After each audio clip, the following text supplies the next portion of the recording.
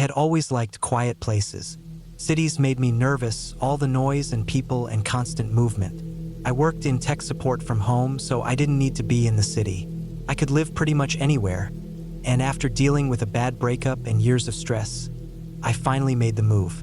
I found a listing for a small cabin in northern Idaho, right outside a tiny town called Avery. It was the kind of place you'd never stumble on unless you were looking for it. The cabin sat on the edge of a long dirt road that twisted through the woods and ended with nothing but trees and silence. I didn't need much: a roof, heat, and peace.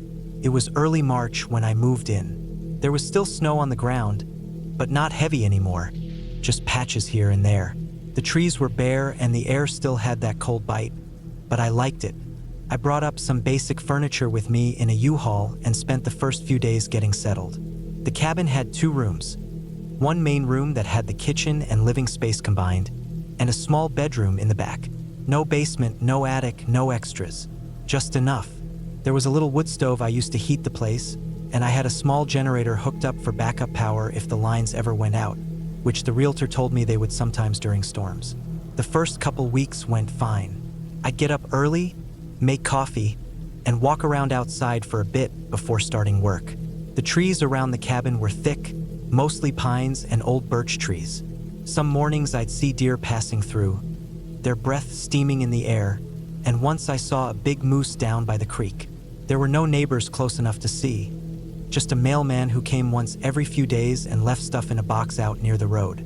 That part was nearly a half-mile walk from my cabin, and the only flat spot big enough for a vehicle to pull over. I didn't mind being alone. In fact, I liked it.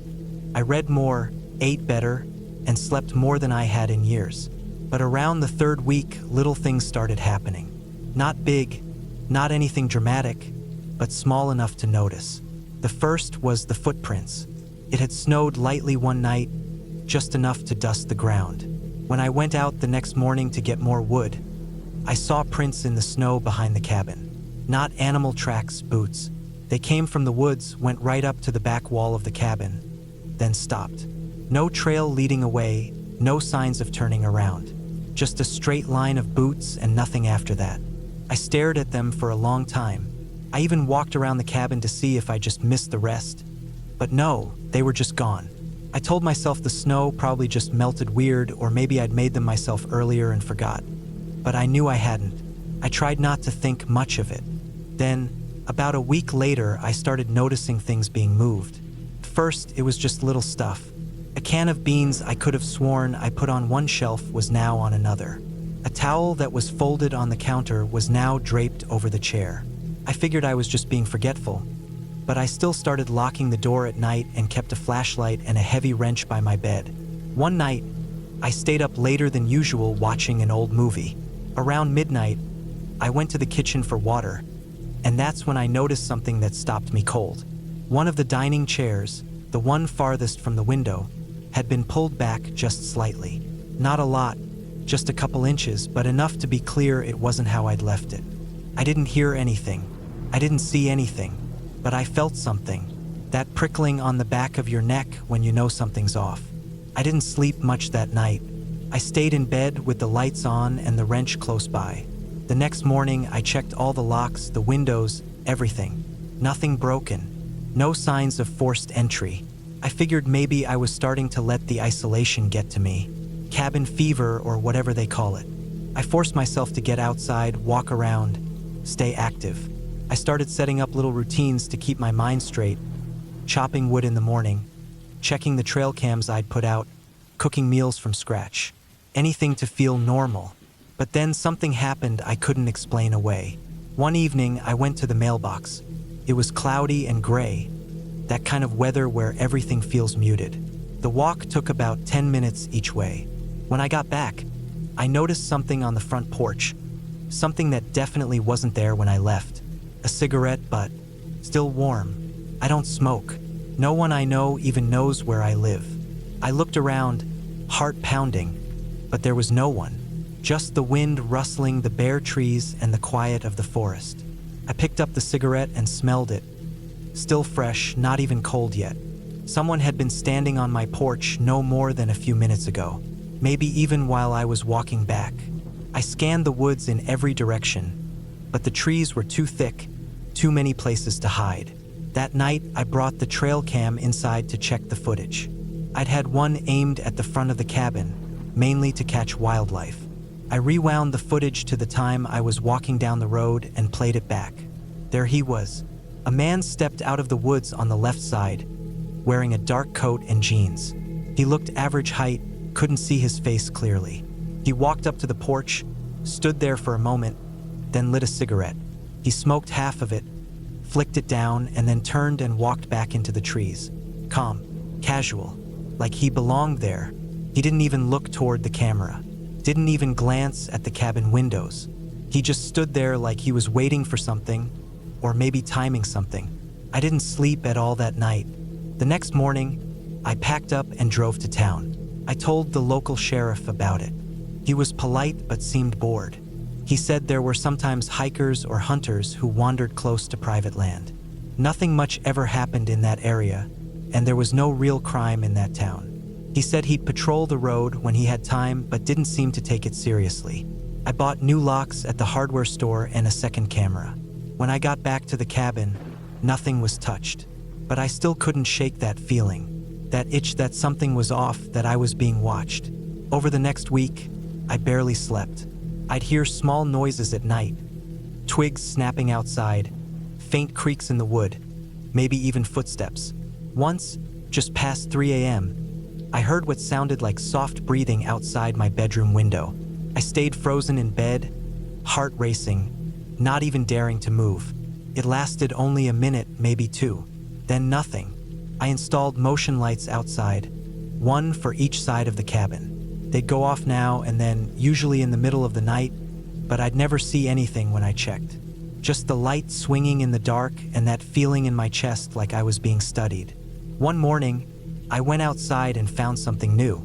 A pair of boot prints leading from the woods to the side of the cabin. Then back again, right in the frost. Clear, precise, same size as before. He was still coming. I decided I couldn't stay another night. I packed up everything that morning, what I could carry at least, and made plans to leave the cabin for good. I didn't care about breaking the lease or losing the deposit. I just wanted out. I loaded the truck and made one final sweep of the cabin to make sure I wasn't leaving anything behind. I was about to lock the door one last time when I noticed something new. A fresh mark on the door frame. It was small, just 3 straight scratches. Not deep, but deliberate, like someone dragging a knife slowly down the wood. I got in the truck and drove without looking back. I rented a small room at a roadside motel a few towns over and stayed there for 3 days. I kept checking the footage remotely from the cameras, even though I'd already left. On the second night, just after midnight, I saw him again. Same man, same dark coat. He came to the cabin, walked slowly around the outside, then stood on the porch for almost 10 minutes. He didn't smoke this time. He just stood there, facing the door. Then he turned and walked back into the woods. I never saw him again after that. I called a moving company and told them to grab what was left. I didn't want to go back, not even in daylight. I gave the cabin keys back to the property office through mail and never talked to them again. I moved back closer to the city. Not in it, but not far. A regular neighborhood with neighbors and streetlights and sounds. I don't mind the noise anymore. I don't mind the cars or the sirens or even the loud music at night. I like knowing other people are around. I like hearing voices, knowing I'm not alone in the dark. Sometimes, though, I still wake up in the middle of the night, heart racing. Sure, I heard breathing by the window. I still lock every door, still check every camera before I go to sleep. I haven't been in the woods since, and I never found out who he was, what he wanted, or how long he'd been watching me before I even noticed. Maybe he was just a drifter. Maybe he was testing how close he could get. But I think deep down I left just in time. And I think if I'd stayed one more night, I wouldn't be telling this story.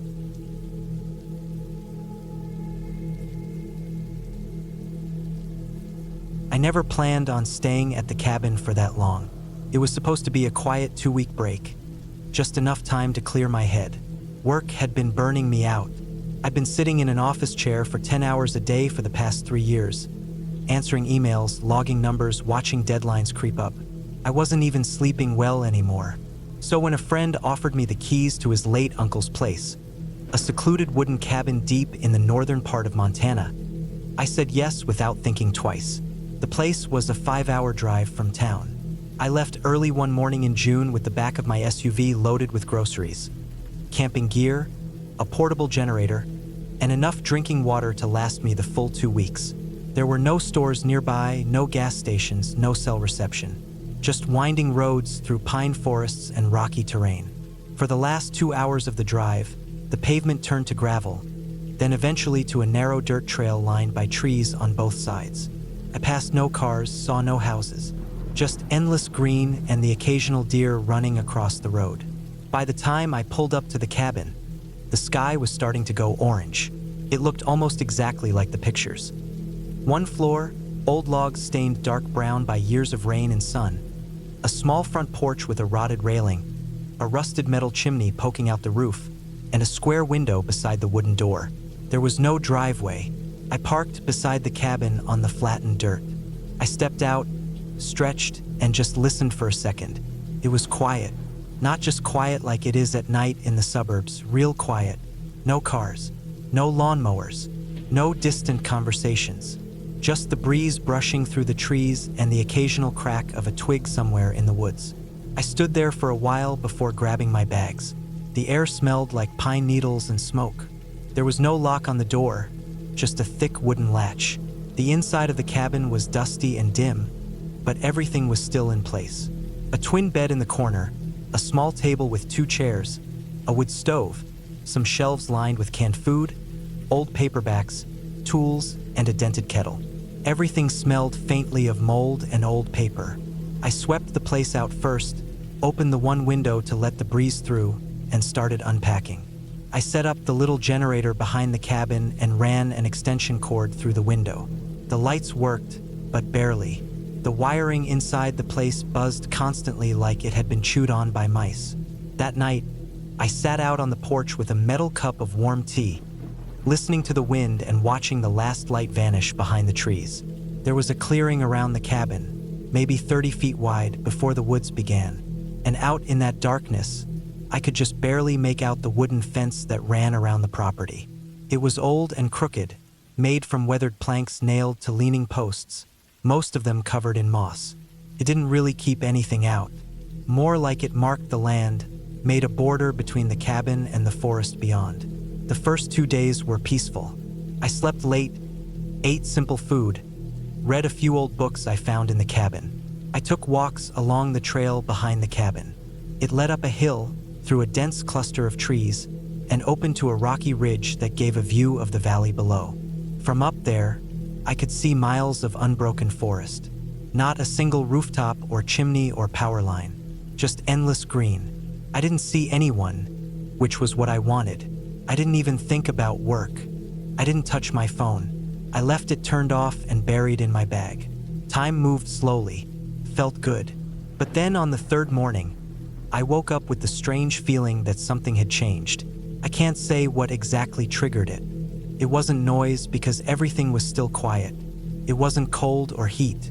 I was lying in bed with the blanket up to my chest, the morning light just starting to slip through the window. But something felt off, like the air was heavier, like I was being watched. I pushed it aside, chalked it up to bad sleep, and got up. I made breakfast, just eggs and canned beans heated on the little stove, and sat by the window. That's when I noticed something weird out by the fence. One of the wooden planks, on the far side, directly in line with the cabin's front porch, had been moved. It was leaning inward, like something had pushed or pulled it from the outside. I knew it hadn't been like that before. I remember specifically looking at the fence line that first night while I drank tea. It had been crooked, sure, but not broken. Not like this. I went outside and walked over to it. The plank hadn't fallen off completely, but the nails were loose. I checked the ground. There were no obvious footprints, just soft pine needles, a few bent blades of grass. Could have been an animal, I figured. Maybe a deer or a bear rubbing up against it. But there weren't any claw marks, no fur. It looked more like someone had kicked it from the outside. I tried to ignore it. I went on with my day, read for a while, took another walk, made dinner, but the image of that leaning plank stayed in my head. When the sun went down, I locked the cabin door from the inside and pulled the window shut. I even dragged the small table in front of the door, just to feel a little safer. That night, I barely slept. I kept waking up, staring into the darkness, waiting for some sound, any sound, but there was nothing, just silence.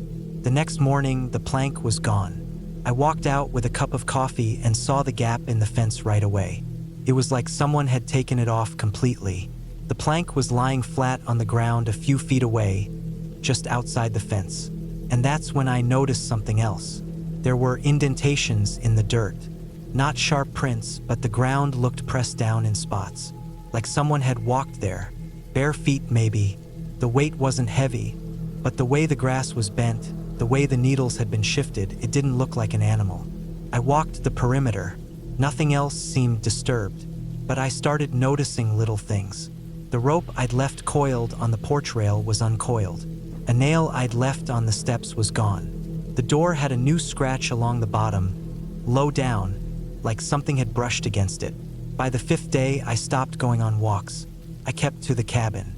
I stayed inside most of the time and kept the generator running only at night when I needed light. During the day, I used candles, tried to read, tried not to look out the windows too much. But I couldn't stop myself. I kept glancing at the fence, at that missing plank. I didn't try to fix it. I didn't even want to go near it. I felt like if I just left it alone, maybe whoever or whatever was coming through it would lose interest. I stopped sleeping with the lights off. I kept a kitchen knife by the bed. On the 7th night, I heard it. It was just after midnight. I was lying in bed, wide awake, when I heard footsteps in the dry leaves outside. Slow, careful, moving from the trees toward the cabin. They stopped and started again, circling the cabin. Then silence. Then the soft sound of something brushing against the wall, right by the window. I didn't move. I didn't even breathe. I just lay there, staring at the ceiling, the knife gripped in my hand. There was a long pause, then a sound like fingernails tapping wood.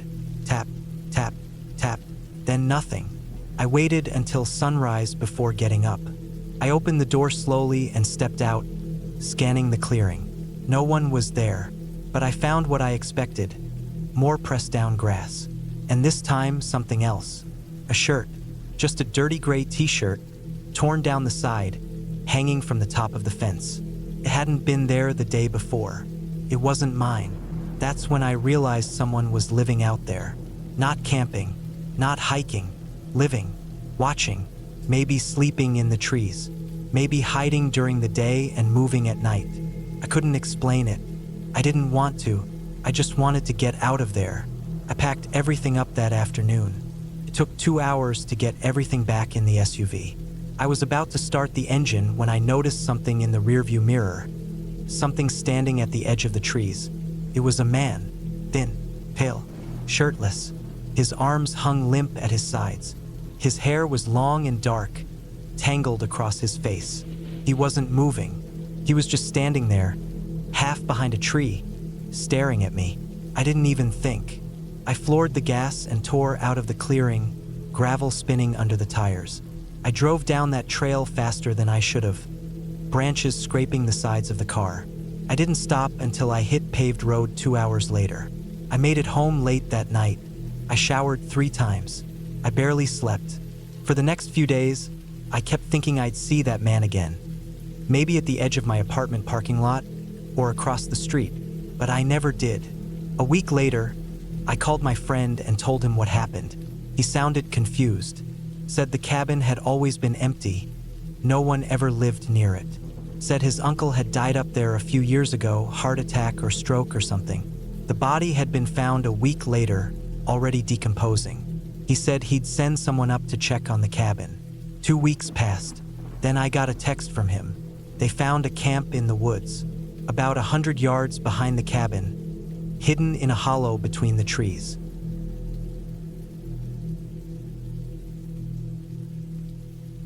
I was tired in a way that stacked up deep in my bones and stayed there no matter how much I slept. My head felt heavy all the time. I couldn't focus at work. I was snapping at people for no reason, and every night I'd come home, sit in the dark, and stare at the walls without touching dinner. I felt like the walls were closing in, even though nothing had changed in my life. No big tragedy, no drama, just this pressure that built up over time, like air getting squeezed into a small room with no windows. One evening, I sat down and booked a cabin I found online. It was listed as peaceful forest retreat, no cell service, complete privacy. That last part pulled me in. I wanted to be left alone. I told my boss I was taking a week off. I didn't even tell most people I was going. I just packed up some clothes, food, a few books, and drove out on a Friday morning. The drive took 5 hours. Most of it was through flat roads with open fields and scattered farms. But the last hour was deep into pine-covered hills, the kind of area where GPS starts to flicker and old wooden signs are nailed to trees. The gravel road to the cabin was narrow and steep. My car struggled near the top, wheels spinning once on loose stone, but I made it. The cabin sat on a small clearing with tall woods on all sides. It looked like something from a postcard. One story, weathered wood, small deck out front. The nearest town was about 30 miles away, and there were no other houses nearby. No sound of cars, just wind in the trees and the distant tapping of woodpeckers. There was no reception on my phone, just like the ad said. I brought an old Garmin GPS just in case, but it barely picked up signal under the thick canopy. That first evening, I unpacked, made a sandwich, and sat out on the deck. It was quiet, the kind of quiet where your ears start ringing. I watched the trees sway, the sun drop behind the hills, and felt something like relief. I wasn't fixed, but I wasn't thinking about work or traffic or anything. Just trees, and the smell of pine. The first night was cold. The cabin had a wood stove, but I hadn't lit it right. I woke up around 2 a.m. shivering. I pulled on extra layers and buried myself in the blanket. I didn't fall back asleep until almost dawn. When I finally got up, the sun was already up, and everything looked bright and harmless again. I made coffee on the propane stove and sat outside on a stump. The second day was simple. I walked a trail that ran behind the cabin and followed it for an hour until I reached a small creek. I sat on a rock and let the cold water run over my hands. When I turned back to leave, I noticed something strange. There were no birds chirping, no squirrels, no rustling. I hadn't seen any animals since I got there. That seemed odd. I tried to brush it off. Maybe it was the wrong time of year. Back at the cabin, I spent the afternoon reading. I felt a little better, even though I couldn't shake the weird stillness of the forest.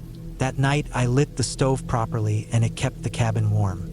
I slept better, though I kept waking up every hour or so. Once, around 3 a.m., I thought I heard something outside, a soft crunching, maybe a branch snapping, but I was half asleep and didn't want to get up. I rolled over and waited until I drifted off again. On the third morning, I found something that gave me a bad feeling. I stepped out onto the deck with my coffee and saw faint footprints in the soft dirt near the corner of the cabin. They were deep, bigger than mine, the shape of a heavy boot, just one set moving around the back of the cabin. My chest tightened a little. I hadn't left any tools or supplies out, and there were no signs of animals digging through anything. I walked the perimeter slowly. No damage, no trash, just the prints. It hadn't rained, but the soil held shape pretty well. The prints weren't fresh, but they weren't old either. They looked maybe a day or two old. I wasn't sure what to think. Maybe they were from a ranger or someone checking the place before I got here. Maybe even the owner. I hadn't met him. I got the key from a lockbox and followed emailed instructions. Still, the idea of someone walking around while I slept made the back of my neck itch. That day, I didn't walk far. I stayed close to the cabin, occasionally glancing into the trees. I didn't see anyone, but every time the wind picked up and the branches swayed, I felt like something might move behind them. Nothing ever did, but the feeling stayed. That night, I bolted the door and closed all the curtains. I kept a fireplace poker next to the bed. I didn't sleep much. Every creak in the wood, every whisper of wind made my heart beat faster. At one point, around 4 a.m., I swore I heard slow footsteps on the deck. Just a few, then silence. I held my breath for at least 5 minutes before I finally forced myself to peek through the curtain. Nothing, just black trees and stars. I didn't sleep after that. In the morning, I checked the dirt around the cabin again. This time I saw new prints, a single line again, same heavy boots, same slow path around the back, near the window where I slept. My skin crawled. This wasn't my imagination. Someone was coming here, at night, while I was asleep. I didn't know what to do. I had no reception. The GPS still blinked and struggled. I thought about packing up and driving down to the main road, but I didn't want to leave in a panic. I told myself it could still be something innocent, maybe hunters passing through, though it didn't make sense to come at night and circle a cabin. That evening, I built a small fire outside and sat with my back to the cabin wall. I watched the woods until it got too dark to see.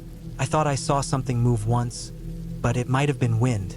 My eyes played tricks on me when I stared too long. Eventually I went inside, bolted the door again, and sat in the living room with all the lights on. I didn't go to bed until sunrise. On the 5th day, I noticed something that made everything worse. I walked out back to where the trees started and found something nailed to one of them. A piece of wood, maybe a broken shingle, with a nail driven through it and a small piece of string tied to the bottom. No message, no symbols, just nailed at head height facing the cabin, like it was meant to be seen. I stood there for a long time, staring at it. I felt like I was being toyed with, watched. I took it down and brought it back to the cabin. My hands were shaking. I kept checking behind me, but the woods were still and quiet as ever. That night, I didn't sleep at all. I kept the lights on and sat in a chair by the front window. Around 2:30 a.m., I saw movement between the trees. A figure, barely visible. No light, just the outline of a person standing perfectly still, maybe 20 yards out. I couldn't make out a face or clothes, just the shape. My mouth went dry. I didn't move. I sat frozen for over an hour. The figure didn't move either. Then, sometime before dawn, it was just gone. That morning, I packed everything, threw it all in the car. I didn't even eat. I just wanted to leave. The road down the hill was rough, and my hands kept slipping on the wheel.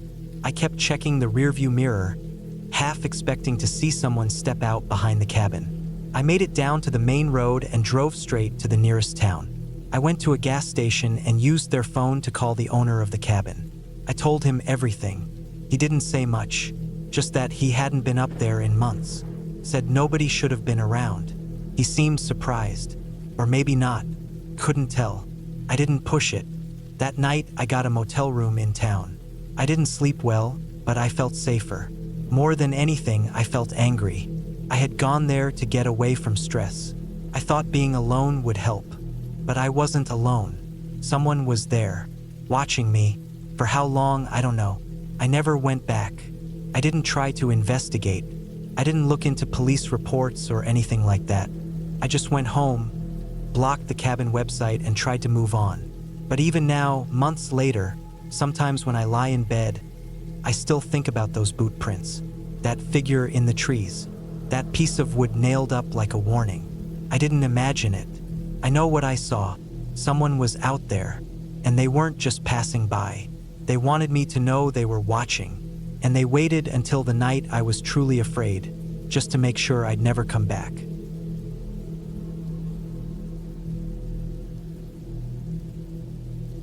It started out like one of those plans people make when life starts to feel too much. I didn't plan a vacation. I didn't fly anywhere.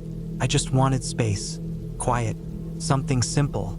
No phone, no internet, no distractions. I found an old listing online, one of those off-grid cabins people rent out when they want to disconnect. It was far into the woods of northern Idaho, nestled beside a half-frozen lake, buried between rows of dense pine. There were no neighbors for miles, and that was the appeal. I took time off work, packed a few weeks' worth of food, gear, and clothing, and drove myself up there. It was early March, still cold up north. The road that led into the woods was barely a road, just a narrow, muddy trail once the pavement ended. I had to slow to a crawl for the last 10 miles, winding between trees, pushing through slush and puddles, hoping my car wouldn't get stuck. I arrived at the cabin late in the afternoon. It was small and simple, wood walls stained dark from years of snow and rain. One front porch with a railing, one door, two windows. There was no electricity, just a wood stove and a propane tank for a small oven. Inside, it was a single room with a bed in the corner, a table, a few shelves, and a single bathroom with a compost toilet. It was exactly what I wanted. The first few days were quiet. I chopped some wood, read books, cooked basic meals. I spent a lot of time sitting on the porch in a jacket, just staring into the trees. The silence had weight to it, especially at night. The only sounds were wind, the cracking of branches, or sometimes the yipping of coyotes far off. It was hard not to feel a little nervous the first few nights, not because I expected anything bad, but because I realized how far I was from anyone. No cell service, no radio, just me. On the fourth day, I noticed something strange while hiking around the area. I had picked a direction and walked for maybe a mile, following a slope down to where I thought the lake might be. The snow had started melting, so the ground was soft, and my boots sank into wet moss and mud as I walked. I was weaving through the trees when I saw something that didn't fit. It was a trail cam, one of those motion sensor hunting cameras strapped to a tree. It was angled low, pointing toward a patch of open ground between two logs. I walked up to it, thinking maybe it was old and abandoned, but the lens was clean. The plastic looked new. There was a fresh set of boot prints in the mud near it, and I knew they weren't mine. That was the first time I realized I might not be alone out here. The thing is, I didn't panic. People hike, people hunt. Maybe someone had been through a few weeks ago. Maybe it was just leftover from last fall. But that night I locked the door. I kept the axe closer to the bed, and I started watching the tree line more carefully. The next few days passed without anything strange. I tried to forget the camera. I told myself I was overreacting, but I couldn't shake the feeling I was being watched. I started waking up in the night, not from any noise, just from a cold kind of alertness. Like my body knew something I didn't. I would lay there, still as I could, listening for any sound at all. Sometimes I thought I heard branches snapping, but that could have been anything.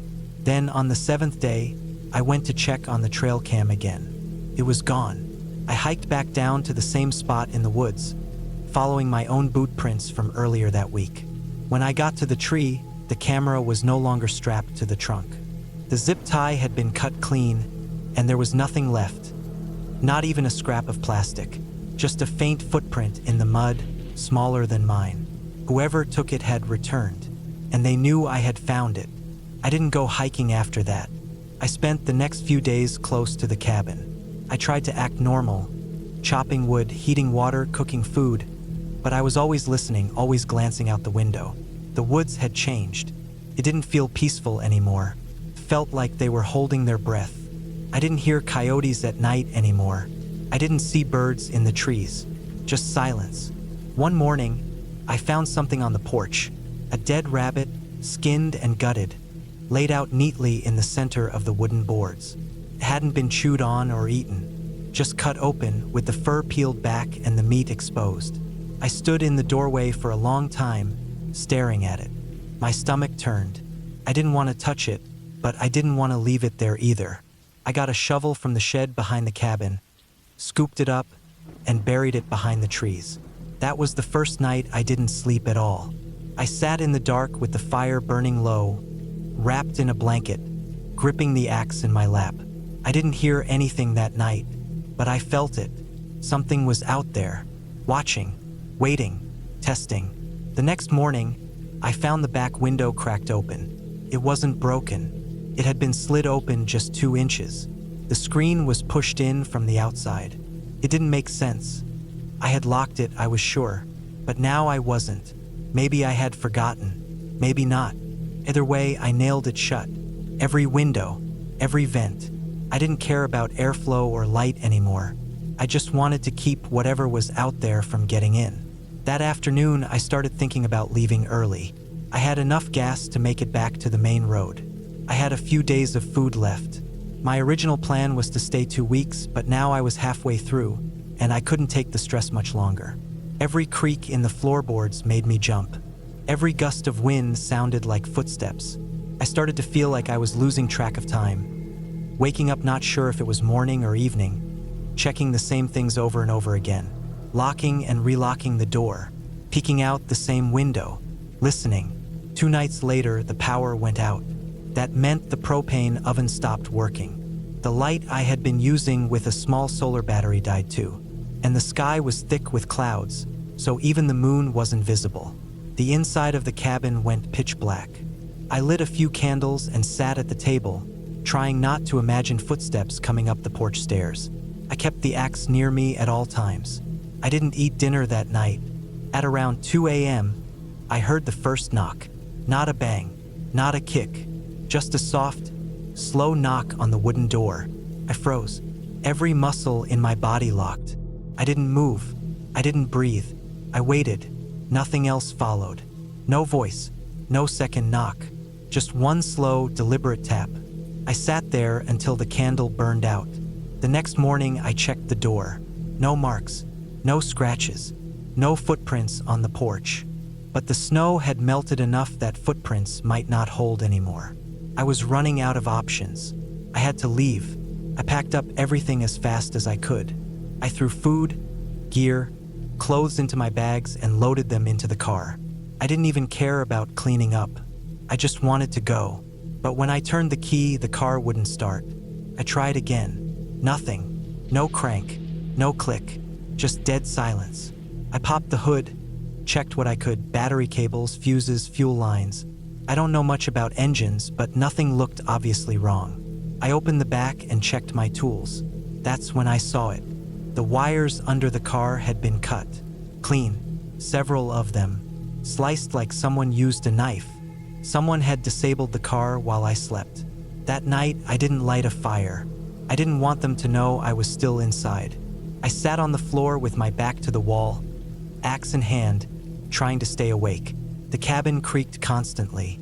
Every sound was an attack in my mind. I didn't sleep at all. I think that night broke something in me. I couldn't think clearly anymore. I was scared in a way I didn't know was possible. By morning, I made a plan. I would walk out. I didn't know if I could make it. 10 miles of forest road, maybe more. No cell service, no other cabins. But I couldn't stay. I packed a bag with the bare essentials, water bottle, a few protein bars, flashlight, jacket, knife. I locked the cabin behind me, even though it felt pointless. I started walking. I made it about 5 miles before I realized I was being followed. It was the way the birds would flush out of the trees behind me. The way twigs snapped just after I passed. I would stop and listen, and it would stop too. I circled back once, trying to catch whatever it was. But I didn't see anything. Still, I could feel it. Then I came to the rope. It was tied between 2 trees, chest height, thin but strong. It had been placed across the trail like a trap. If I hadn't been looking at the ground so carefully, I would have walked right into it. I stopped just in time. That confirmed everything I feared. Someone was trying to keep me here. I left the trail after that, cutting through the woods at an angle, trying to lose whoever might be tracking me. It was harder that way. More brambles, more mud, more cold water soaking into my boots. But I kept going. For hours. I didn't stop. I just moved, heart racing, every step filled with the thought that I might not make it out. By late afternoon, I saw the road. A real road, paved, with tire tracks. I stumbled out of the trees.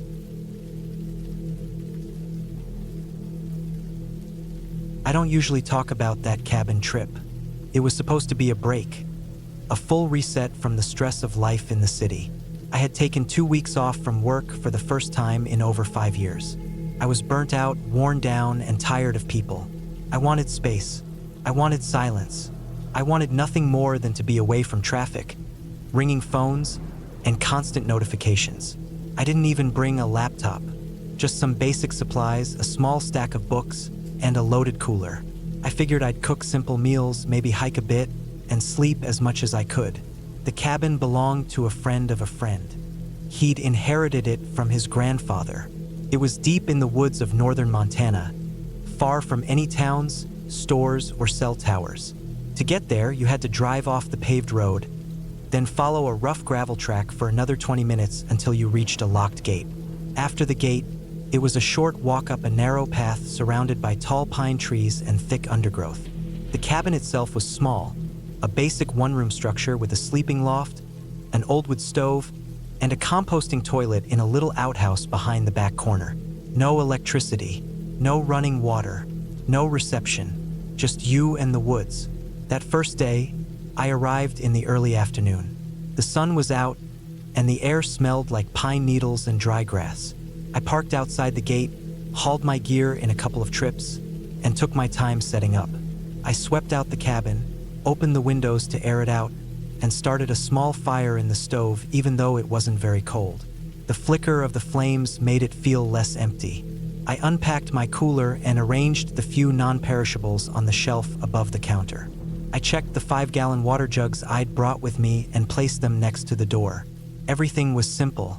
Everything was quiet. Felt right. The first night passed peacefully. I read for a few hours by lantern light, then climbed up into the loft and slid into the sleeping bag. It was dark.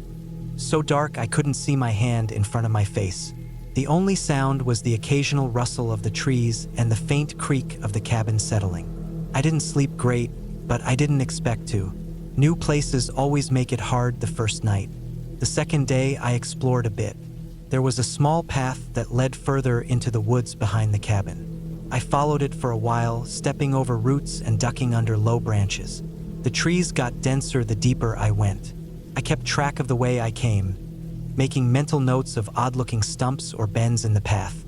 I didn't want to get lost.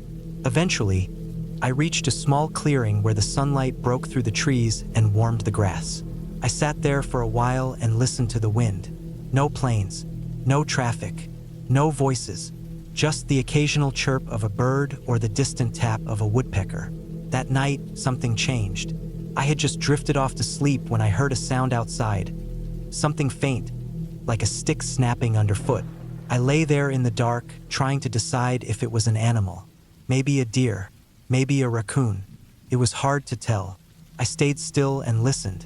A few seconds later, I heard another sound, closer this time, a crunch, then silence. I waited for what felt like hours, barely breathing. My ears strained for any noise. Eventually, I must have drifted off again because I woke up to the soft light of early morning coming through the window. When I climbed down and stepped outside, there was nothing out of place. Just trees and dirt and the smell of cool morning air. I told myself it had been an animal. The woods are full of them. Later that day, I walked back to the clearing, but this time I had a weird feeling in my stomach. I kept checking over my shoulder, pausing at every sound. The forest felt thicker, the air heavier, like something was pressing down on the space around me. I didn't stay long. On the fourth night, I saw something. I had just finished eating a bowl of instant noodles and was standing by the window, finishing the last of my tea, when I noticed movement near the edge of the trees. It was faint, just a flicker of something tall moving between the trunks. I stared for a long time, trying to figure out if it had been a trick of the light. But the light was fading, and the trees were casting long shadows. Couldn't be sure. I waited, squinting into the distance, until it got too dark to see. That night, I didn't sleep much at all. The next morning, I checked the tree line. I walked along the edge of the clearing near the cabin, looking for footprints or broken branches. I didn't find much, just a few scuffed patches of dirt and one deep indentation about the size of a boot print. Could have been mine. I told myself it was mine. I thought about packing up that day. I thought about walking back to the car and driving home. But I also didn't want to feel stupid. I told everyone I was going to spend the full 2 weeks out there. I didn't want to admit I'd bailed because the woods felt weird. By day 6, I knew something was wrong. I'd started noticing small things out of place. A stick propped up against the side of the cabin that I hadn't touched. A pile of stones near the back wall that hadn't been there before. Once, the lid of one of my water jugs was loose. Another time, the door to the outhouse was open when I was sure I'd closed it. I tried to stay rational. Maybe I was just forgetting. Maybe the wind had knocked things over. Maybe I was tired. But then I found the tooth. It was on the windowsill right outside the kitchen window. a small, yellowed molar, human-looking. It hadn't been there the day before. I stared at it for a long time, then picked it up with a piece of cloth and dropped it in the fire. I didn't want to touch it. I didn't want to think about where it came from. That night, I barricaded the door. I stacked the firewood against it and jammed a piece of metal pipe into the frame. I turned off the lantern early and lay in the dark, clutching the hatchet I kept next to the stove. Every sound outside made me tense up. Every creak, every gust of wind, every groan of the wood. I didn't sleep at all. On day 7, I found footprints. They weren't mine. They were barefoot, wide, with long toes. The dirt was soft from rain the night before, and the prints were clear. They circled the cabin, moving from window to window. They paused by the front door, then went off toward the woods. I followed them a little way before they disappeared into the undergrowth. That was the day I snapped. I packed up as much as I could carry, stuffed it into my backpack, and grabbed my keys. I was done. I was leaving. I didn't care if people thought I was paranoid. I didn't care if I wasted the rest of my vacation days. I just wanted out. I reached the gate and found it open. I hadn't opened it. I was sure of that. I'd locked it the day I arrived. But now it hung there, half swung into the road, the lock dangling open from the chain. My chest tightened. I turned and looked back at the woods, but everything was still, quiet. I jogged to the car, yanked open the door, and threw my gear inside. I jammed the key into the ignition and turned it. Nothing. The engine clicked but didn't turn over. I tried again. Nothing. I opened the hood, checked the cables. Everything looked fine. I tried again. Click. No engine. I stood there, hands on the frame, heart thudding. That's when I heard it. Movement in the woods. Slow. Deliberate. Leaves crunching. Sticks snapping. Getting closer. I didn't wait. I grabbed my backpack and took off down the road. I didn't look back. I just ran. I ran until my legs burned and my lungs felt like fire. I ran until I saw the paved road in the distance. I didn't stop. I flagged down the first truck I saw, waving like a maniac until they pulled over. The driver looked confused, but I didn't explain. I just pointed back at the woods and shook my head. Later, after I'd gotten somewhere safe, I called a tow truck. They retrieved the car. The mechanic said the battery had been disconnected, completely unplugged from the terminals. He asked if I'd been working on it. I said no. I never went back to that cabin. I never found out who or what had been watching me. The tooth, the footprints, the things moved out of place. It was real. Too real. It wasn't ghosts. It wasn't monsters. It was just a person living in those woods, watching, waiting, and that was enough. I sold the car. I moved to a new city. I sleep with lights on now. I double-check my locks. I don't go camping anymore. And every so often, when I see someone standing too still, too far away to make out, I wonder, was it him? Still watching? Still waiting? I try not to think about it too much. But sometimes, I still hear the crunch of footsteps outside my window, even when there's no one there.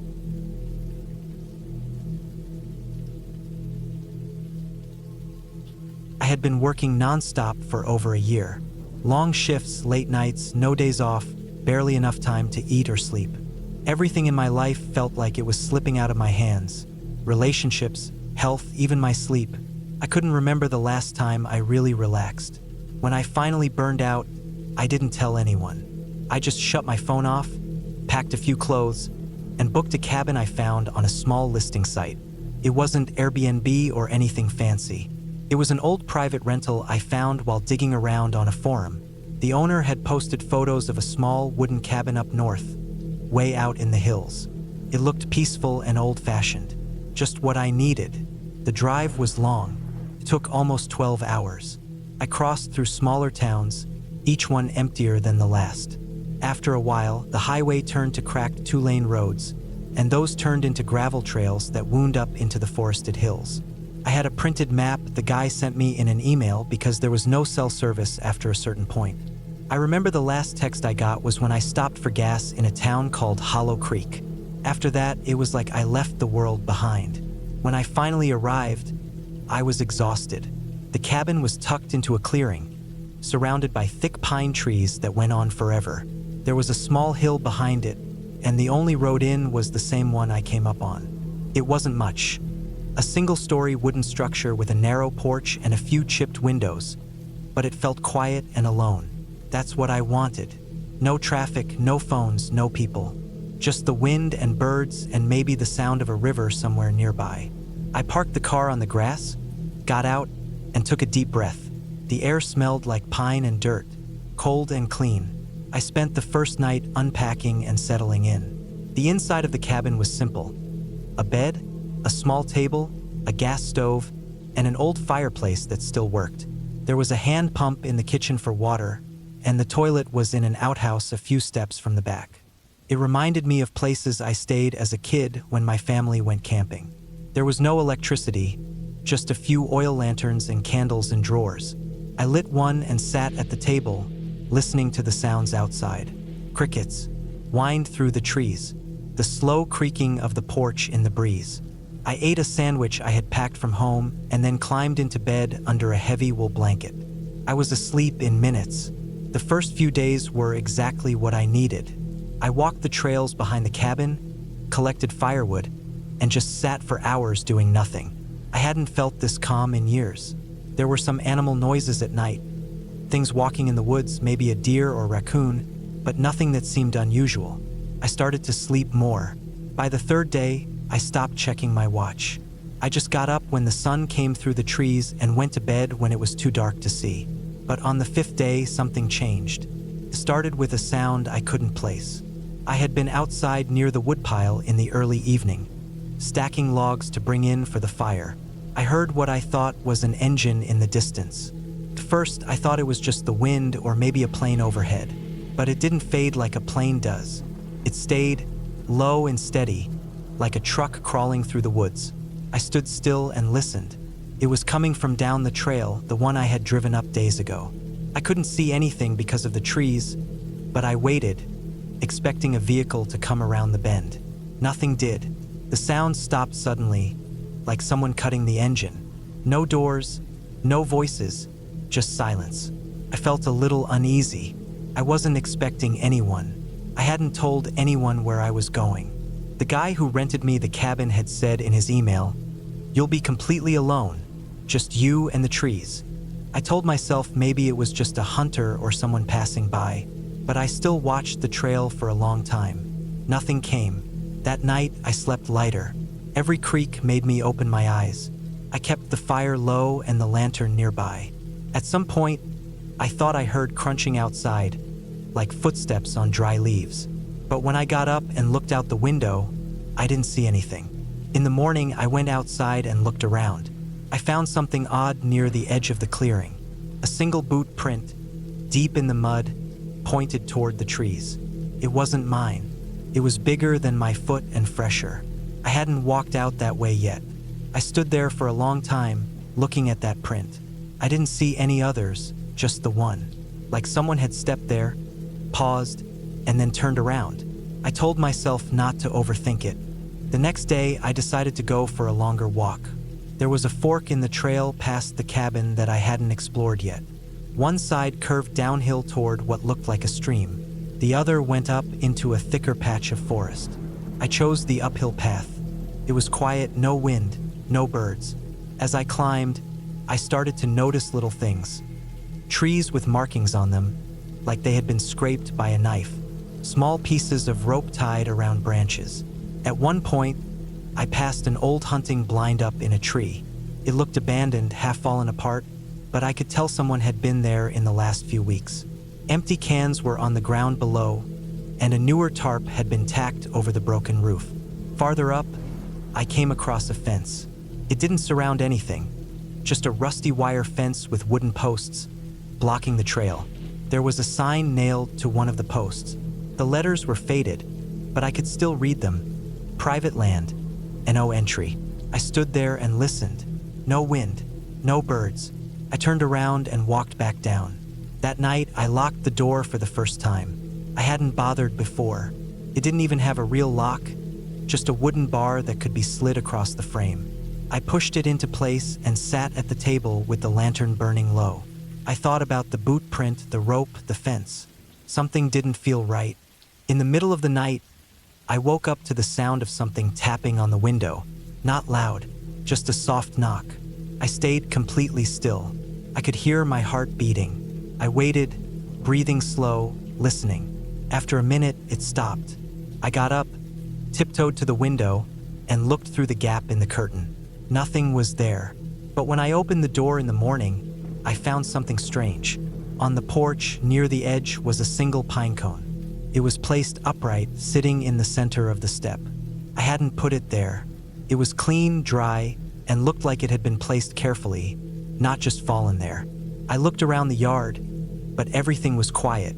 I didn't go for a walk that day. I stayed near the cabin. I chopped some wood, cleaned the inside, tried to distract myself. But every sound made me jump. Every time I looked out the window, I expected to see someone standing in the trees. I didn't sleep much that night. The next day, I saw smoke, a thin column rising through the trees to the west. It was far off, maybe a half mile, maybe more. I hadn't seen another cabin on the drive up. I hadn't seen anything, actually, but someone was out there. I decided to walk toward it. I packed a small bag with a water bottle, a flashlight, and my knife. I followed the smoke through the trees, stepping over logs, dodging thorn bushes. After about 30 minutes, I started to smell something, burned meat, faint but sharp. The smoke was thicker now, and I could see it was coming from a small fire pit in a clearing. But as I got closer, I stopped behind a tree and crouched down. There was a tent, old and dirty. There were clothes hanging from a branch nearby. A man sat by the fire with his back to me. He was cooking something in a pan. I could see a pot and some tools scattered around, but nothing else. No car, no cooler, just the man, the tent, and the fire. I didn't move. I just watched. He didn't look around. He just kept cooking slowly, like he had all the time in the world. After a few minutes, I quietly backed away. I never told myself I was scared, but I didn't go back the way I came. I circled around and came back from the opposite side of the cabin, checking to make sure I wasn't followed. That night, I moved the table in front of the door. I didn't sleep. I heard footsteps again, around 2 or 3 in the morning. Slow, careful. They circled the cabin once, then stopped. A few minutes later, I heard the outhouse door creak open, then shut again. I waited until dawn before I went outside. Whoever had been there left something behind. This time, it wasn't a pine cone. It was a strip of cloth tied to the doorknob. Piece of red flannel, like from a shirt. I packed my bags that morning, but when I started the car, nothing happened. The engine clicked, but it wouldn't turn over. I tried again and again, but it was dead. The battery was fine when I parked. I hadn't left the lights on. I checked the hood. Nothing seemed damaged, but I'm not a mechanic. I just stood there, breathing hard, knowing I was stuck. I sat on the porch for a long time. Around noon, I decided I'd walk back to Hollow Creek. It would take hours, maybe the whole day, but I had no choice. I packed water, a flashlight, my knife, and started walking down the trail. I hadn't gone more than 10 minutes before I saw something that made me stop.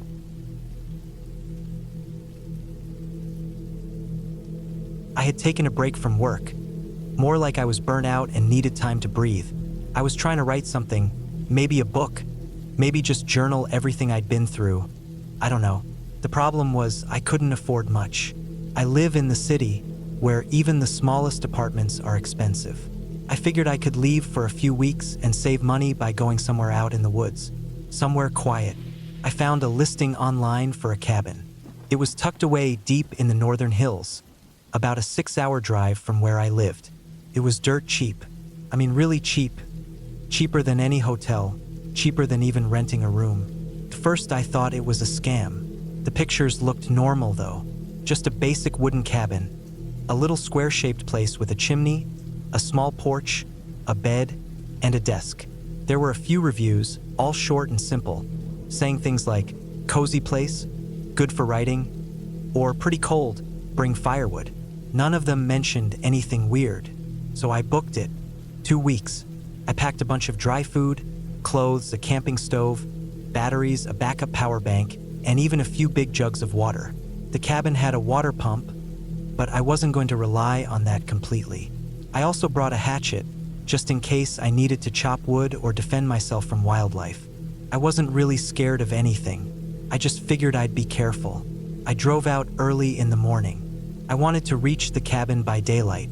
The drive was long but easy.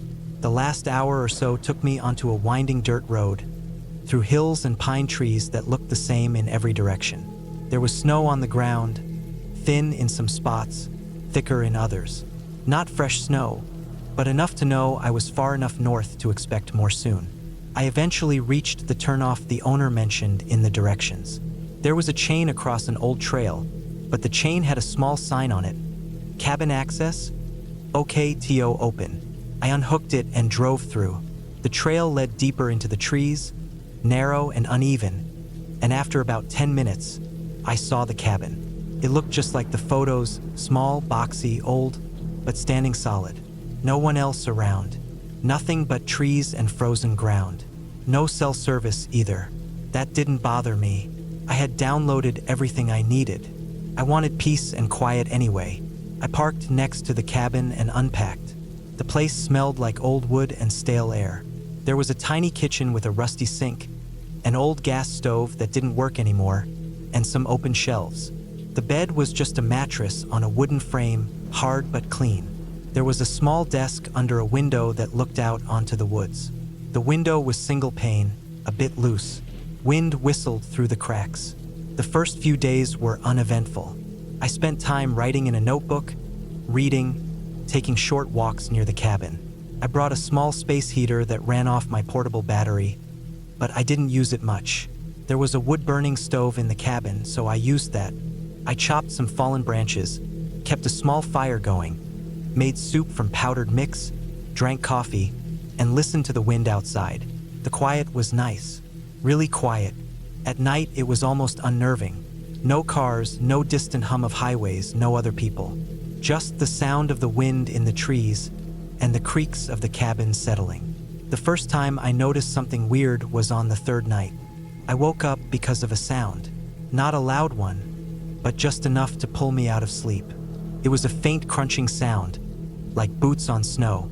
I sat up slowly and listened. It stopped. I thought maybe I was dreaming. Then I heard it again, closer. Just 2 or 3 slow, careful steps. I stayed still. The fire had gone out, and it was freezing. I didn't want to move or make noise. I waited, heart beating faster than it should have. Then silence again. Total silence. I didn't hear anything else. The next morning, I went outside and looked around. I figured maybe a deer had come near the cabin. I didn't see any prints though. The snow near the porch was mostly undisturbed. I didn't know what to think. Maybe a branch had fallen, or maybe it really had just been part of a dream. I told myself to ignore it. The days passed slowly. The cold got worse. Snow fell every night, sometimes light, sometimes heavy. I didn't go far on foot because the snow made everything look the same. I didn't want to get turned around and lost. Then one afternoon, I was outside splitting some firewood. I looked up for just a second, and I saw something between the trees. It was fast. I barely caught it. A flash of dark clothing, or maybe just a dark shape. Could have been an animal, but it didn't move like one. It darted behind a tree and didn't come out again. I stood still and stared for a long time. Nothing. No movement. I waited, and then I slowly walked over to where I saw it. I stepped carefully through the snow, heart pounding again, but there was nothing there. Just trees and snow. I told myself I imagined it. My brain playing tricks on me because I was alone for too long. I went back to chopping wood and tried to forget about it. That night, the footsteps came again. This time, I was fully awake when they started. I had kept the fire going late, and I was lying in bed under 2 blankets. I heard the crunch of snow again. Slow, steady, deliberate steps. They stopped right outside the cabin. I didn't move. I just stared at the ceiling and listened. After a few seconds, I heard the softest creak of the porch boards. Not loud, just a little shift of weight. Something was outside the door. I waited for a knock, or for the sound of the handle or anything. but there was nothing. Eventually, the steps moved away. They faded into the woods. I stayed awake the rest of the night, listening. The next morning, I walked out and saw the prints. They were clear boot prints, not animal. A single set of them, leading from the edge of the trees to my porch. Then they disappeared. No return prints, just one direction. I followed them carefully. They went straight into the trees and vanished after about 30 feet. The snow was thin enough in places that the ground showed through, and the tracks got harder to see. But the direction was clear. Someone had walked toward the cabin. Not a deer, not a bear, not a hallucination. I thought about leaving then, but my car was low on gas, and the roads weren't easy in snow. I figured it could have been a hunter or someone passing through, but deep down I knew it wasn't that. Whoever it was had stood at my door and left without making a sound. I started locking the door at night, even though it was just a simple latch. I kept the hatchet near the bed. I made sure the fire stayed lit so I wouldn't be in total darkness. 3 nights later, it got worse. I was sitting at the desk, writing, when I heard something hit the window, just a light tap, like a pebble. I froze and turned to look. Nothing. Then another tap, closer to the edge of the glass. I stood up and stepped back. My heart was hammering. I grabbed the hatchet and pulled the curtain shut, then waited. I didn't hear anything else. Eventually, I forced myself to go to sleep. The next morning, I saw smudges on the window, finger smudges. That afternoon, I made the mistake of walking further into the woods. I thought maybe I could find tracks, or at least figure out where someone might be camping if they were watching me. I walked for almost 2 hours, making careful marks on the trees with a blade so I wouldn't get lost. Then I found something. It was an old trail, not marked on any map, not visible from the cabin. It was partly covered by snow, but I could tell it had been used. Not recently, but enough to still be visible. I followed it slowly and found a small clearing. In the clearing was an old hunting blind, one of those elevated ones built into a tree, with a platform and some camouflage netting. It looked abandoned at first. Then I noticed fresh signs. Boot prints near the ladder, a plastic wrapper from a granola bar, a discarded cigarette but half buried in snow. Someone had been there recently. I climbed the ladder slowly and looked inside. It was empty, but I saw what looked like a folded blanket and an empty bottle. There was also a pair of binoculars. I looked through them. They were pointed directly toward where the cabin would be, barely visible through the trees, but visible. That's when I realized someone had been watching me, probably every day, probably every night. I left the blind and walked back fast, following the marks I had made. I didn't look around too much because I didn't want to see anything else. When I got back, I started packing. I didn't care about the rest of the time I had booked. I didn't care about the money I'd lose. I just wanted to leave. I shoved everything into my bags, loaded the car, and turned the key. The engine didn't start. I tried again. Nothing. It was a battery issue. The cold had drained it. I hadn't started the car in days. My portable battery pack couldn't jump a dead car in freezing weather. I was stuck. I went back inside and started a fire. I sat by it and waited for the dark. That night, I didn't sleep. I heard movement around the cabin for hours. Soft footsteps, breathing maybe, or maybe that was just my own.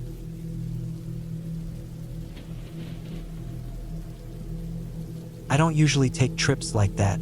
I'm not someone who enjoys being alone for too long. But at that point in my life, I felt like I needed a break from everything.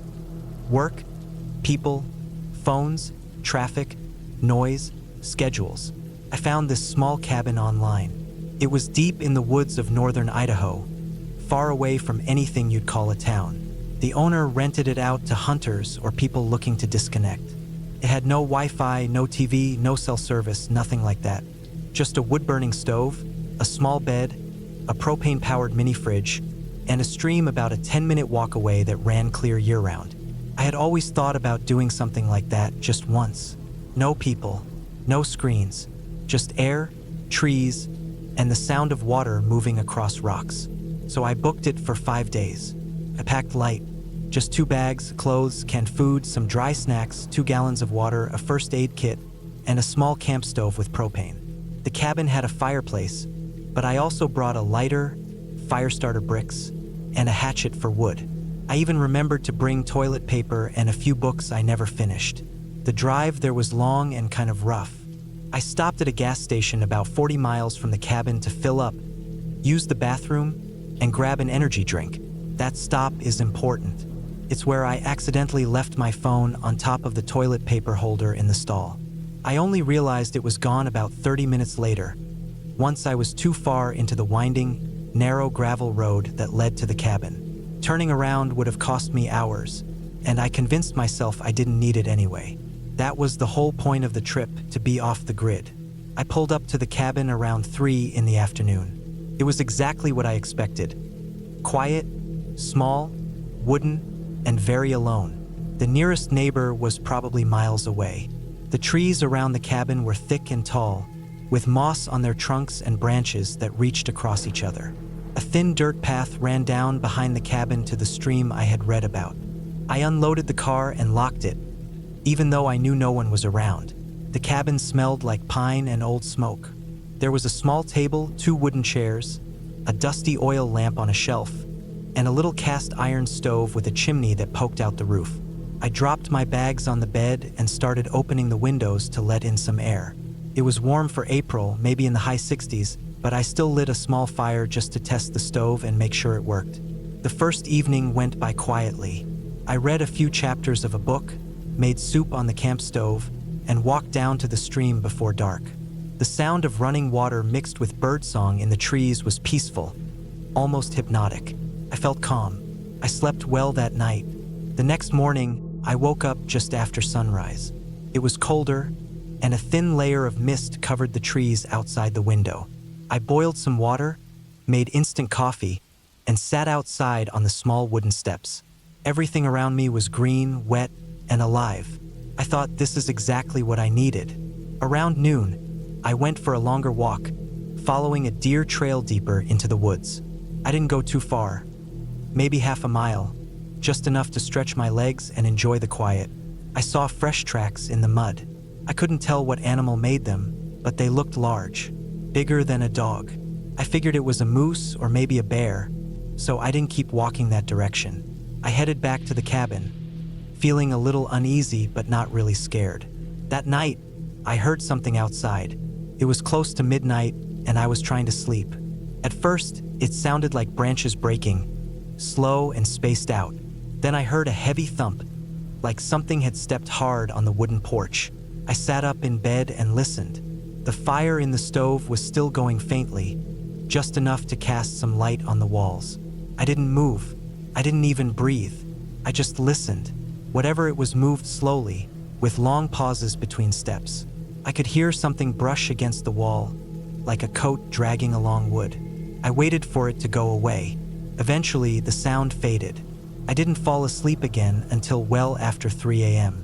The next morning, I found muddy prints on the porch. They were too big for a human, but too narrow for a bear. I didn't know what to make of them. I also noticed that one of the windows, the one on the side near the stream, had muddy smears on the glass, like something touched it with a wet hand or paw. I kept telling myself it was an animal, maybe a mountain lion or something, but I felt off all day. I couldn't shake the feeling that I wasn't alone. By the third day, the air felt heavier. Maybe it was just the isolation getting to me. Maybe it was the quiet. You start to notice things in silence that you don't hear anywhere else. Little creaks in the wood, the sound of your own breathing, the way leaves move when there's no wind.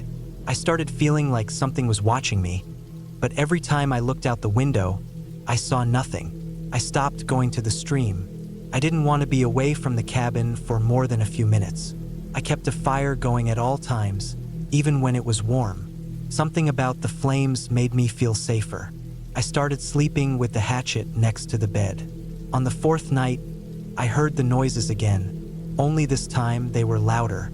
There were definite footsteps, slow and deliberate, circling the cabin. They didn't run or crash through the trees like animals usually do. They walked almost like they were thinking. I lay in bed with the covers pulled up, eyes wide open, my hand gripping the hatchet handle. I waited, listening to the sound of something sniffing near the wall.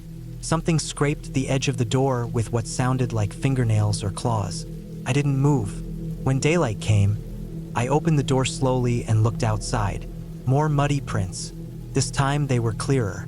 And this time they were human. Barefoot. Wide feet. Deep impressions. Someone, not something, had walked around the cabin barefoot in the middle of the night. The prints led down the path to the stream. I didn't follow them. I stayed inside the whole day. I closed the windows, locked the door, and didn't light a fire that night. I wanted it to look like no one was inside. I sat in the dark, breathing as quietly as I could. My mind kept going in circles. Who the hell would be barefoot in the woods? There were no other cabins for miles. I had no phone, no radio, nothing to call for help. Around 2 a.m., I heard something again. This time, it came from the roof. Slow steps, almost like crawling. Then the sound of something sliding, like a body dragging itself across wood. I thought it was trying to find a way in. I didn't move. I just sat on the floor, staring at the ceiling, listening to every inch of the cabin groan under weight. Eventually, the noise stopped. I stayed awake until morning. By the 5th day, I was ready to leave. I didn't even eat breakfast. I just packed everything into the bags, double-checked the car, and locked the cabin. But something was off. When I got in the car and turned the key, nothing happened. The engine didn't crank. The lights didn't come on. Dead. I tried again and again. Nothing. I opened the hood, not that I knew much about engines. I noticed wires were pulled out, like someone had reached in and yanked on everything. They weren't chewed by animals. They were cut, clean. Someone had sabotaged my car during the night. That's when I realized I wasn't going to drive out. I had to walk. I took only what I needed: water, the hatchet, some food, and my flashlight. I didn't follow the gravel road out. I didn't trust it. I figured if someone was out there messing with me, they might be watching that road. So I walked into the trees, planning to circle around and intersect the road a few miles away. Took hours. I had no map, no compass. I just kept going west, using the sun and the slope of the land. But after a while, I got the feeling that I was being followed. I didn't hear anything at first, just that creeping sensation, like eyes on the back of my neck. Then I saw something in the distance, a flash of skin between the trees, bare skin, a shoulder, an arm, pale face. I ran. Branches tore at my jacket, rocks twisted under my feet, but I kept running. I didn't look back. I just kept going, heart pounding, lungs burning. I didn't stop until I saw the glint of the road through the trees. I ran straight out onto the gravel and collapsed near the ditch. A truck passed a little while later. I waved like a maniac until it stopped. The guy looked at me like I was crazy. I didn't explain much, just asked for a ride to the nearest gas station. It was the same one I stopped at on the way in, the one where I'd left my phone. When I got there, my phone was still behind the counter. Dead battery. I charged it. Over 100 missed notifications. I turned it off. I didn't care. I used the gas station's phone to call a tow truck and told them where the cabin was. I didn't go back with them. I never went back. I never found out who or what was out there. I reported it to the sheriff's office, but they just said it was probably a drifter or some drug addict messing with me. They didn't send anyone out. Said those cabins weren't under their jurisdiction. I moved apartments a few weeks later. I started locking every door and window.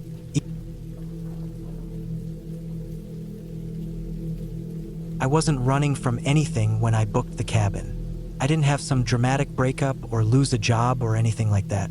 I just wanted to get away from the routine for a bit. My job back in the city was draining, but not unbearable. I worked long hours, mostly at a desk, mostly in silence. The kind of silence where you can hear your own heartbeat if you stop typing. That's not peaceful silence. It's dry, mechanical silence. You don't even realize how unnatural it is until you're outside of it. I found the cabin online, on one of those sites where people rent out remote places they own but barely use. It was 2 hours north of where I lived. Not ridiculously far, but deep enough into the woods that it came with a list of rules about wildlife and what to do if a bear got too close. That part didn't bother me. I was used to camping. This was just camping with 4 walls and a roof. The cabin was a 1-room wooden box. It had a bed, a wood stove, a tiny kitchen, and a deck out front that faced a small clearing with thick pine trees on every side. There was no Wi-Fi, barely any cell signal unless you walked down the hill about 50 yards and stood next to a boulder that the owner said somehow boosted signal. That kind of thing didn't scare me. In fact, it was what I wanted. I brought a few books, a journal, and enough groceries to last 10 days. I drove up on a Wednesday morning, mid-September. The weather had already turned. The air was cold when I stepped out of my car, and the trees looked like someone had dusted their tips with orange and yellow chalk. The gravel crackled under my boots as I unloaded the car. I remember thinking how still it all was. Not just quiet, still, like the air was holding its breath. I settled in easily. The first day passed in a blur. I cleaned up the kitchen a little, stocked the fridge, swept the deck, and walked a small trail that looped behind the cabin and came back around through the other side of the woods. I didn't see a single person, car, or animal that whole first day. That night, I sat on the deck with a thick wool blanket wrapped around me and a cup of black coffee in my hand. It was cold but not bitter. My breath came out in faint clouds. I watched the sun drop behind the tree line, and I didn't go inside until the stars were fully out. It was beautiful. I slept hard that first night, so hard that when I woke up the next morning, I didn't remember dreaming. The air inside the cabin was chilly. I lit a fire in the stove and boiled water for oatmeal. I felt calm. I journaled a little and read for hours. That day was just as peaceful as the first. Nothing strange, nothing out of the ordinary. I barely thought about the outside world. It wasn't until the third morning that something odd happened. I was walking the trail behind the cabin again, following the same loop I'd done the day before. About halfway through, there's this little natural clearing, not much bigger than a small backyard. The grass there was lower, like deer had been bedding down.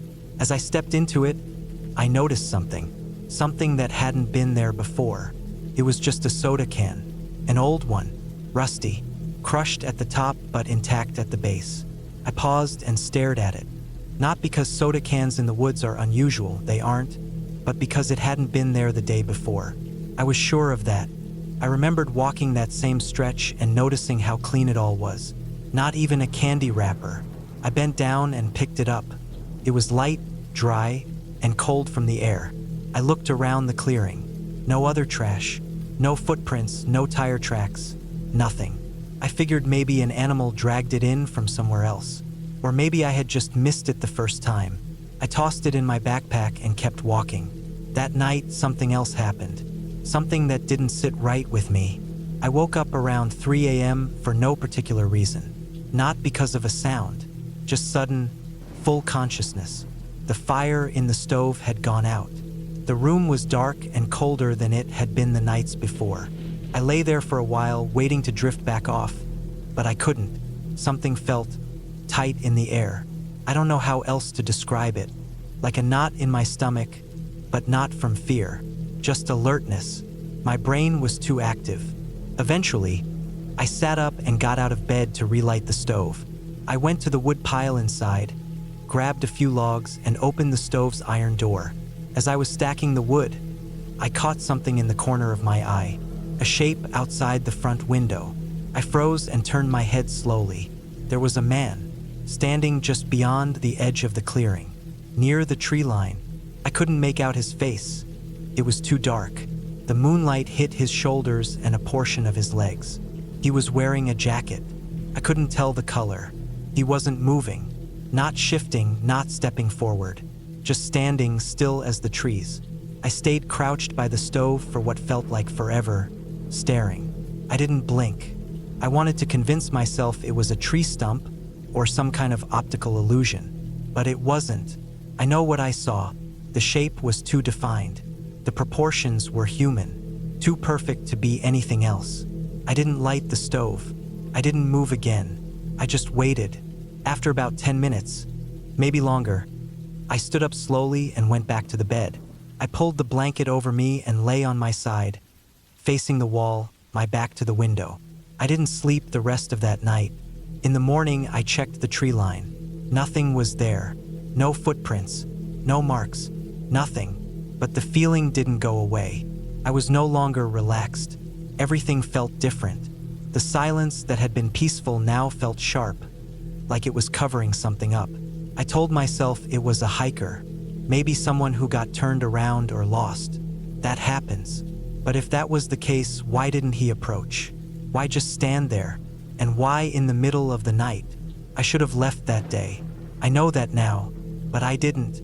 I told myself I was being dramatic, that I was letting the isolation mess with my mind. So I stayed. The next few days were uneventful, but I couldn't shake the feeling. I checked the window constantly. Every noise outside made me stiffen. Branches snapping, squirrels running across the roof. Even the wind sounded different, like something was moving just out of sight. Then came the 6th night. That night, I locked the door, pulled the curtain tight, and set a chair under the doorknob, like a makeshift barricade. It was a stupid gesture, but it made me feel slightly better. I kept a flashlight next to the bed and the axe I used to chop wood beside that. Sometime after midnight, I heard footsteps on the deck. Not animals, not creaking boards from temperature shifts. These were deliberate, slow. One foot, then the other. Heavy enough that I could feel the vibration through the floor. I didn't move. I didn't breathe. I just lay there, my eyes wide open in the dark, staring at the ceiling. The steps stopped right outside the door. Not at the window this time, right at the door. Then nothing. No knock, no attempt to open it. Just silence. I stayed like that until the first light came through the curtain. When I finally opened the door after sunrise, the only thing I found was a single wet footprint on the deck. Just one. The rest of the boards were dry. That was the moment I decided to leave. I packed up everything by 9 a.m., threw it all in the back of the car, and started driving back toward the main road. The trail was narrow and full of loose gravel, so I had to drive slow, maybe 5 miles an hour. As I rounded the last bend before the road widened, I looked in the rearview mirror. There, at the tree line behind the cabin, he stood again. The same man, same distance, same stance, watching. I didn't stop. I didn't slow down. I just kept driving. I didn't call the police when I got home. What was I going to tell them? That a man stood near my cabin a few times and didn't say anything? They wouldn't send anyone out for that. There was no crime, no proof, nothing tangible. But I did call the cabin owner. I told her that someone had been trespassing, that I'd seen a man more than once. She sounded surprised, said nobody else had access to the property, and that she hadn't heard anything like that before. She said she'd check it out next time she went up there, but I could tell she didn't believe me. I didn't push it. I just thanked her and hung up. It's been 6 months since that trip. I haven't been back. I don't plan to. I still think about it sometimes. Not every day, but more often than I want to. I still wonder what would have happened if I hadn't left when I did. What would have happened if I had opened the door that night? I don't know what that man wanted. Maybe nothing. Maybe just to watch. Or maybe he was waiting for the right night, the right moment. I've since looked into missing persons cases in that area. There were a few. Couple hikers. One hunter. Nothing too recent. Nothing clearly related. But still, there are things people can do out in the woods that nobody will ever know about. There's no audience, no cameras, no help, just trees and silence, and someone standing in the dark, just far enough away that you can't quite see their face, but close enough that they can see yours.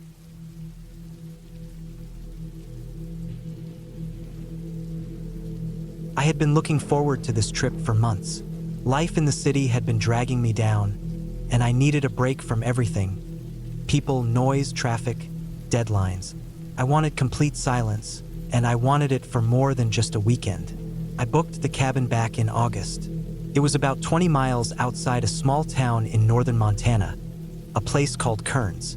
The listing showed a basic, one-bedroom wooden cabin with no internet, no TV, and no cell signal. It was supposed to be fully stocked with wood for heating and a propane tank for cooking. The pictures showed pine trees, snow-covered land, and a frozen lake about a mile out. It looked perfect. By the time January came around, I was desperate to leave. I packed my truck with everything I thought I'd need: food for 2 weeks, backup batteries, snow gear, books, a satellite phone in case something went wrong, and a shotgun I had only ever used once on a range years ago. I wasn't expecting to need it, but the listing mentioned that wildlife could be a problem. Black bears mostly, or coyotes. Either way, I figured I'd rather have it and not need it. The drive took longer than expected. Once I got off the main road and onto the Forest Service trail that led to the property, my tires started slipping in the snow.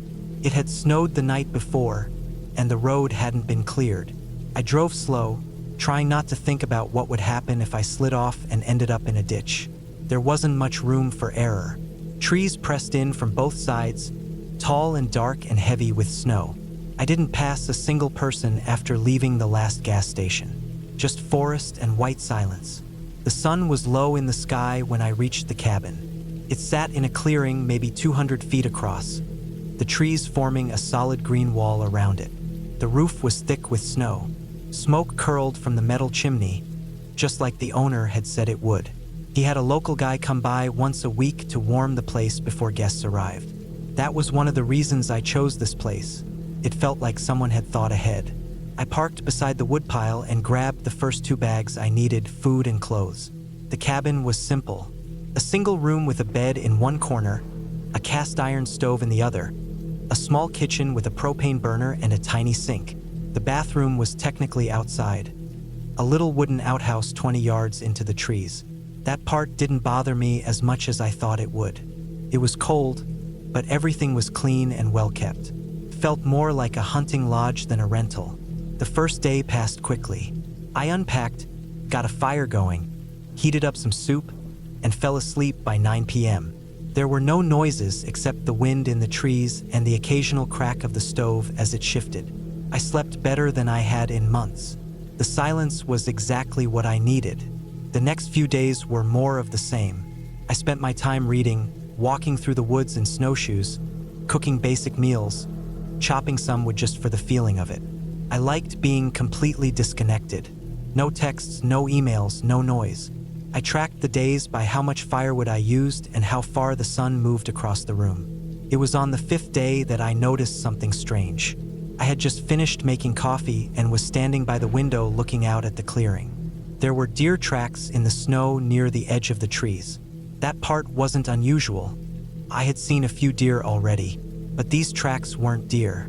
They were human. At first, I didn't believe it. I squinted, trying to be sure, but there was no mistaking it. Boot prints. They came from the woods on the north side, moved across the edge of the clearing, and then disappeared into the trees on the other side. I put on my coat and went out to look. The prints were deep and clear, too bigger than mine. I wear a size 10 boot, and these looked like maybe 12s or 13s. They had tread patterns, the kind you see on work boots. Whoever made them had walked slowly across the property, not in a straight line, but sort of weaving near the edge of the tree line. I followed the prints for about 30 yards before they vanished into the woods. I stopped there, staring into the trees, trying to decide what to do. There was no cabin nearby. The closest road was 5 miles back. So who the hell would be walking through the woods like that? No snowmobile, no dog, no snowshoes, just boots. And they weren't mine. I went back inside and locked the door for the first time since I got there. I told myself it could have been a hiker, or maybe a hunter. Maybe someone else rented a cabin farther out and had wandered close without realizing it. Still, it didn't sit right with me. I didn't sleep well that night. Every sound outside made me sit up and listen. The next morning, I checked again. Fresh snow had fallen overnight, maybe an inch or 2, and the prints were gone. I spent the morning walking the clearing, looking for more, but there was nothing. By lunchtime, I had almost convinced myself I imagined it. Maybe I saw my own prints from the day before and misread them. But that night, things got worse. I had just finished reading and was sitting by the stove when I heard something outside. It wasn't loud, just a soft crunch, like a footstep in snow. Then another, then silence. I stood up and turned off the stove fan so I could hear better. Nothing.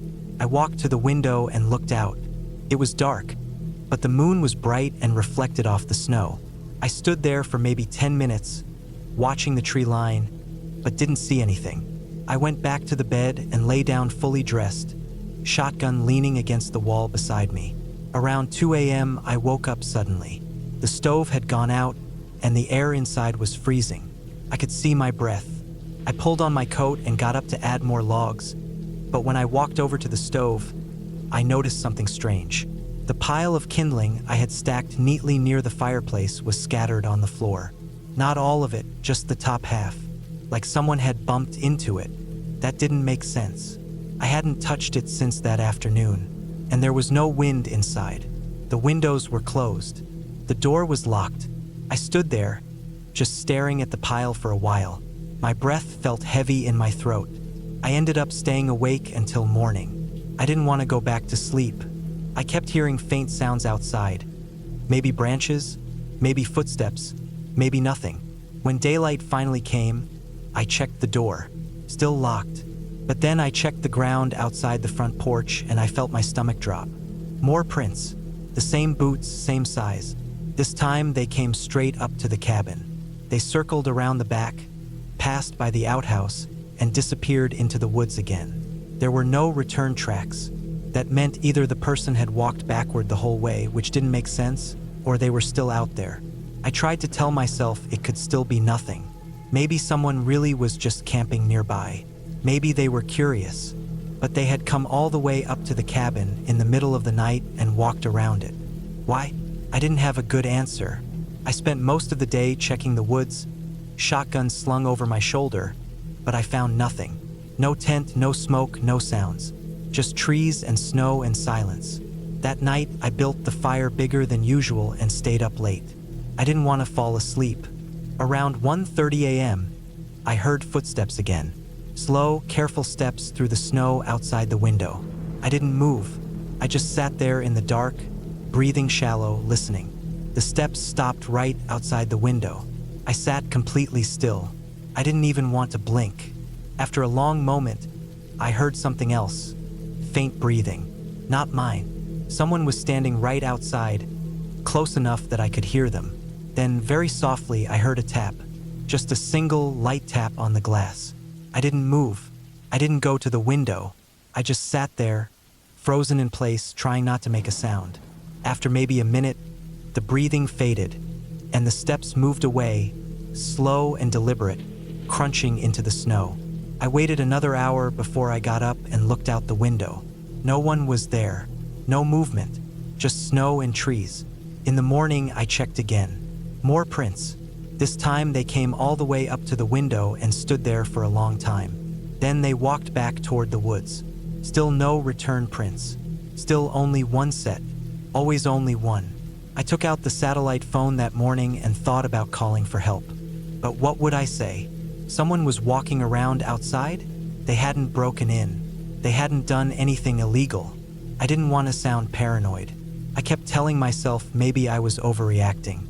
The next few nights were the same. More prints, more footsteps, taps on the glass. Once I thought I heard the doorknob turning, very slowly. I jammed a chair under the handle after that. I barely slept at all. My hands were shaking all the time. I kept the shotgun loaded and near me every second. On the 10th day, I made a decision. I couldn't stay. I had planned for 2 weeks, but I wasn't going to last another night like this. I packed everything in the truck, locked up the cabin, and drove down the trail with my heart pounding in my chest the whole way. I didn't stop until I reached the main road. When I got back into town, I went straight to the sheriff's office and told them everything. The sheriff listened, nodded slowly, and said they'd send someone out to check. He said it was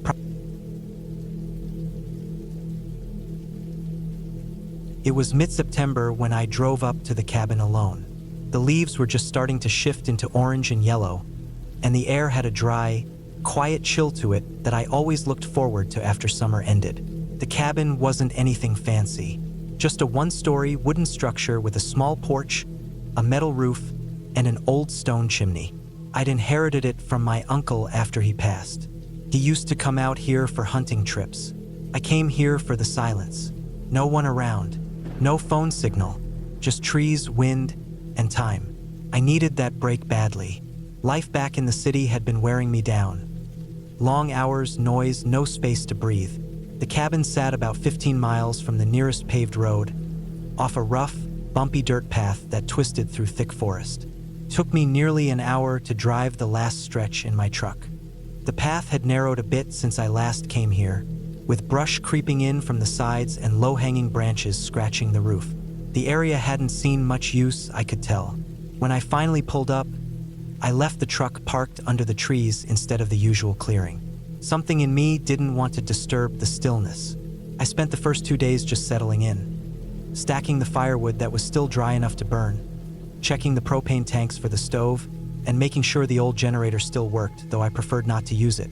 I cooked simple food, canned stuff mostly, beans, soup, dry rice. I had a few gallons of water, and I collected more from the stream that ran about a quarter-mile behind the cabin. I boiled everything before drinking it.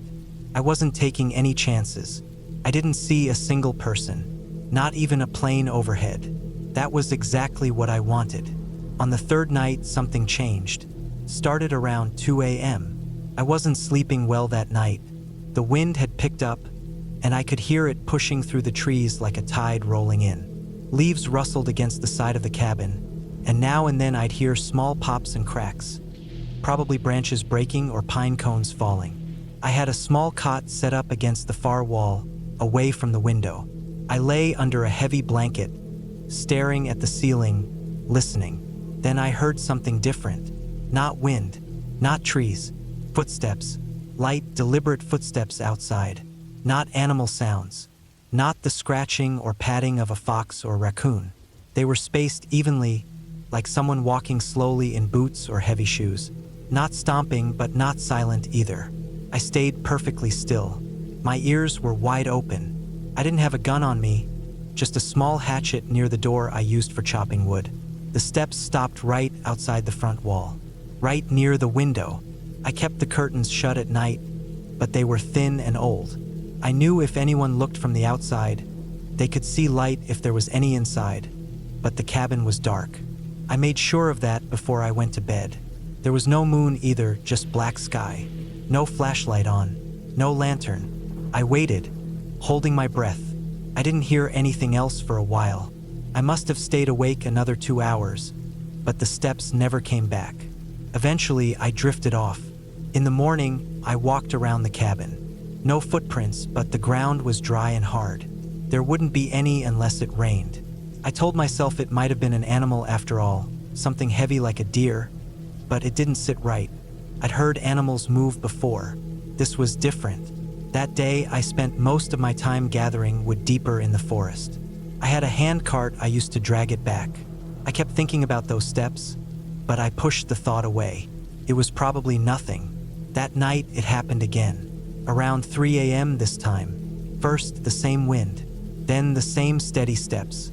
They came from the same direction, the woods behind the cabin. I could hear them coming through the brush.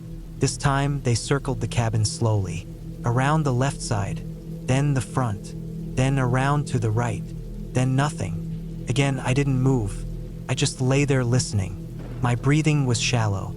My hands clenched the edge of the blanket. No light, no sound from me. But I could hear them, moving with slow purpose. This time, they didn't go away for a while. I don't know how long it lasted. 15 minutes? Maybe more. But I was fully awake, locked in that moment, until they faded back into the woods. That morning, I decided to stay near the cabin. I kept the hatchet on me. I even carried it when I walked out to the stream.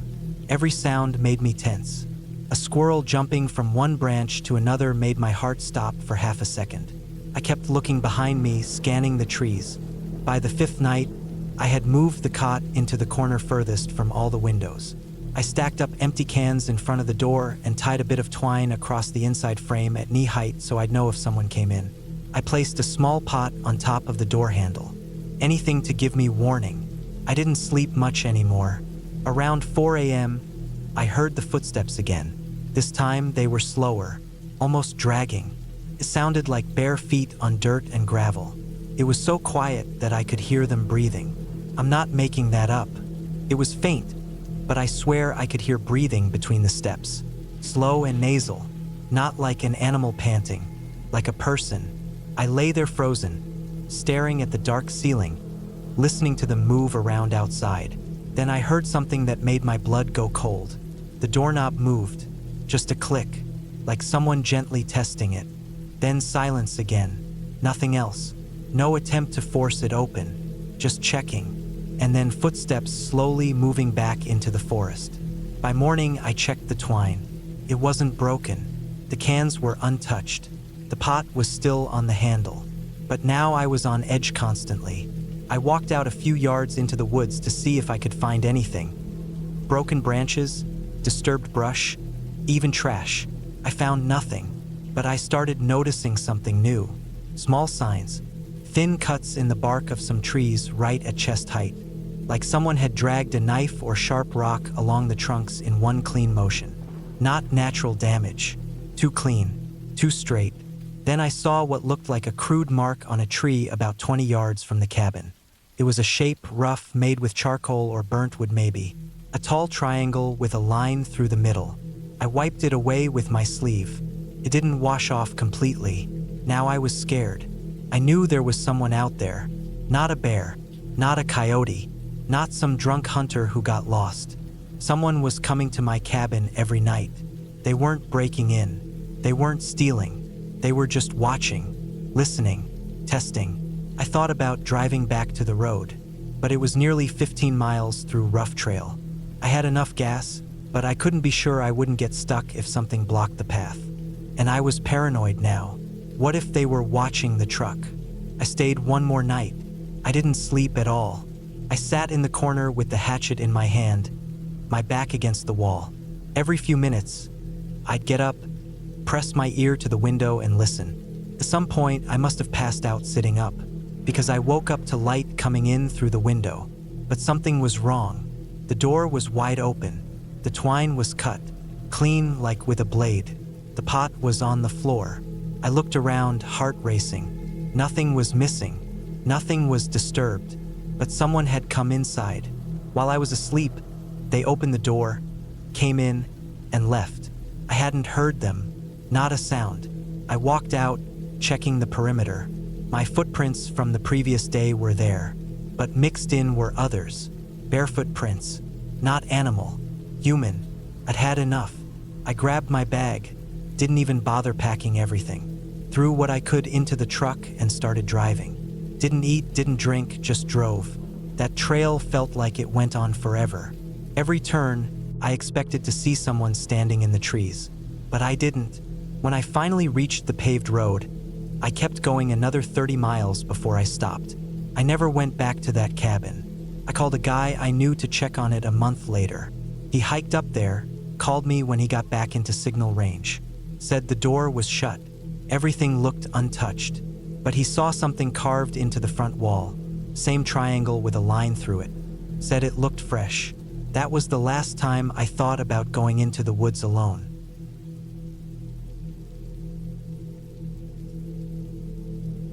I had been planning the cabin trip for a while. I needed to get away from people, from the city noise, from everything that had been piling up in my head. Work had been a mess for months. My apartment was right above a noisy street. I was tired of seeing concrete and hearing traffic and people yelling all day. So when I found that small, cheap rental cabin deep in the woods online, I booked it right away. It was about 4 hours from where I lived. The listing said it was surrounded by forest, no other buildings for miles. It was off the grid too, no Wi-Fi, no cell service, no electricity except for a gas-powered generator that came with the place. It had a small wooden porch, 1 bedroom, a living room with a fireplace, a small kitchen with a propane stove, and a water tank fed by a rain catch system. It also had a small shed behind it with some tools and firewood. I packed food for a week, a first aid kit, a couple of knives, my camping gear, a battery radio, extra batteries, and some books. I figured I'd spend a few days there reading, cooking, walking in the woods, just doing nothing. The road to the cabin was rough. After the first 2 hours on the highway, it turned into a narrow gravel road with steep turns and dense forest on both sides. I didn't see another car the whole time. Eventually, after driving slowly for what felt like an hour, I reached a small clearing. There it was. The cabin looked just like the photos. A little dark on the outside, with logs weathered by time and rain, but still standing strong. A metal chimney stuck out of the roof, and the front porch had an old bench with some leaves piled up on it. I parked my car beside the cabin. The silence hit me right away. No traffic, no voices, no machines. Just wind, trees, and birds. Felt strange at first. I carried my bags inside. The place smelled like old wood and dust, but it was clean. No trash or broken stuff. I opened the windows and let the air flow through. Then I checked everything. The water tank worked, the propane stove lit up, the generator started with a couple of pulls. I spent the first day just settling in. I walked around the area a bit, found some small animal tracks near the edge of the clearing, probably deer or raccoon. Nothing weird. I made a fire in the fireplace that night, cooked some canned soup, and read a book until I got sleepy. I had brought candles and a lantern, so I didn't need the generator much. That first night was quiet, almost too quiet. I lay in bed listening to the wind outside and some distant owl sounds. At one point, I thought I heard something heavy moving through the trees, but it could have been a deer, or maybe just the wind making branches fall. I didn't think much of it. The second day, I hiked a little deeper into the woods behind the cabin. I found a small stream after about an hour of walking. I followed it for a while. Everything was so still. I didn't see anyone, didn't even hear planes. It was peaceful, but also a little eerie, like the world was asleep and I was the only one awake. That afternoon, when I came back, I noticed something strange. The small wooden bench on the porch had been moved, just slightly. It wasn't where it was when I first arrived. I remembered clearly because I had tossed my jacket on it. Now it was pushed a few inches to the left. I stared at it for a while. Maybe the wind did it, or maybe I bumped into it and didn't notice. That night, I stayed up a little later listening. I turned off the fire and sat in the dark with just a candle on the table. The woods outside were pitch black. Then I heard it again. Something moving in the trees. Slow steps, crunching leaves. I stood still, not even breathing. It was far, but getting closer. Then it stopped. I waited, but it didn't come any closer. I didn't sleep much that night. By the third day, I had a strange feeling. I didn't want to hike. I stayed near the cabin. I chopped some firewood. I kept looking at the tree line. The air felt heavier. The silence wasn't peaceful anymore. It felt like something was watching me. But every time I looked around, there was nothing. That evening, while I was boiling water, I went outside to get more firewood. I noticed fresh footprints in the dirt behind the cabin. They weren't mine. They were too big. I wear size 10 shoes. These were at least a 12. Deep impressions. A man's boots, not hiking boots. Work boots, maybe. They led from the back of the cabin into the woods. I followed them a little, but they vanished into the thick brush. I felt sick in my stomach. Someone had been behind the cabin while I was inside. I checked the door lock. It was still fine. Nothing stolen. But that didn't help. Someone was out there, maybe watching me. I didn't want to call the police because I had no signal, and I couldn't drive out in the dark safely. The road was too narrow and rough. I decided to wait till morning. I brought my knives out, kept one by my bed. I didn't light a fire. I kept the cabin dark, hoping whoever it was would think I was asleep or gone. That night, I barely moved. Around 2 a.m., I heard the porch creak. It was slow, like someone was stepping on it carefully. I lay in bed holding the knife.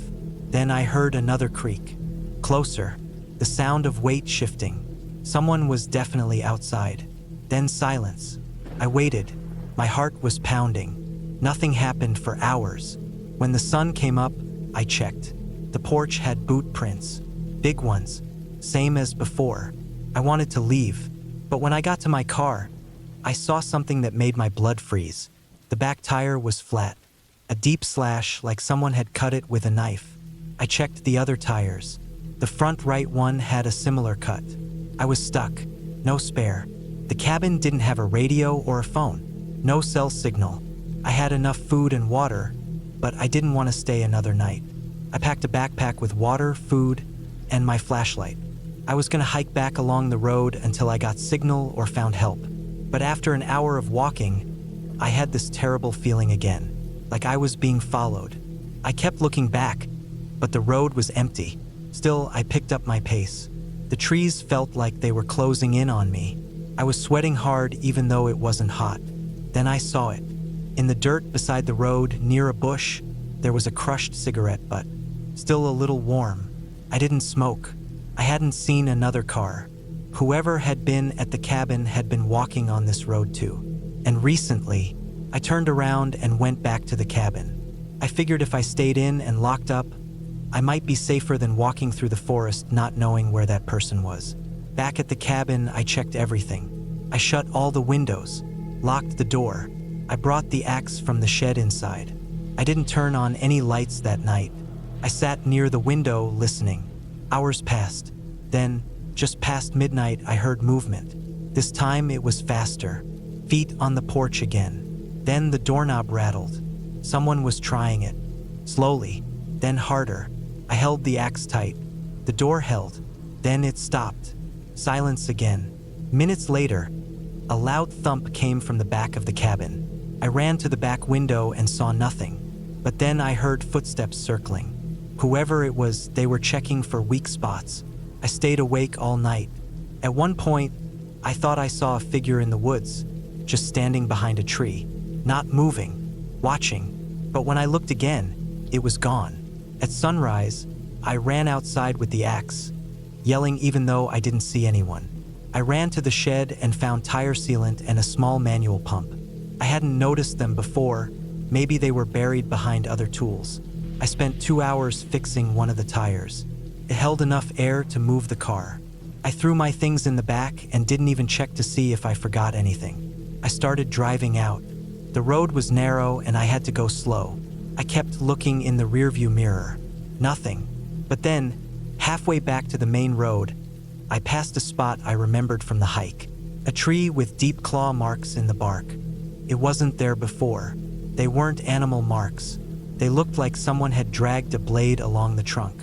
I finally got a cell signal about 15 minutes later. I called the police. They told me to go to the nearest station. When I got there, I explained everything. They sent someone to check the cabin. A week later, they called me. They said they found boot prints all around the property. Same kind I had seen, deep ones, but no sign of the person. They also found a small spot behind the shed where the ground had been disturbed. They dug a bit and found empty food cans, cigarette butts, and a blanket buried under leaves. Someone had been camping near the cabin, watching, for days, maybe longer. They never caught anyone. No fingerprints, no cameras, nothing. I never went back to that cabin. I never booked another trip in the woods again. I sleep with a noise machine now. The silence scares me more than anything else. Even today, sometimes when I'm walking home at night, I feel like someone's behind me. Not close, just far enough that I can't see them. But I feel it. That week in the woods changed something in me. I used to like being alone. Now I'm scared of...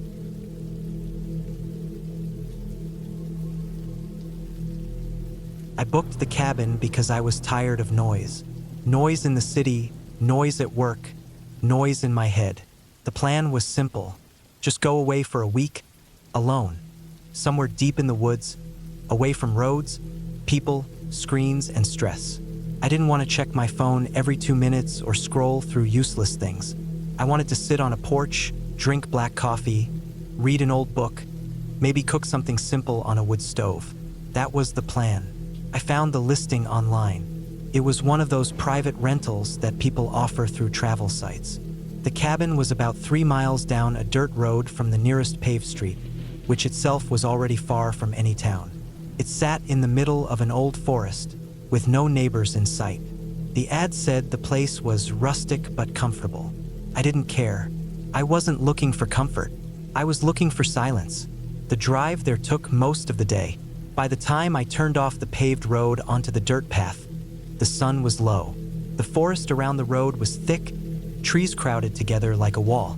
I rolled the window down and listened. Nothing but birds and wind. The final stretch of road was rough, just wide enough for one car. I had to go slow. Branches scratched the sides of my car.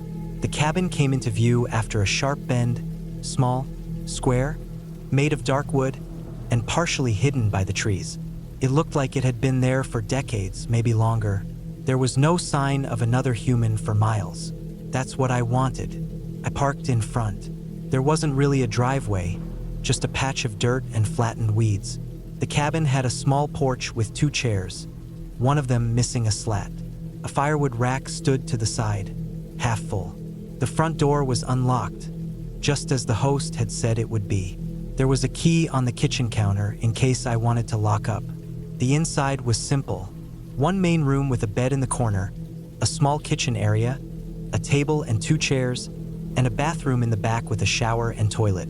The wood stove was in the middle of the room, and a pile of logs sat next to it. The windows were old and single-paned.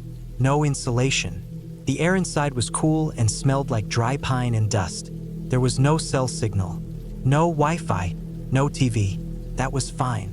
I unpacked slowly, checked that the water and gas worked, then sat on the porch with a beer I brought in a cooler. The sun dipped behind the trees. The forest got darker fast. No street lights, no porch light either, just the faint yellow glow from the cabin windows behind me. The silence was real. I could hear my own breathing. It was good. That first night, I made eggs on a small skillet and ate with toast. I read a book by lantern light, then fell asleep early, listening to the wind outside. The next day, I went for a walk down the road. There were no houses. The forest on both sides was thick, with pine needles carpeting the ground and not much underbrush. At one point, I came across a narrow trail that split off from the main road. There was an old wooden sign nailed to a tree, worn down so badly I could barely read it. I think it said Mill Road or something like that. I figured it was just an old logging trail. I didn't take it. I spent the day cooking, reading, sitting outside. I walked a little more, then chopped some wood with the axe behind the cabin. There were some odd rusted tools in the shed, saws, old blades, nails, even an ancient generator that didn't work. A plastic water barrel sat beside the cabin, half full of brown rainwater. Everything felt old but usable. That night, I heard something in the woods. It was around 10 p.m. I was lying in bed, about to fall asleep, when I heard the crunch of leaves outside. It wasn't an animal. I know what animals sound like. This was slow, heavy, like someone walking carefully.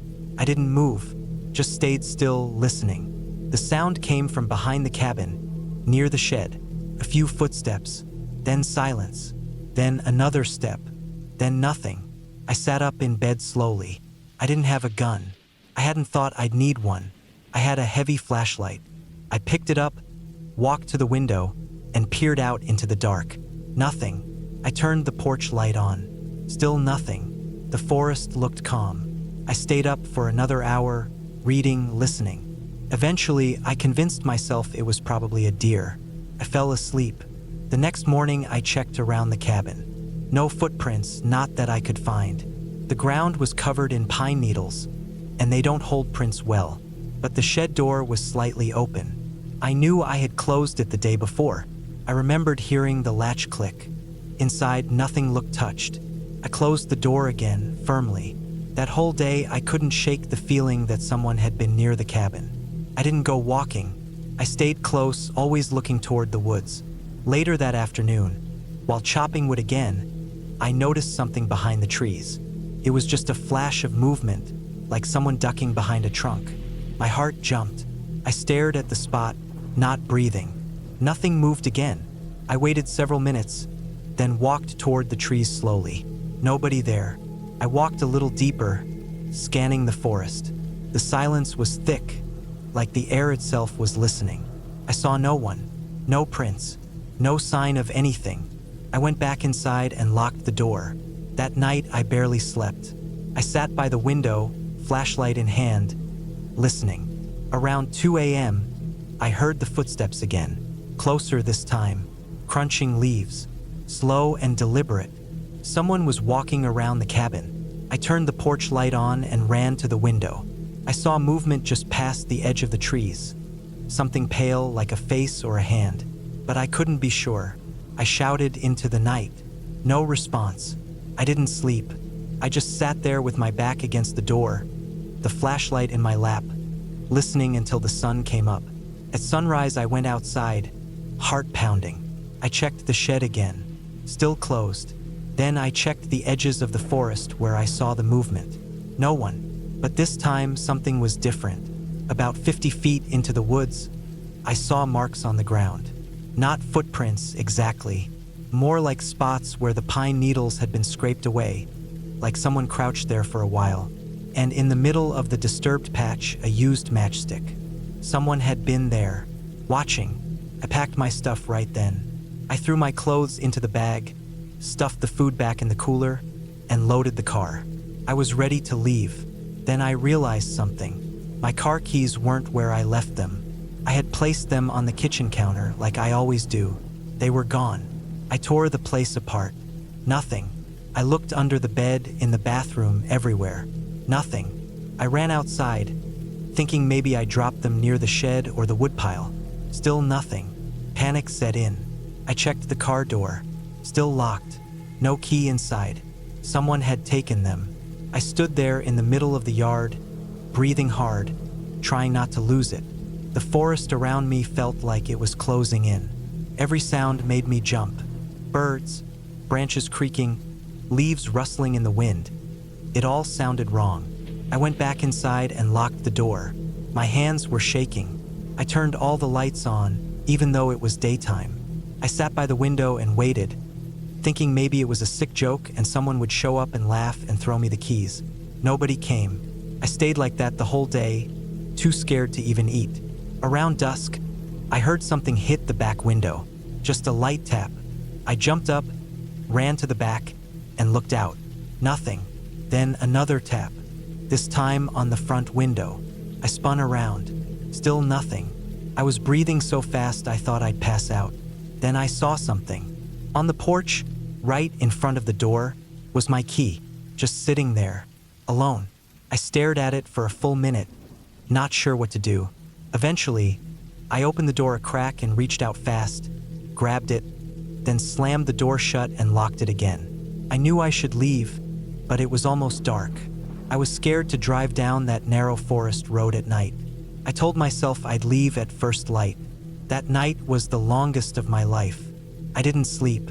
I sat with the flashlight, staring at the door. Every now and then I heard footsteps outside.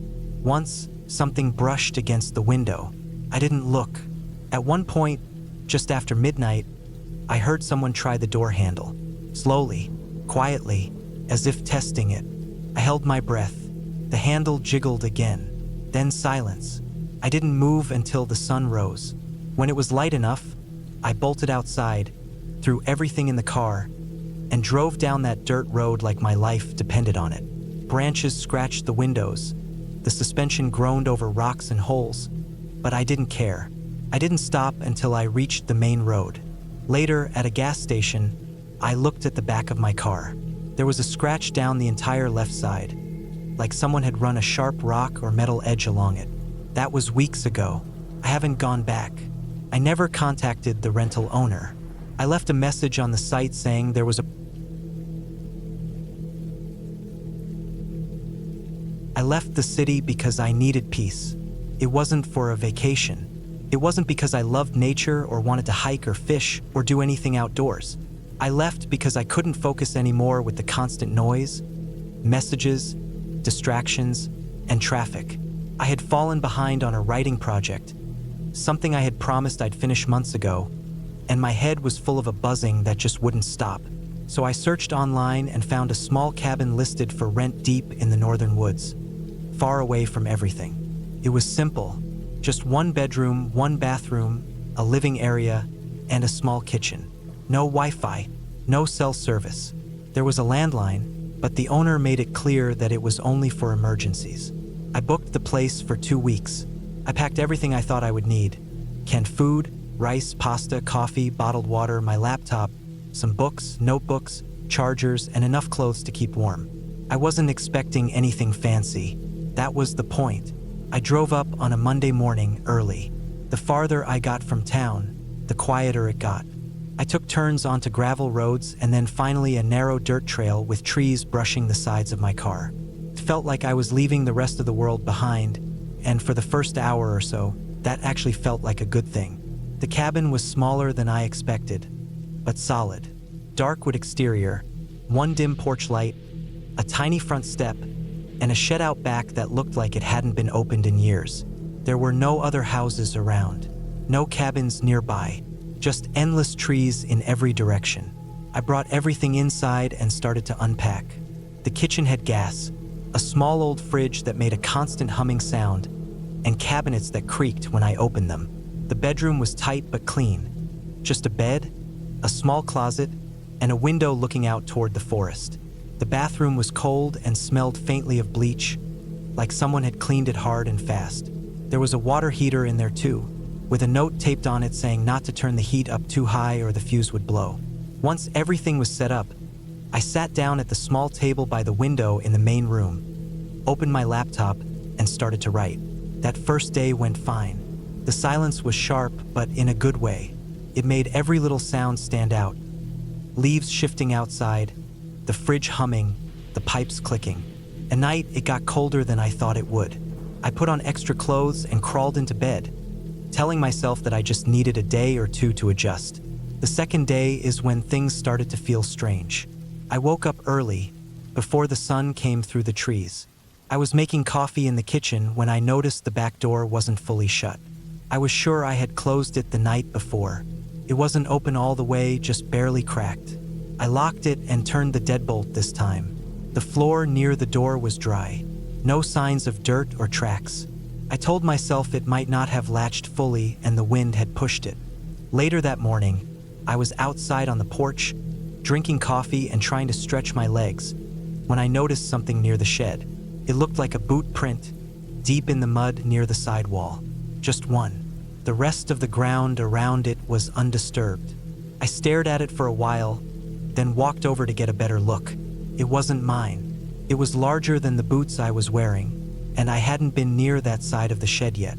I stood there for a long time, just staring at the single print.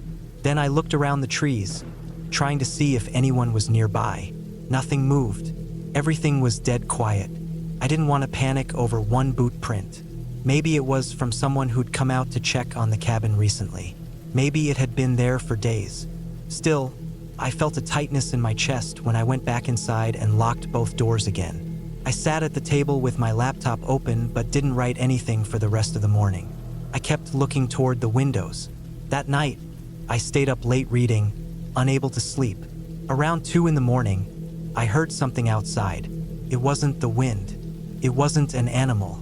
It sounded like footsteps, slow, deliberate ones, moving on the side of the cabin, just outside the bedroom. I turned off the lamp and sat still in the dark. The footsteps stopped.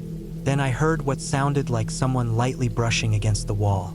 I waited for what felt like an hour. Then I got up and moved quietly through the cabin. I peeked out through the small window in the bathroom, which faced the side yard. There was nothing there. No movement, no person. But then, as I looked farther, I saw something that made my stomach drop.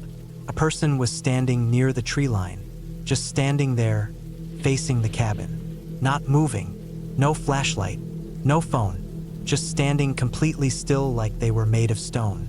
I didn't know what to do. I backed away from the window slowly and sat on the floor in the hallway for a long time. Eventually, I worked up the nerve to go to the landline and dial the owner's emergency number. The line rang once, then cut to a buzzing sound. No answer. I tried again. Same thing. I stayed in the living room until it started to get light outside. When I looked again, the person was gone. I tried to tell myself it was a hiker or maybe a hunter or someone just lost in the woods. But deep down I knew that wasn't right. No one just stands silently in the woods for hours in the middle of the night, staring at a cabin. The next day, I searched the outside of the cabin again. I found more boot prints behind the bedroom. This time there were 2 of them, as if someone had been walking back and forth along the wall. There were no signs of entry, no marks on the door or windows. I opened the shed too. It was empty except for some rusted tools and spider webs. The air inside smelled thick and moldy. and the floor was covered in dust that looked like it hadn't been disturbed in years. I wanted to leave, but I told myself I'd give it one more night. I would sleep during the day, stay up at night, and if I saw anyone again, I would drive out and find help. That night, I stayed in the living room with the lights off and waited. Around 1 in the morning, I heard the same footsteps again. This time they moved around the back of the cabin and toward the porch. I didn't move, I just listened. Then I heard the soft creak of one of the front steps. I stood up slowly, trying not to make any noise. My heart was pounding so hard I could feel it in my ears. I moved to the small hallway and peeked around the corner toward the door.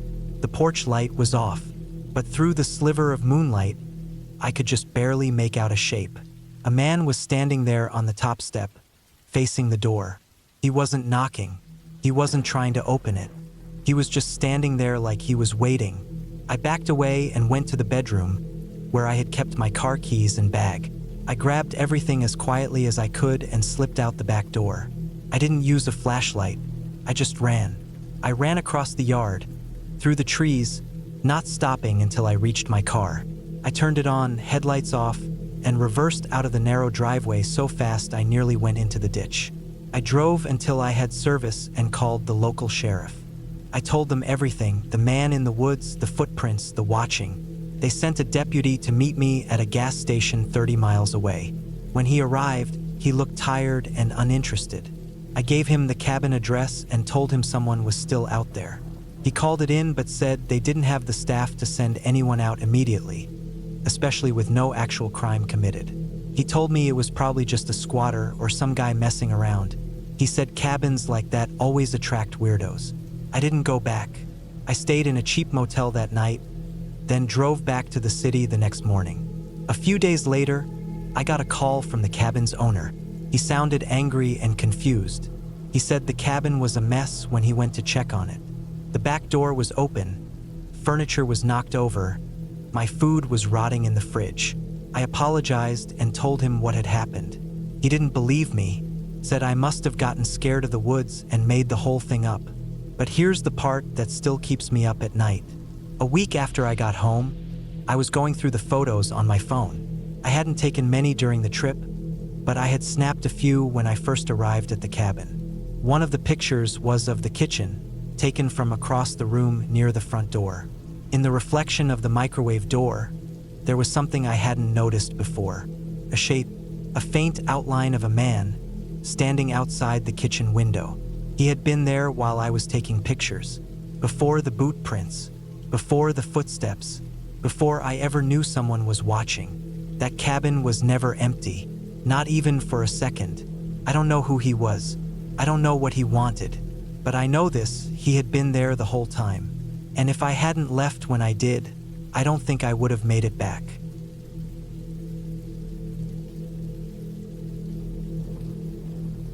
I had been putting this off for months. I knew I had to isolate myself if I wanted to get the project done. The kind of work I was doing needed time and focus. No distractions, no people, no city noise. Just me, a laptop, and long hours of quiet. That's why I rented the cabin. It wasn't a fancy place, just a small, old structure at the edge of a forest in a part of the country I had never been to before. It sat in the far north, near the border of a national park. The owner was an older man who barely said anything in the listing. He only mentioned that it had heat, water, electricity, and decent cell reception on clear days. That was good enough for me.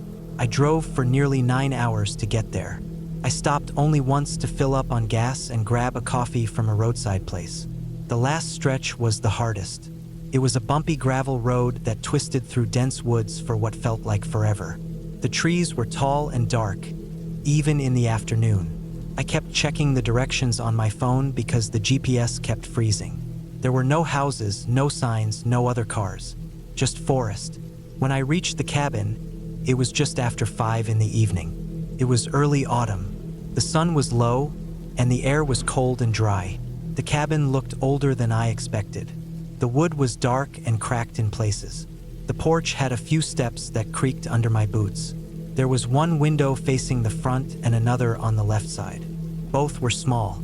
The door was heavy, made of thick wood with an old metal handle. There was a lock, but it was just a simple one. Inside, the place was plain. A single room with a small table, a twin bed, a wood stove, and a narrow kitchen area with a sink and an old mini-fridge.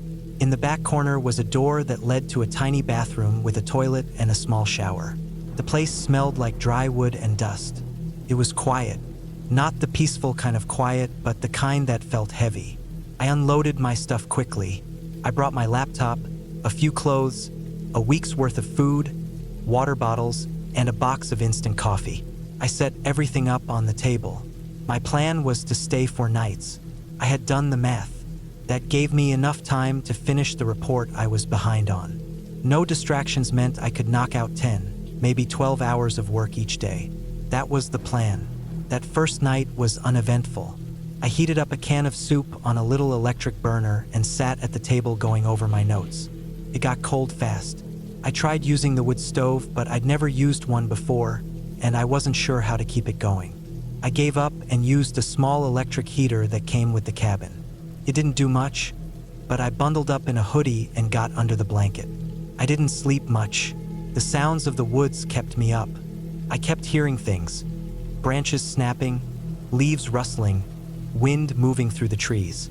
It didn't help that the walls were thin. Around midnight, I heard what I thought were footsteps on the porch. They were slow, like someone walking up and stopping near the door. I stayed completely still. I didn't move. I didn't breathe.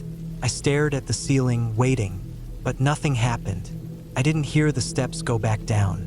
No knock, nothing. I must have stayed awake for another hour before I dozed off from pure exhaustion. The next morning, I told myself it was probably an animal, maybe a raccoon, or I was just tired and imagined it. I didn't have time to worry about it. I had work to do. That second day went better. I actually got a lot done. The cabin was quiet, and the weak cell signal kept me off social media. I stayed in front of the laptop most of the day.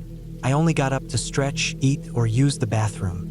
The sun came through the front window in the late afternoon and made the place feel a little less creepy. For a while, it felt almost peaceful. I was deep in work when I heard it again. It was after dark. I was on my second cup of coffee, typing nonstop, when something hit the back wall of the cabin. Not a small sound, but a sharp, clear thump. I froze. It wasn't a branch. It wasn't the wind. It was something solid. I waited. Then I heard another. Same spot, same kind of hit. Just one, then nothing. I stood up slowly and walked to the back of the cabin. There was no window back there, just the wall. I pressed my ear to it. Nothing. No movement. No sound. I went to the front door and stepped onto the porch with a flashlight. The cold hit me hard. I moved the light around. The woods were silent. Still, I walked around to the back of the cabin, slowly. The leaves crunched under my boots. When I reached the back wall, I looked carefully at the wood. I didn't see anything unusual. No marks, no dents, no animal tracks in the dirt. I waited a while, then went back inside and locked the door. I barely slept again. The third day, I started to feel like I was being watched. Not constantly, just now and then, like a prickling feeling on the back of my neck. Every time I looked out the window, I saw nothing, just trees. I tried to ignore it. I buried myself in work again, but every so often, I felt that same tension in my body, like something wasn't right. In the early afternoon, I stepped outside to stretch. The air was colder than the day before. I walked around the clearing for a few minutes, trying to relax. I went around to the side of the cabin and saw something that made me stop. There were footprints, clear, heavy footprints in the soft dirt, leading from the woods to the sidewall. They weren't mine. These were bigger, wider, and there were 2 sets. They stopped just a few feet from the cabin wall, then turned around and went back into the trees. I followed them a few feet into the woods, but they disappeared quickly among the leaves and dry ground. My chest got tight. I stood there for a long time, looking into the woods, trying to hear anything. But it was quiet, too quiet. I went back inside, locked the door, and shut the blinds. I didn't go back outside the rest of the day. That night, I moved the table in front of the door. I didn't want to take any chances. I kept the flashlight next to the bed. I also kept a kitchen knife within reach. I felt ridiculous, but I couldn't ignore what I'd seen. Around midnight, I woke up to the sound of the doorknob turning. It was slow, careful, not shaking, just a smooth turn like someone testing if it was locked. I held my breath. I didn't move.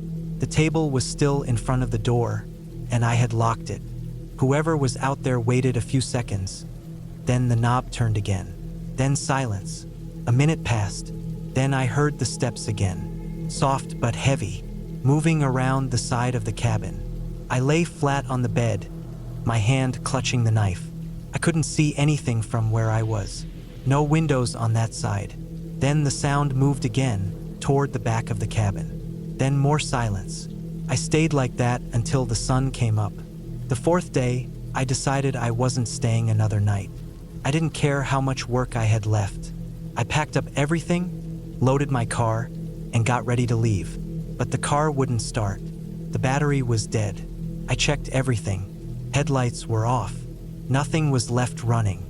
I couldn't understand how it happened. The battery wasn't old. I tried several times, but it was completely dead.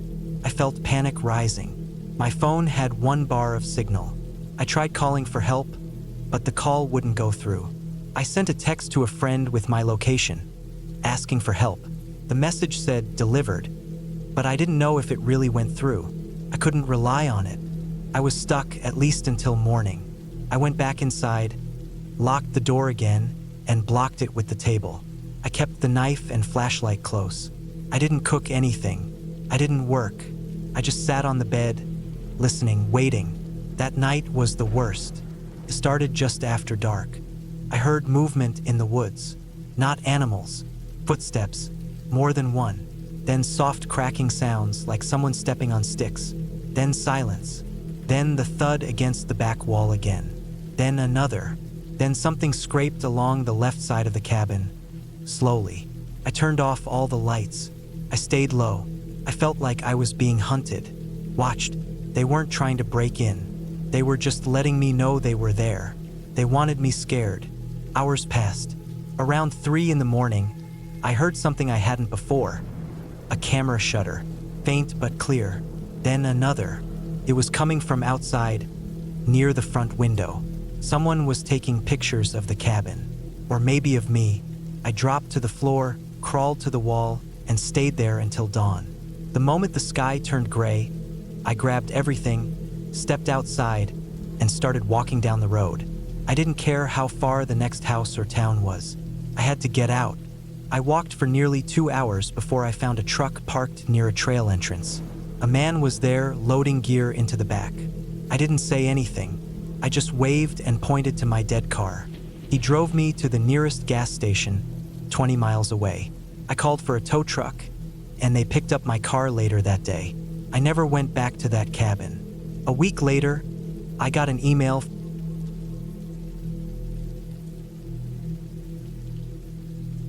It was supposed to be a quiet week. I had taken time off from work for the first time in over a year. Things had been getting to me. Too many meetings, too many screens, not enough sleep, and just too much noise. I needed something away from all that. So I booked a small cabin in the woods a few hours north, near a lake, surrounded by nothing but trees and silence. I didn't care about phone signals or Wi-Fi. In fact, I welcomed the idea of being completely out of touch for a while. I drove up early in the morning on a Sunday. The roads were mostly empty after I got off the main highway. Eventually, even the gas stations and fast food joints disappeared, replaced by old barns, endless pine trees, and the kind of long, cracked roads that make you feel like no one's been down them in a while. The place I had booked was on a dirt road about 12 miles off the main stretch. It didn't even show up properly on Google Maps. The host had sent me detailed directions in an email. Turn left after the fallen fence, go straight past the small creek, and so on. It felt more like a scavenger hunt than a drive, but I got there around 2 p.m. The cabin was small but solid. 1 room with a bed, a small kitchen, a bathroom, and a screened porch. There was a little fire pit out front and an old wooden dock that stretched out over the lake. The water was still and dark. I didn't see another house nearby, just woods. Nothing but trees on all sides. And the quiet. Man, that quiet was something else. No humming of air conditioners, no traffic, not even birds at first. Just wind in the trees and the occasional creak of the dock or a small splash in the water. Felt good. The first day I unpacked, walked around a little, made a simple dinner, and read a book on the porch until the sun dropped behind the trees. The nights out there got dark fast. Without city lights, the stars came out in huge numbers. I sat for a while staring up at them, just breathing and feeling more relaxed than I had in months. I went inside around 9 and locked the door behind me. It wasn't that I was scared, but it just felt right to lock up in an unfamiliar place, especially in the woods. I fell asleep fast and slept hard. The next morning, I made coffee and walked down to the dock. There was fog sitting on the lake like a blanket, and the air was cool. I didn't have a plan for the day, which was the point. I spent most of it reading, walking the trail that looped behind the cabin, and cooking something on the fire pit. Felt like a slow reset. It was on the third day that something felt different. I noticed it that morning when I walked out to the edge of the dock. There were boot prints in the dirt by the fire pit. I hadn't worn my boots since I got there. I'd only been walking in my sneakers, and these were clearly bigger, deeper prints. It had rained a little the night before, so the prints were fresh. Still, I figured maybe a hunter had passed through, or maybe someone from a neighboring cabin I couldn't see. I told myself not to worry. That afternoon I hiked deeper into the woods behind the cabin, looking for a spot marked on the host's hand-drawn map. Something about an old fire tower on a hill. Took me about 90 minutes to reach it. The trail got tighter, and I had to push branches away from my face more than once. When I found it, the tower was clearly long abandoned. The bottom steps had rotted, and I didn't trust the structure enough to climb it. Still, it gave a good view of the trees in all directions. Miles of green and nothing else. I stayed up there for about half an hour and then started walking back. On the way, I noticed something odd. An empty beer can sitting under a tree just off the trail. It wasn't mine. It looked fairly new too. Not rusty or sun-faded. I looked around for more trash but didn't see anything else.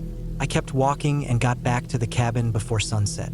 That night I had trouble falling asleep. Nothing had happened, really, but I had this feeling, this tightness in my stomach like something wasn't right. I kept thinking about the boot prints, the beer can, the fact that I hadn't seen or heard a single other person since I got here. That kind of isolation is peaceful during the day, but when you're lying in bed in the dark, it starts to feel different.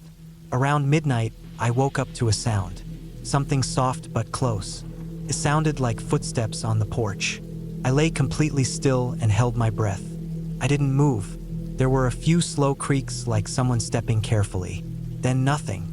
Silence again. I waited for a long time before I got up and looked out the front window. It was too dark to see much. I didn't open the door. I just sat in the chair near the window for the rest of the night, half dozing, listening for anything else. The next morning, I checked the porch. There were more boot prints. They were wet. It hadn't rained, so whoever made them must have come from the lake. That creeped me out more than anything. Who the hell walks out of the woods, onto someone's porch in the middle of the night, soaking wet? I walked around the cabin in a slow circle. Nothing else seemed disturbed. No broken windows, no signs of forced entry. I packed up some food and water in my bag and decided to drive into the nearest town, about 40 minutes away. I just wanted to get some reception and maybe ask around about the area. When I got to town, I found a diner with a small parking lot and one of those payphones attached to the side. My phone had a bar or two, enough to check maps and messages. I didn't tell anyone what happened. I don't know why. Maybe I didn't want to seem paranoid. I bought some extra batteries, another flashlight, and a cheap lock at a general store, then headed back. On the road back to the cabin, about 3 miles from the turnoff, I saw a man walking on the shoulder. He was wearing a bright orange hunting cap, a green jacket, and muddy jeans. I slowed as I passed him. He didn't stick his thumb out like a hitchhiker, didn't wave, didn't even look at me. He just kept walking. There were no cars parked anywhere near him. He was in the middle of nowhere. When I got back to the cabin, I couldn't shake the image of him. That orange hat stuck in my head. I didn't see him again that night, but I barely slept. I kept getting up to look out the window, shining the flashlight across the yard, watching the trees. Nothing. The next morning, I found something that made my stomach drop. On the side of the cabin, under the back window, someone had carved a symbol into the wood. It wasn't deep, but it was fresh. A circle with a line through it. I had no idea what it meant, but it wasn't there before. I checked the window, still locked. Everything inside was untouched. Still, I packed my bags and threw them in the truck. I didn't leave yet, though. I just kept telling myself maybe it was a local thing or some prank. I tried to go on like normal, but I couldn't focus. That evening, just before dark, I heard a branch snap near the tree-line.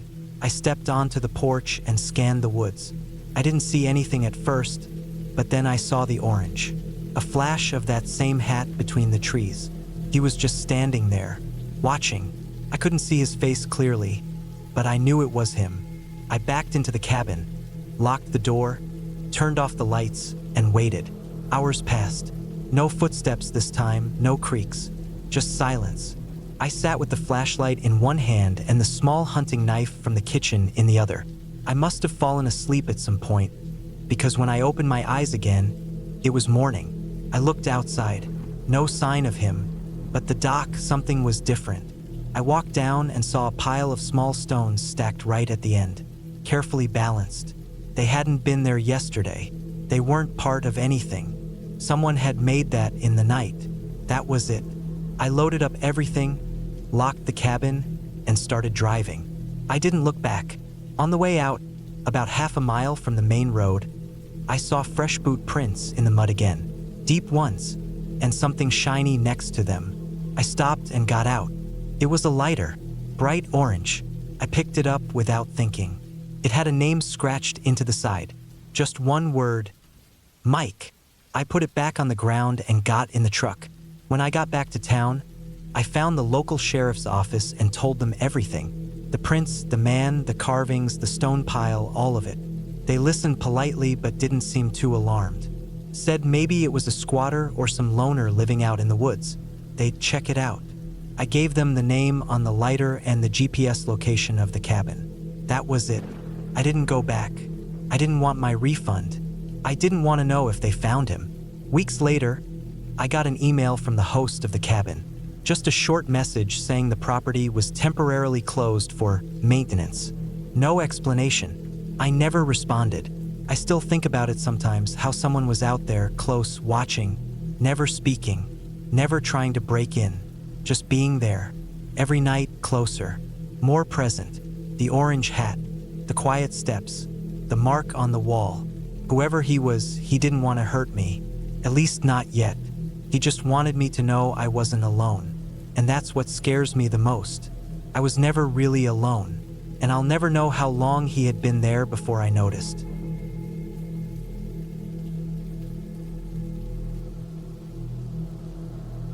I had been working in the city for nearly 8 years straight without any real break.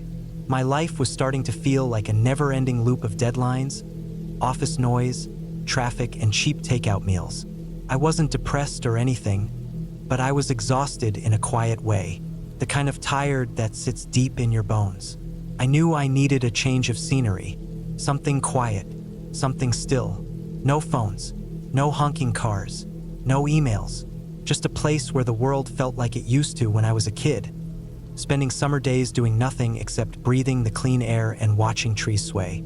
So when I found a listing online for a small off-grid cabin up north near a lake, I booked it for 2 weeks without even thinking twice. The photos showed a small wooden cabin surrounded by thick woods, with a narrow gravel path leading to the front porch.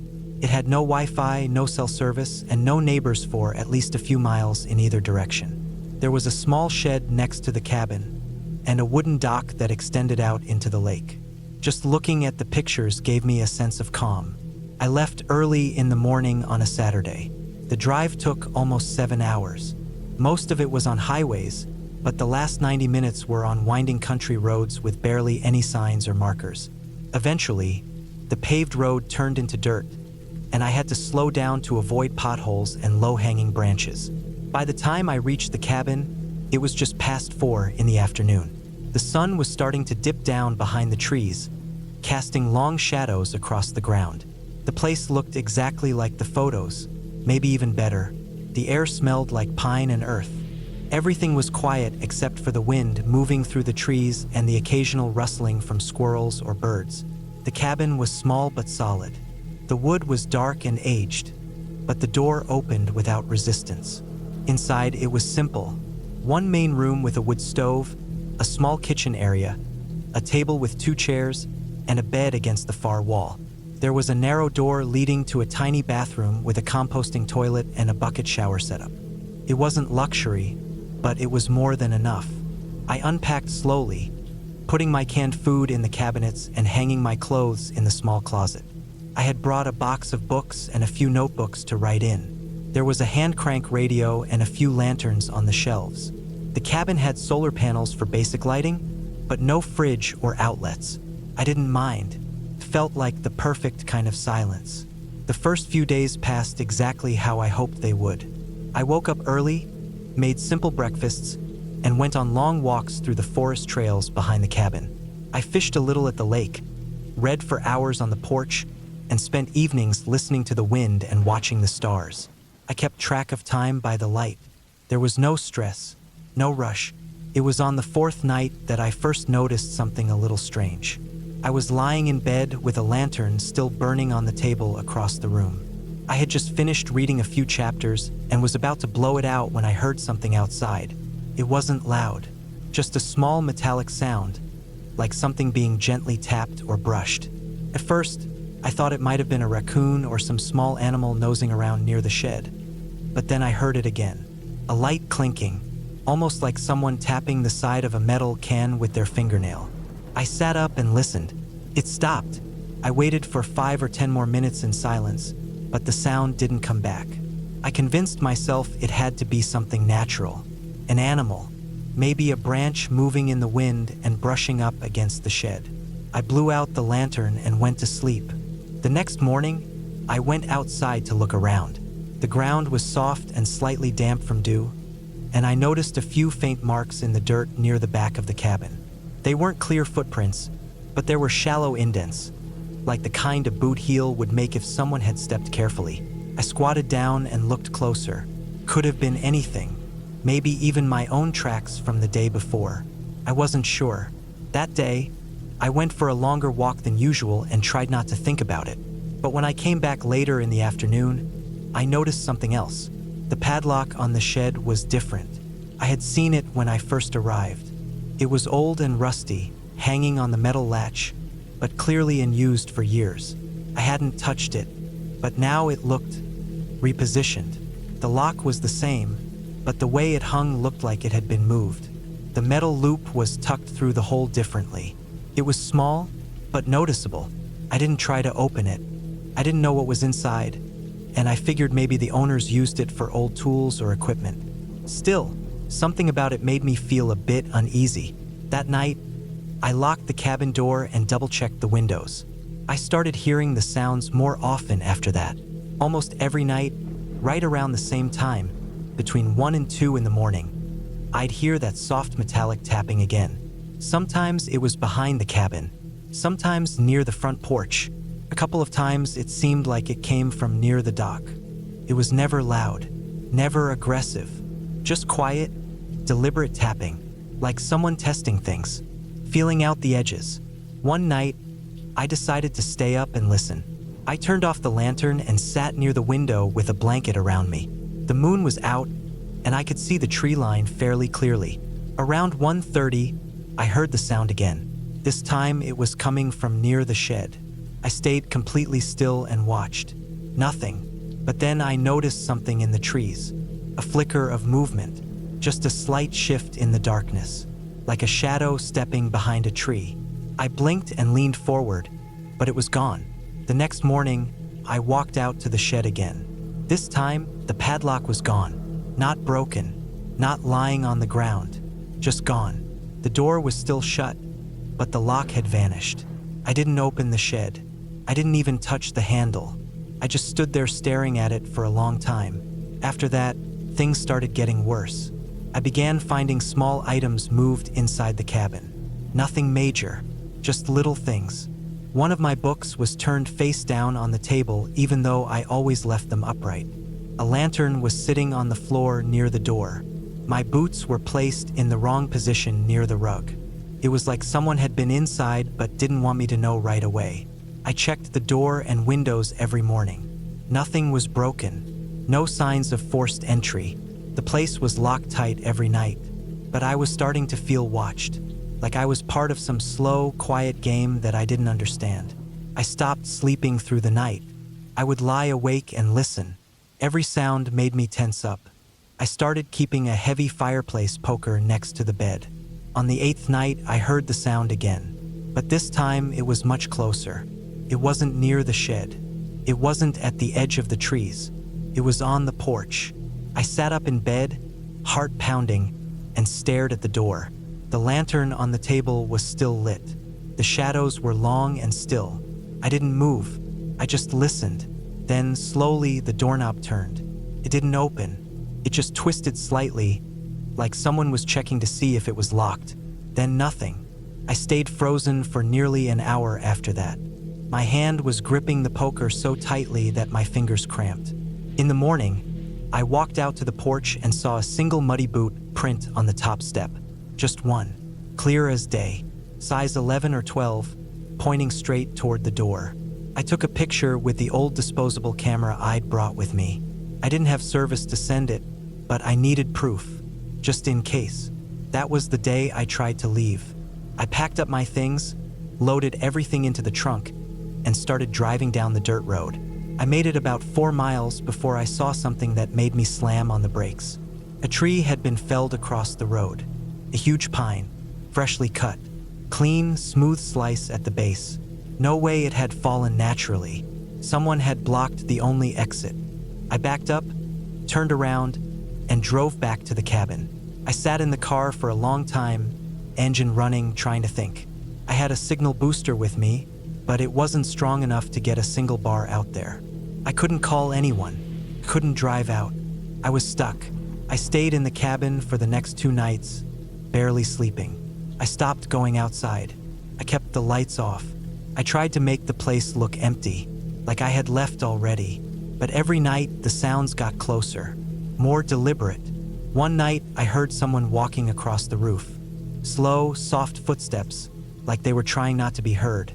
I was too scared to look outside. On the 12th night, it changed. I woke up just after midnight and realized something was different. The air felt wrong. I sat up and saw that the front door was slightly open.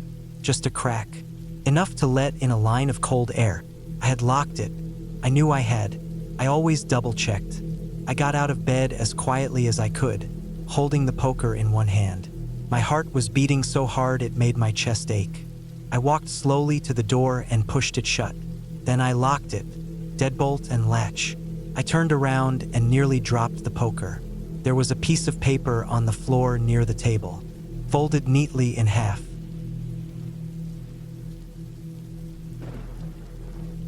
I booked the cabin on a Wednesday afternoon, sitting at my desk in the middle of another dull day at the office.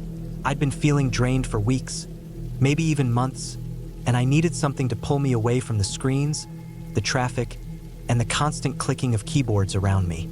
The cabin looked perfect.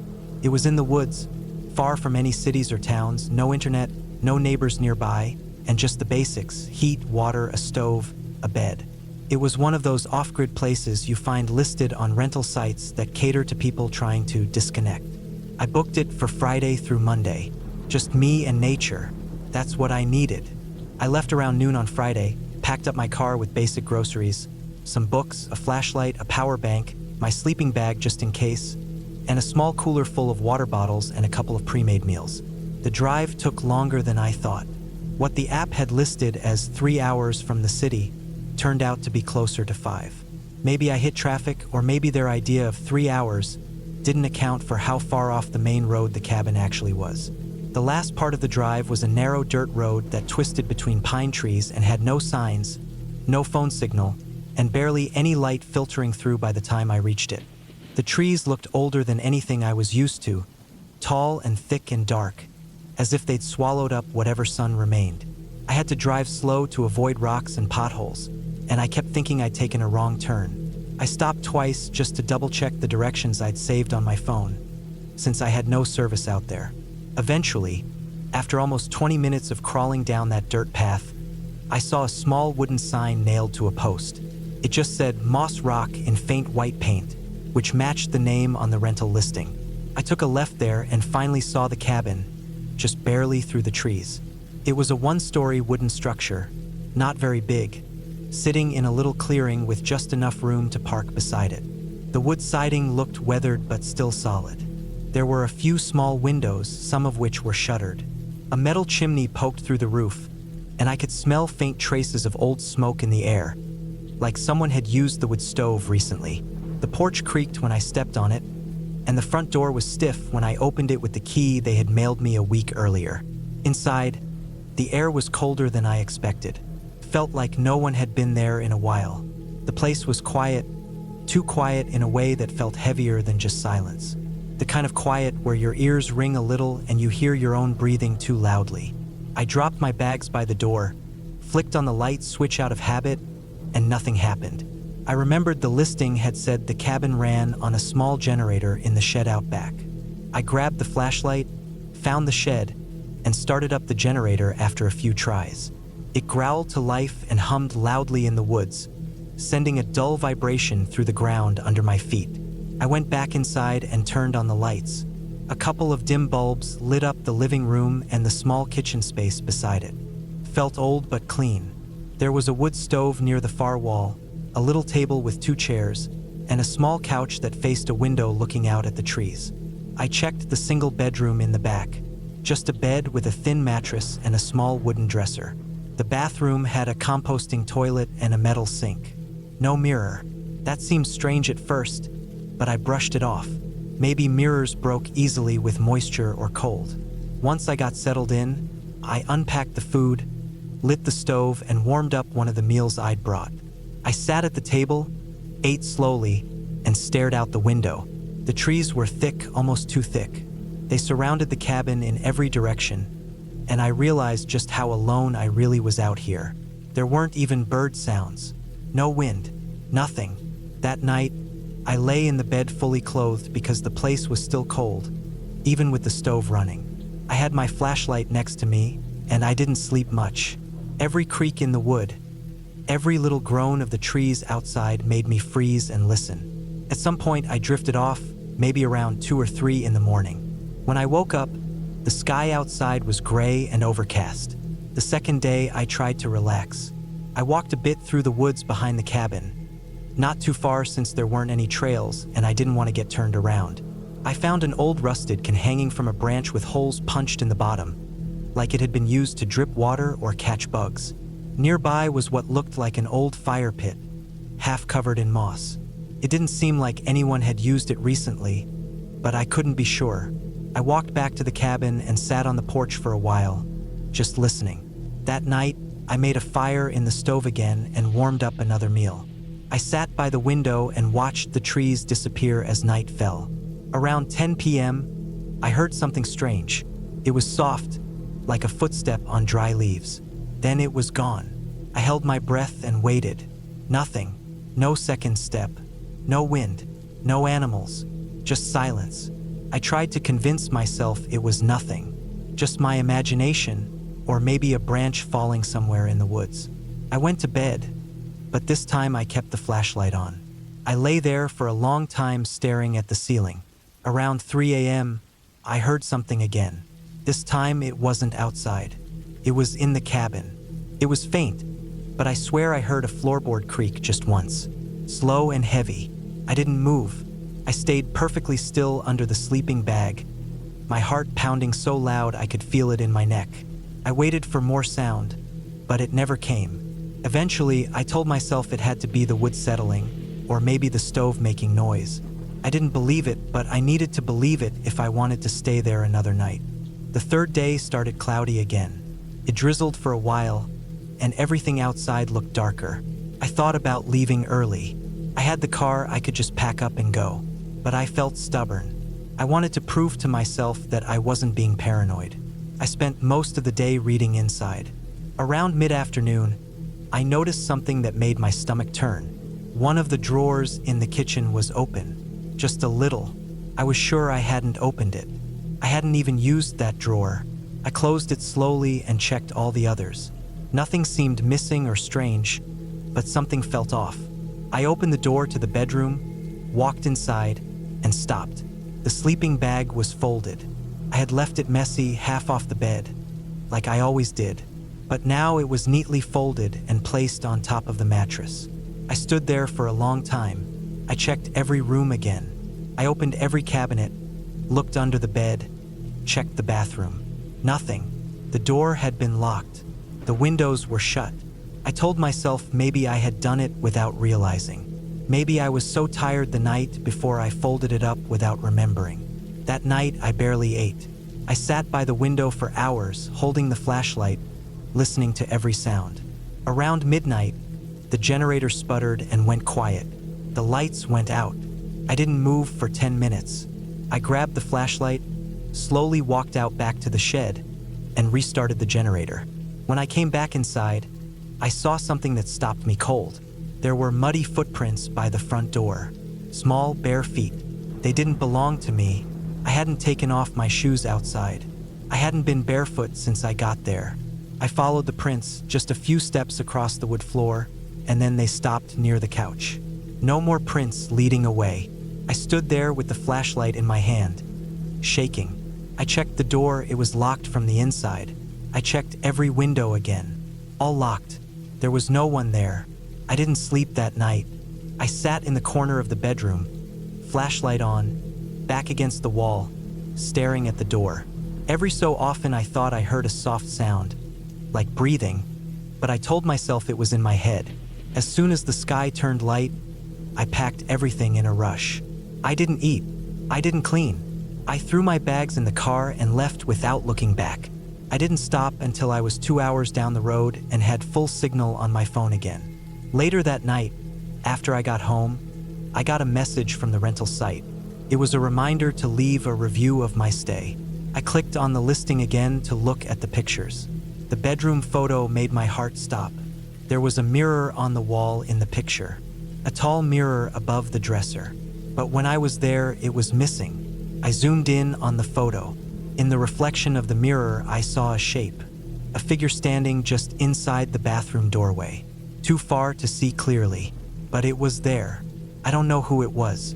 I called the police and reported what I'd seen, what I'd experienced, everything. They didn't say much, just took the report and told me they'd check with local authorities near the cabin. A week later, they called me back. They said the cabin had signs of someone living in the crawl space under the floorboards. Blankets, food wrappers, plastic jug of water, a small knife. They didn't find the person. That was 8 months ago. I haven't gone camping since. I haven't been anywhere without mirrors, without cameras, without people. I still don't know how long they were there. I don't know if they ever left. And the scariest part is I never saw them, but they saw everything I did, every move I made, every time I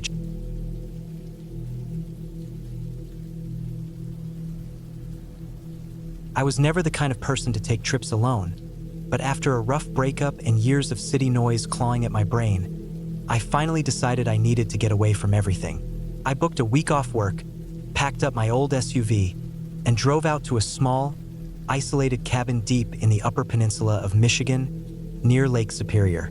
It was a place I had read about in a forum for solo hiking retreats. Quiet, surrounded by trees, with a private path down to the lake. There was no cell service, no Wi-Fi, no distractions. Just me, the woods, and the water. That's what I wanted. I got there on a Sunday afternoon. The air smelled like pine needles and damp earth. It had rained the day before, so the gravel road leading up to the cabin was soft and a little muddy. My tires kicked up small splashes as I rolled along slowly. There were no other cabins nearby, just miles of forest in all directions. The sun peeked through the trees, but the place still had a kind of quiet that made you speak softer, even when you were alone. The cabin itself was simple. 1 floor, a wide front porch with a rotting wooden swing, and a small dock out back that stretched maybe 20 feet into the lake. Inside, the place was even more basic. One bedroom with a twin bed and an old mattress. A tiny kitchen with a small fridge and stove. A wooden table with two mismatched chairs. The bathroom was actually an outhouse about 20 feet behind the cabin. There was no running water. There was a red hand pump outside for drawing water into a bucket. No electricity either, just a propane tank that connected to the stove and a few battery-powered lamps. That's what I wanted, though. A week of simplicity. I spent the first night doing nothing. I unpacked, made a quick meal out of some canned soup and bread, and sat on the dock watching the water ripple gently under the pink glow of the evening sky. The place was peaceful. I sat out there until it got dark, then walked back inside and lay down with a book. I fell asleep listening to the wind rustling the trees. The first few days passed quietly. I went for hikes down the trail behind the cabin, kept to myself, and cooked simple meals. I read a lot. I slept early. I spent hours sitting on the porch or on the dock, just staring out into the trees or across the lake. A pair of loons lived nearby, and I'd see them skimming across the surface in the morning, letting out that strange, echoing call they make. Sometimes, I'd hear branches cracking deeper in the woods, probably deer or maybe a raccoon. I didn't think too much about it, but on the fourth morning, things started to feel off. I woke up early, as I had the other days, but this time I noticed footprints in the mud near the pump outside. They weren't mine. I always wore hiking boots, and these looked like flat-soled work shoes. Not heavy boots, not sneakers. Something else. They had a strange pattern, almost like rubber-soled black shoes, maybe slip-ons. They weren't fresh, but they hadn't been there the day before. I stared at them for a long time. At first, I told myself it was probably from the cabin's owner or a groundskeeper. Maybe someone had come by early in the morning to check the propane tank or something. But there was no note, no knock, and I hadn't heard any car or truck. And this was the kind of place where people didn't just drop in. The nearest neighbor was at least 3 miles away. Still, I brushed it off and went about my morning. That afternoon, I walked the trail that looped around the cabin and followed the edge of the lake for about a mile before circling back. It wasn't an official trail, more like a deer path that had widened from use over time. I'd done the same loop the past few days, but this time, I noticed something that stopped me cold. There was a tree about halfway through the loop with a strip of blue plastic tied around it.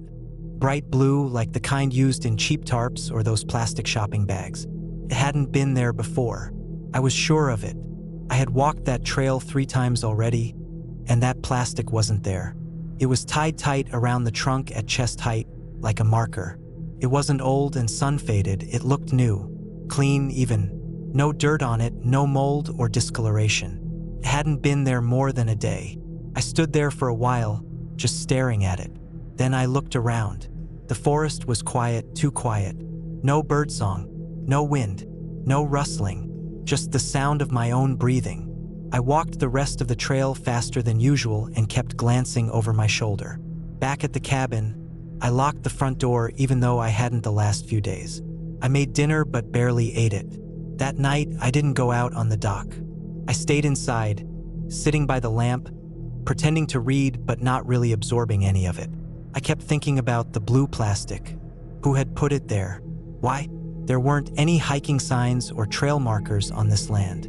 It was private. That's what the listing had said. The next morning, I checked outside the cabin again. No new footprints, but the old ones were still there, and they hadn't been washed away even though there'd been dew overnight. I walked around the entire property. Nothing else seemed off. Still, the feeling in my chest wouldn't go away. That low, uneasy tension, like my brain had picked up on something my eyes hadn't. Around noon, I walked back down to the lake. I thought maybe I just needed to clear my head. I sat on the dock with my feet dangling over the water. The sun was out, but it wasn't warm. A cool breeze came off the lake, and the trees across the water looked darker than usual. That's when I noticed something else. On the far end of the shore, maybe 200 feet down, someone had built a small stack of rocks, like a cairn. 5 or 6 stones balanced perfectly. That hadn't been there before either. I would have noticed. The shore wasn't crowded with debris. It was mostly pebbles and sand and driftwood. The rock stack looked almost deliberate, too neat to be an accident. I walked down the shoreline to get a closer look. The rocks weren't local. They were smooth river stones, not the jagged kind found around this lake. Someone had brought them here, and in the dirt next to the stack, I saw another footprint. Same as before. Flat sole, shallow tread. Not mine. I didn't stay down there long. That night, I didn't sleep. I lay in bed listening. Every sound seemed louder. The creaks of the walls, the groaning of the wind, even the sound of water lapping at the dock. Just after midnight, I heard something else. Movement on the porch. A heavy step, then another. Wood creaking, then silence. I didn't get up. I didn't move. I just stared at the ceiling with my fists clenched tight under the blanket. When the sun finally came up, I went outside. There was a fish nailed to the front door. Not a large fish, just a lake perch, maybe 10 inches long. But it was nailed through the gills, blood dripping down the wood. The nail was old and rusty. It looked like something that had been used before. I stood there frozen. My legs were shaking. I took it down using the back of the hatchet I kept near the woodpile. Threw the fish into the woods. Scrubbed the blood off the door with water from the pump and some old rags I found in a drawer. I didn't know what else to do. I felt like I couldn't think clearly anymore. I packed a bag. Just essentials: wallet, phone, keys, flashlight, snacks, knife, water bottle. I didn't want to leave everything behind, but I had to be ready to move fast if something else happened. That night, I didn't sleep at all. I sat at the table with the flashlight off, staring out the front window. The moon was full, and I could see the outline of the trees. I kept the hatchet close. Just after 2 a.m., I heard something again. Footsteps. Slow, deliberate. Someone walking across the side yard toward the back of the cabin. I crept toward the back window, staying low. In the moonlight, I saw him. A man. Standing at the edge of the dock. He wasn't doing anything. Just standing there, perfectly still, facing the water. His arms hung at his sides. He wore dark pants and a black jacket. I couldn't see his face. He just stood there, not moving. He stayed there for at least 15 minutes. Then he turned and walked slowly back into the trees. I didn't sleep that night. At dawn, I left. I didn't even pack properly. I just grabbed the bag I'd prepared, jumped in the SUV, and drove. The gravel sprayed under my tires. I didn't stop until I was on the main highway, an hour away. I reported what happened to the local sheriff's office. They sent a deputy out to check. He didn't find anything. No footprints, no stacked rocks, no fish, no plastic tied to trees. Nothing. They said maybe I imagined it. Maybe it was an animal. Maybe I was tired, stressed. But I know what I saw. I haven't been back since. And I don't think I ever will.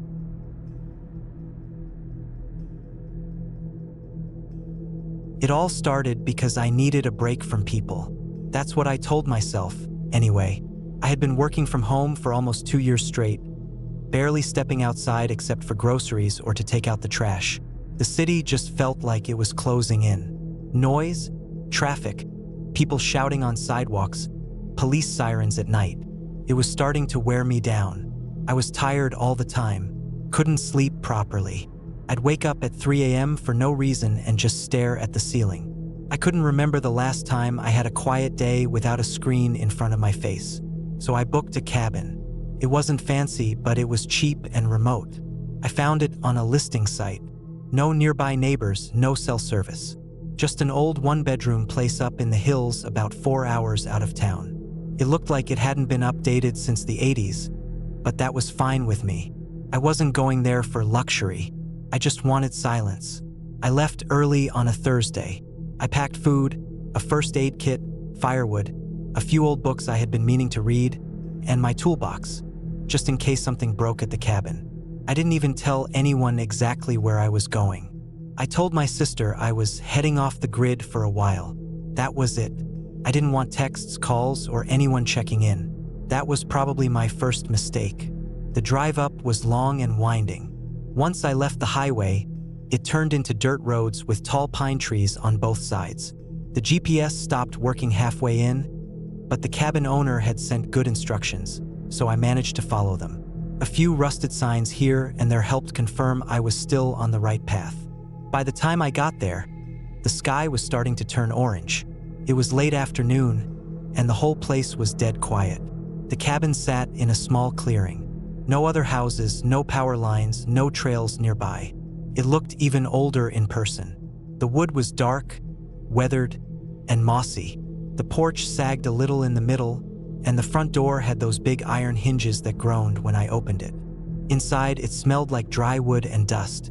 There was a small living room, a wood-burning stove, a kitchen with old appliances, one bedroom, and a small bathroom. Everything was simple. The windows were small and foggy, and there were thick curtains you could pull shut. No TV, no internet, not even a radio. That first night was calm. I started a fire in the stove, heated up some canned soup, and read a few chapters of an old paperback I brought. I slept early. The bed creaked a little, but it was warm. It was the first real silence I had felt in years. Not the kind of silence you get with headphones or earplugs. Actual silence. The kind where you can hear your own breathing, the creak of the cabin settling, and the wind brushing against the windows. I slept better than I had in months. The next day, I explored a little. There were woods behind the cabin, and a narrow trail that led to a stream about half a mile out. The water was cold and clear. I washed my face in it. I even sat on a rock by the stream for a while, just listening to the sound of the water.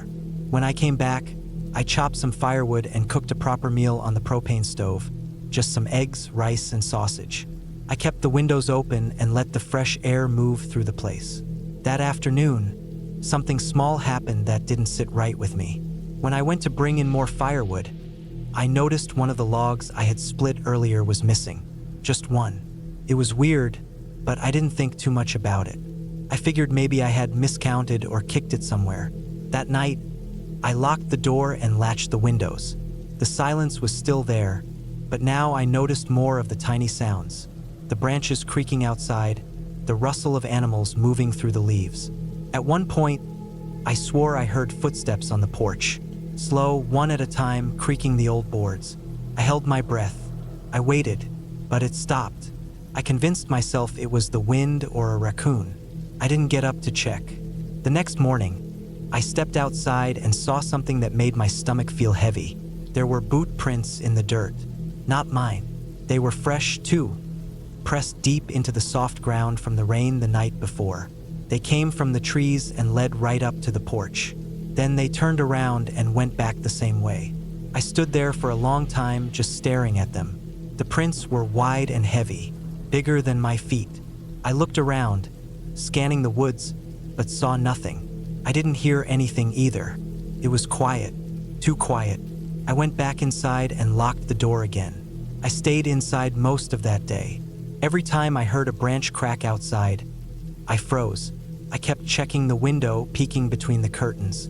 Nothing. But I couldn't shake the feeling that someone had been here while I slept, that someone might still be nearby watching.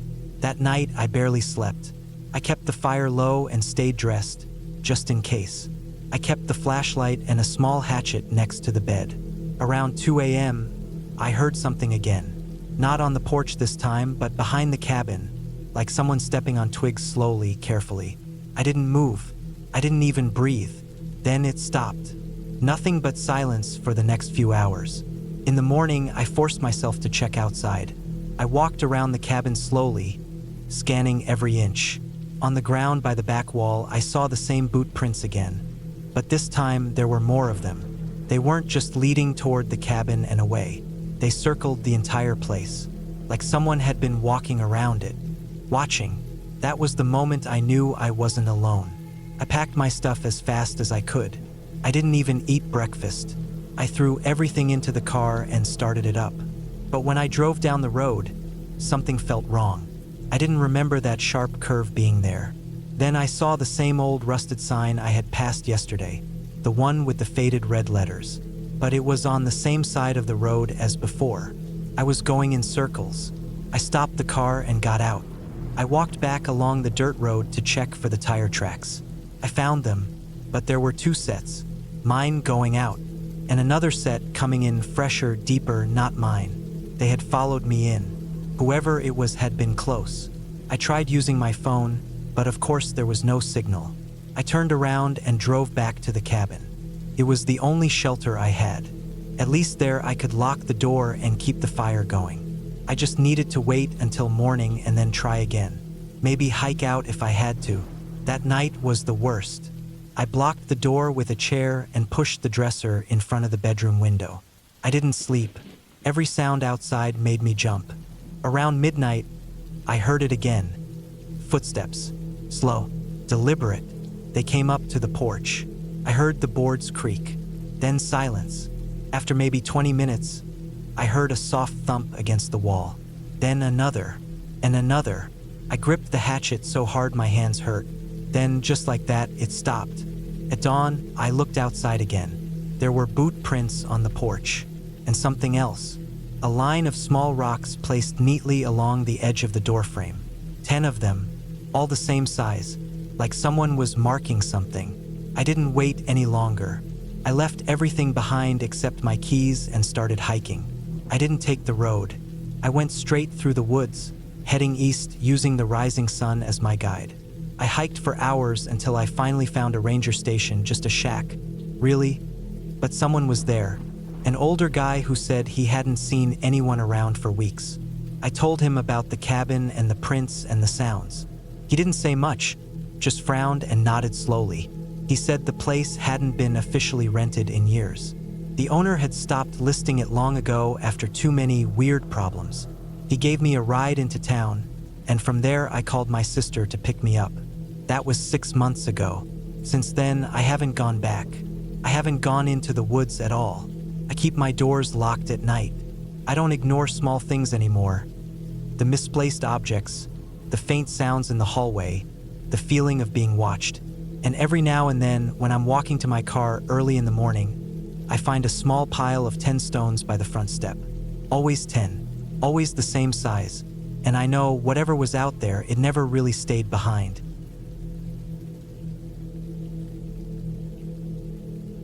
I don't really like talking about this, but sometimes when I'm up late and the rain hits the roof too hard, the memories start pushing their way in again. And when they do, it helps to write everything down, even though I still don't understand why things turned out the way they did. It was just a normal trip, just a week alone in the woods. But something went very wrong, and now I can't look at cabins the same way anymore. It happened in late September. I remember that because the leaves were just starting to change, and the air had that crisp smell that only comes in early fall. I had just gotten out of a rough patch in my life, some family stuff I won't get into, and I felt like I needed a break from everything. I wasn't trying to find myself or anything like that. I just wanted some quiet. I had saved up some time off work and decided to go back to a cabin I used to visit with my older cousin years ago, back when things were simpler.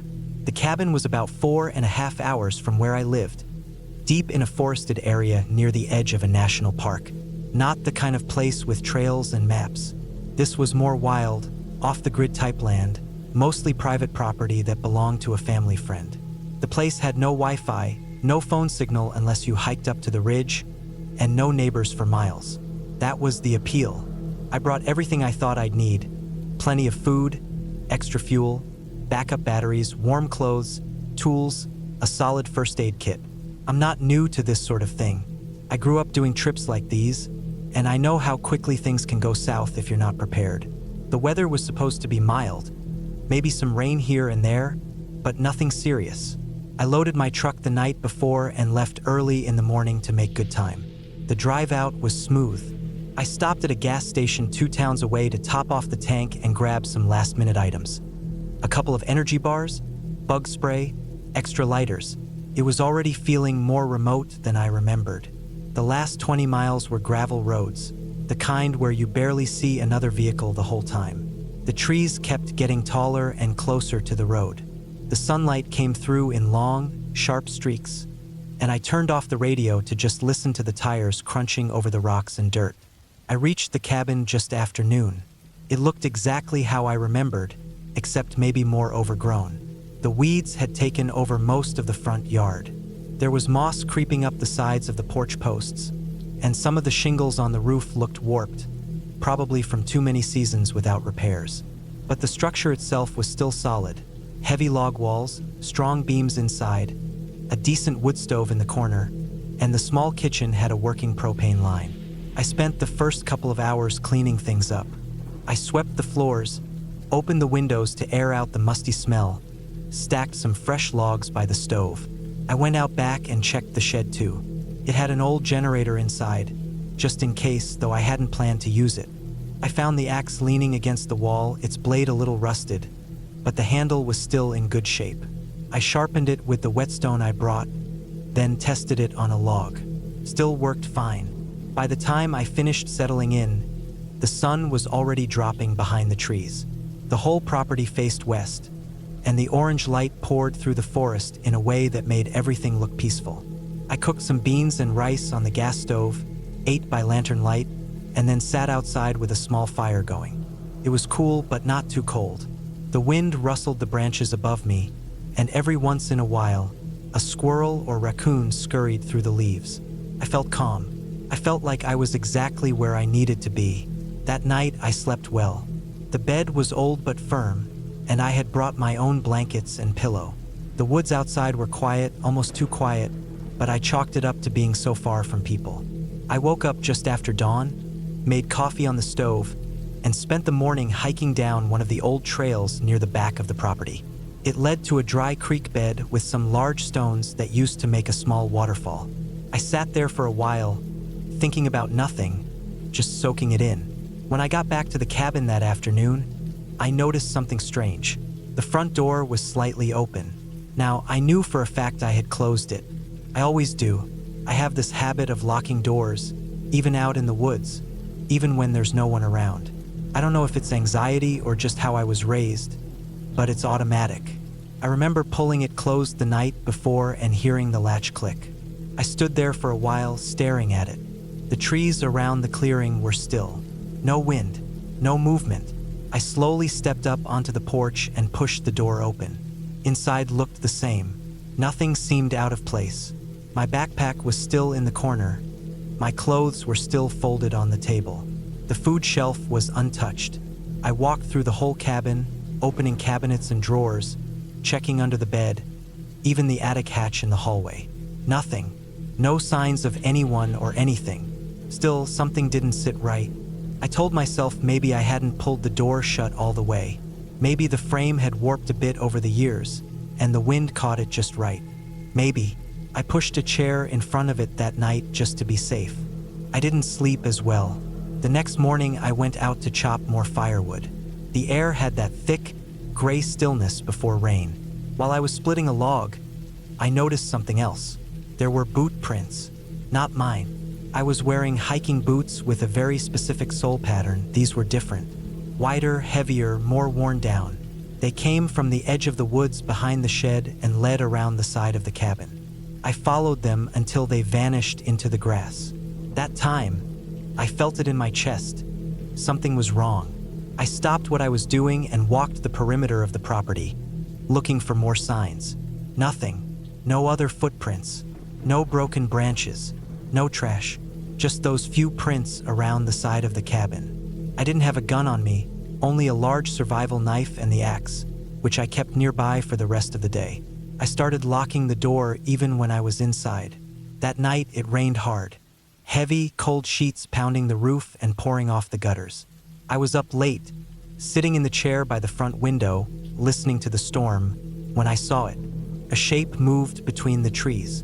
It wasn't lightning or imagination. I saw a tall, dark figure about 30 or 40 feet from the cabin, standing between two trees, just far enough that I couldn't make out a face. It wasn't moving, just standing there, almost blending into the trunk behind it. I turned off the lantern to cut the glare and pressed my face to the glass, trying to see better. Nothing.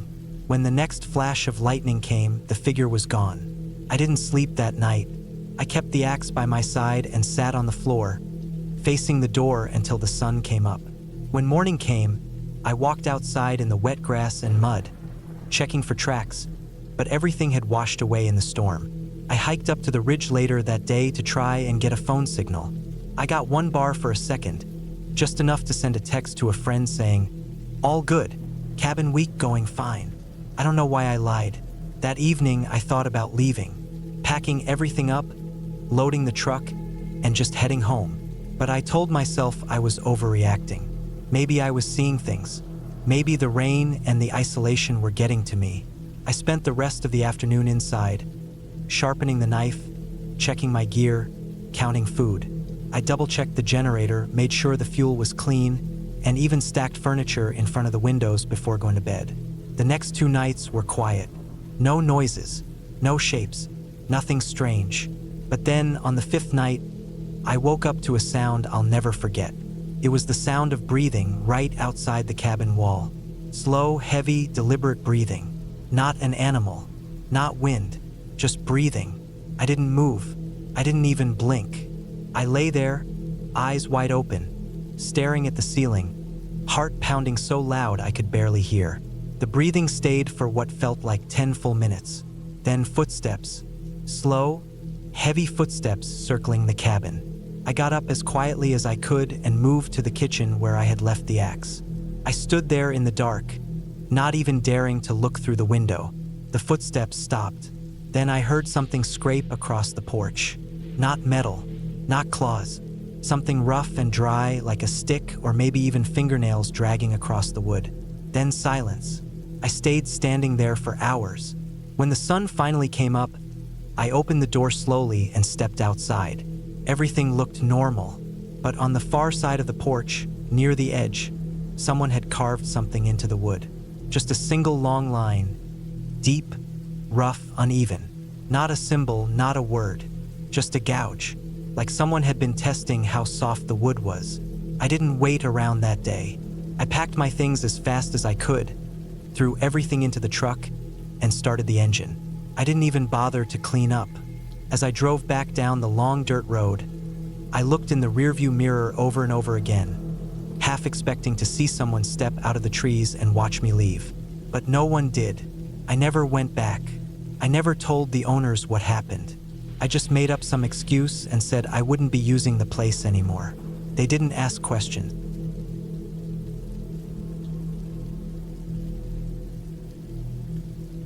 It started out like any other trip I used to take to escape the city. Every year, I'd take a week off from work in early November, just after the first snow touched the forests in the northern region of Montana. Most people didn't like to travel that time of year because the cold started creeping in, but that was exactly why I did it. I liked the quiet, the stillness, the way you could hear the snow crunch under your boots without the noise of cars or voices nearby. I had been doing it for 6 years straight. Same time, same kind of cabin, always alone. This time, I decided to rent a cabin I hadn't tried before. It was more secluded than the usual ones I'd stayed in, sitting alone on the far side of a small, half-frozen lake. The online pictures made it look perfect. It had a wood-burning stove, a small dock that stretched out over the water, and a dense forest wrapping around its sides. The reviews were mostly positive. One guy wrote that the property had incredible silence, and that was all I needed to see. I booked it for 8 days. I arrived just after noon on a Sunday. The sun was shining but weak, and I could already feel the cold air cutting through my jacket the moment I stepped out of my car. There was no cell signal, but I expected that. I'd brought everything I needed: non-perishable food, warm clothes, batteries, lanterns, my usual gear. The keys were left under a loose stone near the front steps, just like the owner had told me. The cabin was smaller than I thought, but well kept. It had 1 bedroom, a main room with a stove and old couch, and a small kitchen with a propane-powered fridge and stove. The bathroom was just a tiny room with a compost toilet and a bucket shower setup. Rustic but manageable. The first couple of days were peaceful.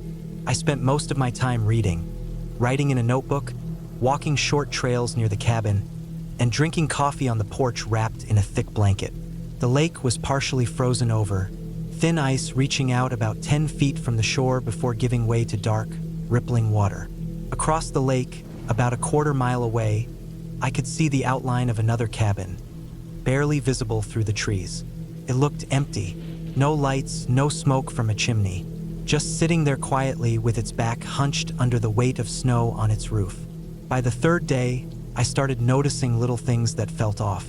Not loud or dramatic, but small things. the kind of details that don't even seem like anything at first. I'd wake up in the morning and find things not where I left them. At first, I blamed myself. I thought I'd left my thermos on the porch rail, but it was inside on the floor near the couch. Another time, my headlamp was hanging on a hook near the front door when I swore I had left it on the kitchen counter. I chalked it up to forgetfulness. Maybe I was just more tired than I realized. The next odd thing was the scratches on the door. On the fourth morning, I opened the front door and saw a cluster of small, thin scratches just above the doorknob. They weren't deep, and they weren't there the day before. I bent down and ran my fingers across them. It looked like someone or something had tried to pick at the door, but I'd been inside all night. The windows were all locked. The door had been deadbolt. I spent the next couple of hours going around the outside of the cabin, looking for prints in the snow. I found a few older ones, probably mine, but near the back window, where the ground was slightly softer from some runoff, I saw something else. A boot print, not mine, too small, narrow and deep with a tread pattern I didn't recognize. Just one print, nothing leading away, nothing coming in. It looked almost like someone had stepped there and vanished. I told myself it could have been old. Maybe a hunter had passed through before I got there. Maybe I just missed it when I checked in. But something about the shape, it looked too fresh. The edges weren't even softened by wind or snow. That night, I didn't sleep well. I kept waking up, listening. I thought I heard something around 2 a.m. A single thump on the porch like someone had dropped something heavy. I got out of bed, pulled on a jacket, grabbed my flashlight, and stepped into the main room. I turned off the lantern to listen better. The stove clicked softly, cooling as the fire died out. Nothing else. Silence. I didn't go outside. I just stood there in the dark for almost an hour, not moving, staring at the door. I eventually fell asleep sitting upright in the armchair. The next morning, the scratches were worse. Not just on the door now. They were under the window frame and even on the wood paneling along the back wall. Higher up, like someone had dragged a knife or sharp stick across the wood just under the windows. I checked all around again. No new prints, no tracks. It hadn't snowed overnight, so if someone had been out there, they didn't walk like a normal person. That's when I started thinking about the cabin across the lake. It was still dark over there. No signs of life, but I couldn't shake the feeling that someone was watching from inside it. I used my binoculars just before sunset, scanned the windows. Nothing, just shadows, curtains closed, no movement, but the feeling stayed. I tried to focus on other things. I chopped some wood, repaired a loose shutter, made food. I kept the door locked even during the day. I started sleeping with my axe next to the bed. I wasn't scared exactly, just alert. That's what I told myself. On the sixth day, things changed. I woke up early to the sound of footsteps on the porch. It wasn't a dream. I was fully awake when I heard them, 3 or 4 slow, heavy steps. I waited. They didn't come again. I grabbed my axe and crept to the door. I didn't open it. I just looked through the side window. Nothing. But something was left on the porch. A glove. A single black winter glove, worn out and wet. I opened the door slowly and stepped outside. The glove was right at the top of the steps. I picked it up. It was still damp, like someone had dropped it minutes before. I stared across the lake. This time I saw something. Movement in the trees behind the other cabin. Just a flicker, like someone shifting their weight from one foot to the other. I couldn't make out a shape, just a break in the stillness. Then it was gone. I packed that day. Not everything, just the essentials. A bag with some food, water, warm gear. I didn't plan on leaving early, but I didn't feel right staying another night. I told myself I'd drive out the next morning. The road was long and rough, and I didn't want to get stuck driving after dark. That night was the longest of my life. Around midnight, I heard footsteps again. Not just on the porch, circling the cabin. Crunching in the snow. Slow. Deliberate. I turned off the lights and sat in the dark, axe in hand, back pressed to the wall near the front door. My breathing was shallow. I didn't move. At one point, something brushed against the window. Not tapping, not knocking, just the sound of fabric or skin dragging slowly across the glass. I didn't dare look. I stayed still for hours, until the first light started creeping through the cracks in the curtains. When I finally stood up and peeked outside, the snow around the cabin was full of tracks. All around, circles, some deep, some shallow. Some looked like boot prints, others I couldn't identify at all. Just wide, flat impressions. Long drag marks between them. The glove was gone. I didn't waste time. I loaded the car as fast as I could. I didn't even eat breakfast. I threw everything into the trunk and started driving before the frost cleared from the windshield. I looked back once, just as I turned onto the trail that led to the main road. There was someone standing on the dock in front of the other cabin, far away, still, watching. I didn't stop. I didn't call anyone until I was 2 hours away and finally had signal. I reported everything to the property owner, sent him pictures of the scratches, the tracks. He told me he hadn't rented the other cabin across the lake for over 2 years. He said no one should have been there. He didn't even have keys anymore. A few days later, he went to check it out. He called me after, said the door was unlocked when he got there. Inside, the furniture was all pushed to the walls. A sleeping bag on the floor, food wrappers, empty cans, a journal, pages torn out, burned in the fireplace. He didn't give me details, just said he was going to report it to the local sheriff. That was 6 months ago. I haven't heard anything since. No arrests, no updates. The owner took down his listing and told me he'd never rent that property again. He offered me a refund. I didn't take it. I don't go to cabins anymore. Not alone. Not ever. There was no ghost, no monster, no spirit in the woods. Just a person. A person who lived in the silence and watched from the shadows. A person who knew the lake, the woods, the patterns. Who knew how to stay unseen. And who waited for people like me. People who thought they were alone.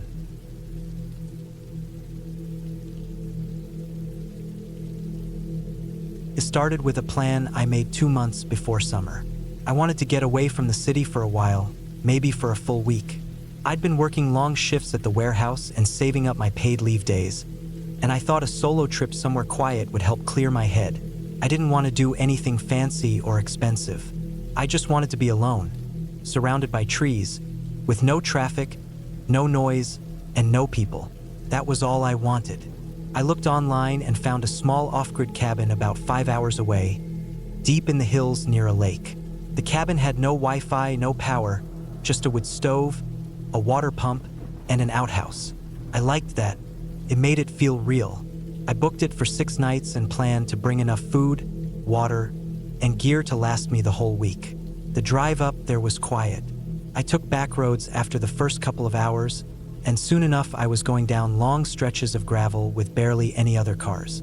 The trees got thicker the farther I went. Pines mostly. The sky started to turn gray in the late afternoon, and by the time I reached the final road leading to the cabin, it had started raining lightly. The last stretch was a dirt path barely wide enough for my truck, and it curved around steep banks and old trees. I had to slow down to about 10 miles an hour. A small sign nailed to a post said Birch Hollow, and I followed the path until the trees opened up a little and the cabin came into view. It looked just like the pictures. A small one-room structure made from old timber, with a metal roof and a little porch out front. A shed stood about 20 feet away. Behind it, I could see the dark shape of the lake through the trees. I parked on the gravel patch beside the cabin and stepped out. The air smelled like rain and wet pine. There was a light mist hanging over the lake in the distance. Everything was silent. No birds, no wind, no motors. I liked that. I unpacked slowly. Inside, the cabin was bare bones. Just a cot, a table, a wood stove, and a couple of shelves. A rusty lantern and some matches sat on the table. I brought my own headlamp and a couple battery-powered lights. I also brought a small solar charger for emergencies, a first aid kit, a cooler with food, and a few large water jugs. I set everything up and made sure the place felt organized. I tried to check my phone just to see if any signal reached this far, but it was dead. Not even a bar. I turned it off and left it on the shelf. That first night, I sat on the porch and listened to the rain. It was peaceful. I ate a simple meal of canned beans and crackers, then read a few pages from a paperback before turning in. The rain picked up overnight, and I fell asleep to the sound of it tapping on the roof. The next morning, I walked to the lake with my small camp chair and thermos. The trees were dripping, and the ground was soft. The path was narrow and muddy, but not hard to follow. I sat by the lake for about an hour, just watching the water. I didn't see another person, not even far off. I liked that too. I spent the day walking short trails, taking photos, and writing in a small notebook. That evening, I made a fire in the stove and boiled some water for instant noodles. As the sun went down, the air got cold fast. I bundled up in my sleeping bag and used a wool blanket I'd brought. The night was silent. Too silent, maybe. I thought I'd hear more animals or bugs out here, but there was nothing. Still, I fell asleep fine. But on the third day, things changed. It started in the early morning before I was fully awake. I heard a sound outside the cabin. Not an animal sound. It was something heavy, something stepping on the porch. I froze and waited. I thought it might be a deer or maybe a bear. I sat up quietly and reached for my light. The beam hit the door. No shadow, no noise, nothing moved. I waited about 5 minutes, not breathing. Then I heard it again. This time, it sounded like slow footsteps on the ground just outside the cabin wall, near the back. The sound of weight pressing into wet dirt. I held still and listened. I didn't have a gun, but I had a hatchet by the stove and a knife in my bag. I stayed quiet, heart pounding. Then silence again. After maybe 10 minutes, I got up, opened the door slowly, and stepped outside. The ground was still wet from rain, but there was no sign of tracks. I checked all around the cabin. Nothing. I walked out to the trees a little and circled back. No movement, no prints. It was probably an animal, I told myself, but it felt too slow, too deliberate. I kept busy through the day, trying to brush it off. I boiled more water, checked my supplies, and even did a little fishing at the lake. But I kept looking over my shoulder, and I noticed something else. There were more broken branches on the trail. Some small trees that looked freshly bent, not like wind damage, like someone or something had walked through rough. That night, I couldn't sleep. I lay in my sleeping bag, eyes open, listening. Around midnight, I heard something again. This time it was louder, a crack like a branch being stepped on. Then another, then a knock, sharp, like something hitting wood. I sat up fast. My headlamp lit the inside of the cabin, and I grabbed the hatchet. I waited by the door for what felt like forever. Nothing came, no more sounds. The first light, I went out to check. My heart was thudding the whole time. Near the edge of the trees, just a few yards from the shed, I found something that made my stomach turn. A boot print, human, clear as day in the soft dirt. And not mine. It was large, bigger than mine, maybe by 2 sizes. Deep heel mark. Someone had been walking near the cabin at night. I stood there staring at it for a long time. Then I slowly backed up and locked myself inside. I stayed there for hours. I couldn't leave. My truck was parked close, but to get out, I'd have to walk through the trees. If someone was out there, I didn't want to run into them. I wasn't armed. No one knew exactly where I was, and my phone had no signal. Later that afternoon, I finally made myself go to the shed. I opened the door and found only old tools, nothing strange. But behind the shed, something else. A piece of torn cloth stuck to a branch. Dark brown, maybe green, like it came from a jacket. It looked old, but not that old. I couldn't relax anymore. I didn't eat dinner that night. I kept the lantern off and sat in the dark, hatchet beside me. Every small sound made me jump. A pine cone falling, a gust of wind, even my own breath. I waited for footsteps. I waited for any sound near the door. Nothing came, but I didn't sleep. By morning, I made up my mind. I was leaving early. I packed up fast and loaded everything into the truck. I didn't care if I lost the rental fee. I just wanted to get out. But when I turned the key, nothing happened. The truck didn't start. No click, no engine sound. I checked the battery. The cables looked fine. The lights worked. That meant the battery wasn't dead. I tried again. Nothing. I opened the hood and looked around. I don't know much about engines, but I could tell something had been tampered with. A small black wire near the fuse box had been cleanly cut. Not frayed, cut. Someone had done this. I stood there for minutes, frozen, staring into the trees. My breath felt stuck in my chest. I had no signal. I was miles from the nearest road. My truck was useless now, and someone was watching. I went back inside, locked the door, and stayed there. I didn't eat. I didn't move, just listened. I kept thinking about the print, the wire, the cloth. Whoever it was, they'd come close, real close. They could still be watching. I wanted to run, but I was trapped. That night, I didn't turn on the lantern. I stayed low, in the corner farthest from the window. At some point around 2 a.m., I heard the steps again. Slow, one after another, crunching leaves. Then the porch creaked. My chest felt like it would explode. I held the hatchet and waited. A soft scrape on the wood. Then silence. I didn't move. For hours. The sun came up and I still didn't move. That morning, I made a plan. I'd take only what I needed: water, knife, map, and I'd hike to the ranger station marked on the map. It was maybe 8 miles, but through rough terrain. I didn't care. I couldn't stay. I left around 10 a.m. and kept off the trail as much as I could. I listened to every sound. I watched every shadow. The sun was out, but the woods still felt dark.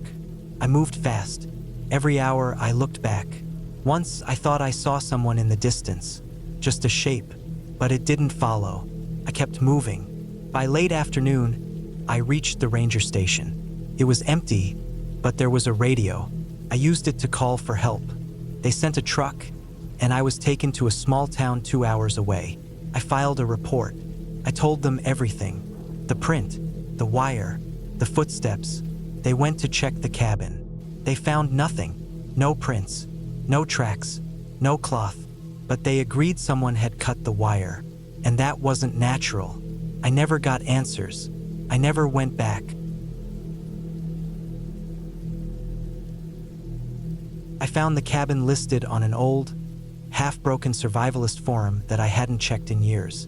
Someone had posted GPS coordinates and a brief description. Basic off-grid shelter, good for solo retreats. No amenities. Safe. No name. No contact. Just that. The post was over 3 years old. I don't know why I took interest in it again. Maybe it was the stress from work. Maybe I just wanted to disappear for a while without telling anyone. I'd been getting tired of the routine. Wake up, coffee, work, screen, sleep, repeat.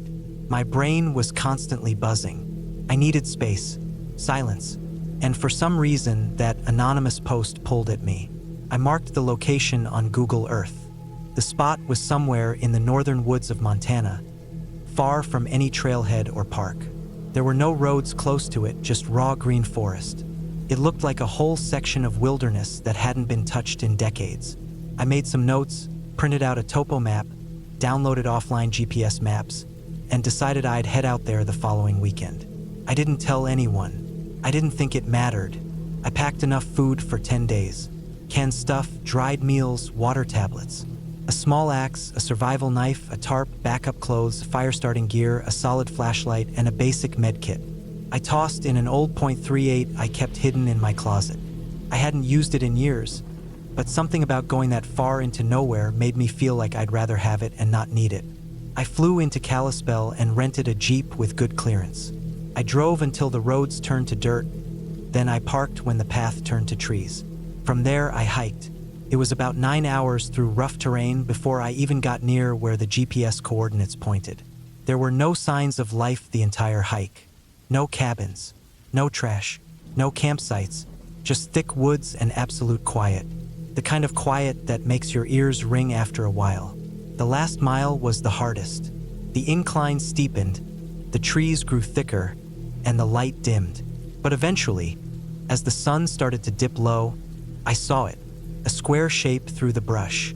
The cabin. It was smaller than I expected.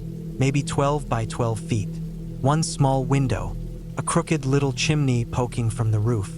The door had no lock, just a wooden latch from the inside. I stepped in and felt the stillness right away. Dust, pine, Old wood. The floor creaked under my boots. There was no bed, just a wooden platform someone had built against the back wall. A few logs were stacked in the corner for a fire. A metal stove with rusted hinges sat to the left of the door. A bucket, some nails in the wall. That was it. No food, no notes, nothing personal. Just a shelter. I spent the first few hours setting up. I rolled out my sleeping pad and bag, set up a small tarp lean-to outside in case I needed cover while cooking, and started a small fire in the stove with some dry bark.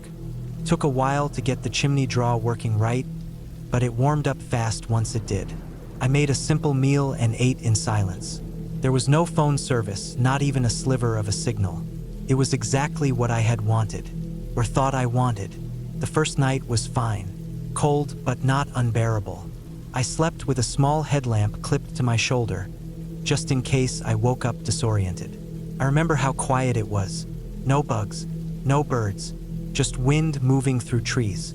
The kind of silence you forget exists when you live near people. I woke around dawn. I made oatmeal and hiked around the area to get familiar with the land. The forest felt deep, almost heavy. I don't know how else to describe it. Like it was thick not just with trees, but with time. Nothing looked touched or disturbed. Not even fallen branches had been moved.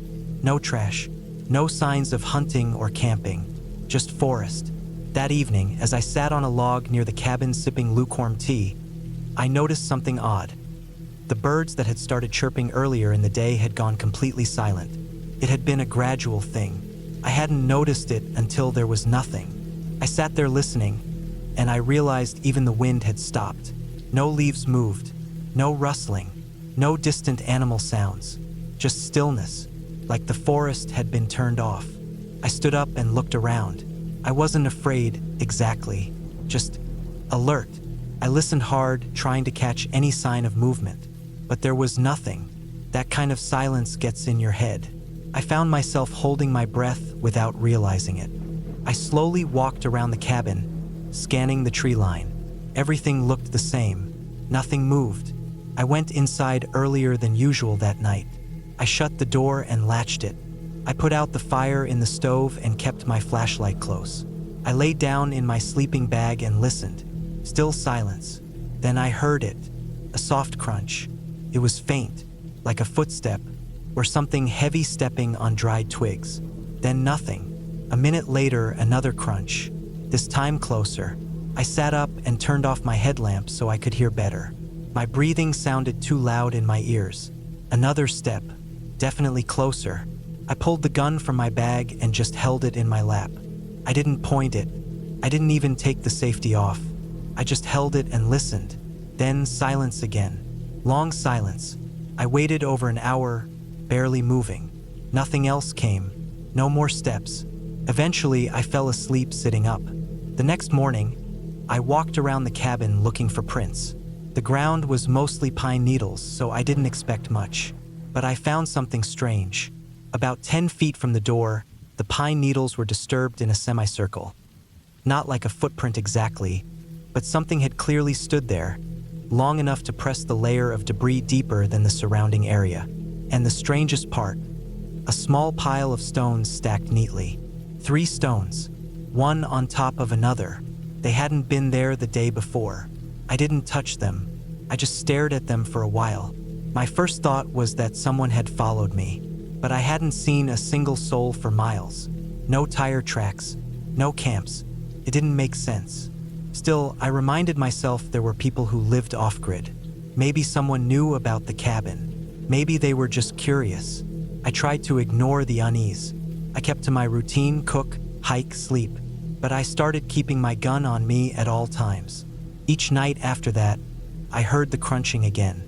Always after sunset. Always slow, deliberate. Sometimes it was 2 steps. Sometimes more. But it never came right up to the cabin. It stayed just far enough to make me unsure. I started sleeping less. My nerves frayed fast. That silence was worse than noise. On the 5th night, I decided to stay up with the fire going low. I sat by the stove with the door slightly open, watching the shadows on the wall. Just after midnight, I heard something brush against the outside of the cabin. Not footsteps this time, something dragged, like fabric on wood. Then 2 slow taps against the wall near the window. I didn't move. I didn't breathe. The taps came again, higher up. Then silence. I waited hours. Nothing else came. In the morning, I checked the outside wall. There were faint scratches, vertical, uneven, like someone had dragged a stick or a nail along it, then tapped. There was no paint on the cabin, just bare old wood, so the marks showed up clearly. I decided to leave the next morning. I packed everything before sunset. I cleaned the cabin, covered the stove, and made a final round outside. That's when I saw it. Another stone stack, this time right in front of the door. 5 stones, taller than the last one. I kicked it over. I don't know why. Maybe it was anger, maybe fear, but I crushed it with my boot and walked back inside, shut the door, and waited until morning. First light, I left. I took a slightly different route back. I wanted to avoid the area where the stone stacks were, but halfway through the hike, I found another one, right in the middle of my path, balanced on a flat tree stump. 6 stones, perfectly balanced. I didn't stop. I walked past it and kept going. I didn't eat. I didn't rest. I pushed all the way back to the Jeep by nightfall. Once I reached town, I checked into a small motel and showered. I sat on the bed for a long time just staring at the wall. Everything felt surreal, like I had imagined the whole thing, but I knew I hadn't. That night, I didn't sleep well. Around 2 a.m., I thought I heard something outside the motel window, just a light tap. I told myself it was wind or a branch. I flew home the next day, back to the city, back to noise and lights and distractions. But I couldn't stop thinking about the cabin. A few days later, I went back to that forum where I'd found the post. I tried to find the original thread, but it was gone, deleted, no trace. I even tried messaging the few active users still posting. No one knew anything about that cabin. No one had seen the coordinates before. One user replied with something that stuck with me. Some places aren't meant to be found twice.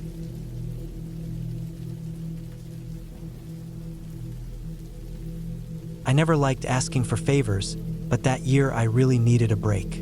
My job at the garage had worn me down after 10 straight months of overtime, night shifts, and oil burns on my arms that never seemed to heal. I was sleeping in my truck most nights because the small place I rented was right next to a group of kids who partied like they were getting paid for it. My head was always pounding, my back felt like bricks were tied to it, and I started snapping at people for no reason. I knew I had to get away for a while before I either broke down or said something at work that I couldn't take back. A buddy of mine had a family cabin out near Jefferson County. He mentioned it once during a lunch break and said they barely used it anymore. I asked him if I could borrow it for a week, maybe 2. I just wanted peace. He gave me the keys, told me how to find it, and warned me the plumbing was slow and there was no signal or internet out there. I told him that was exactly what I wanted. I packed a cooler full of sandwich meat, eggs, water bottles, and some canned food. I also brought a camping stove just in case the old kitchen didn't work. Tossed in my tool bag, flashlight, first aid kit, and a pair of binoculars for killing time. I didn't bring any guns or knives, mostly because I didn't own any. I figured the most I'd have to deal with would be raccoons or squirrels getting into the trash. The cabin was 3.5 hours from the city. The last 30 minutes were on a narrow gravel road that twisted through thick pine trees and dipped into little valleys where the sunlight barely touched the ground. I had to roll down the window to get some fresh air because the forest smelled like damp wood and soil, and for some reason, it helped clear my mind.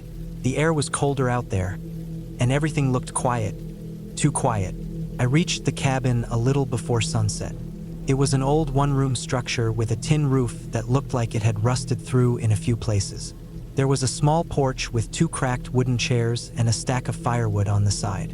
No neighbors, no sounds besides wind moving through the trees. Felt perfect. The first night was peaceful.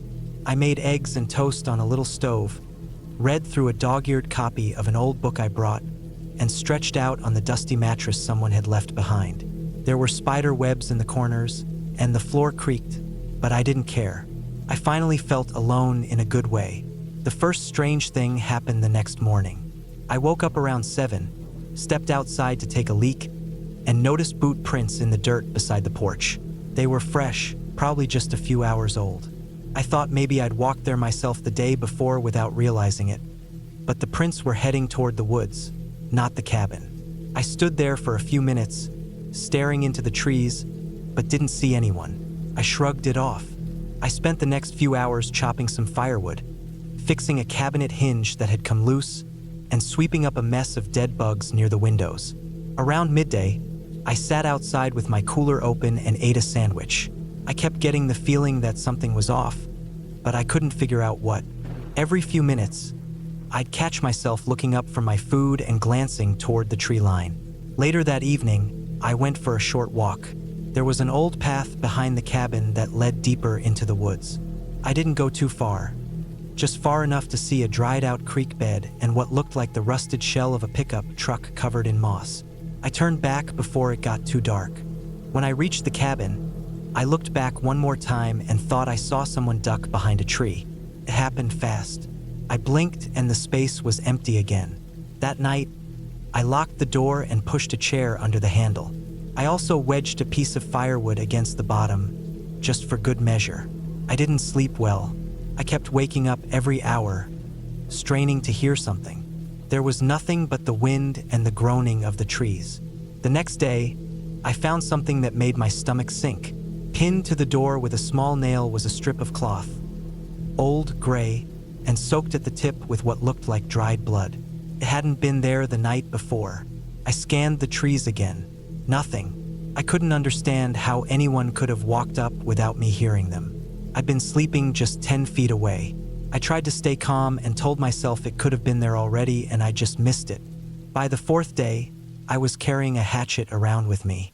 I didn't even know how to use one as a weapon, but it made me feel better. I stopped taking walks.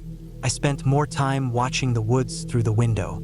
At one point, I counted 9 cigarette butts near the side of the cabin. I don't smoke. They were fresh, dry, not soaked from the rain the day before. That meant someone had been standing there recently. On the 5th night, I finally saw him. It was around 2 in the morning. I was wide awake, lying on the mattress with the flashlight in my hand, and I heard it.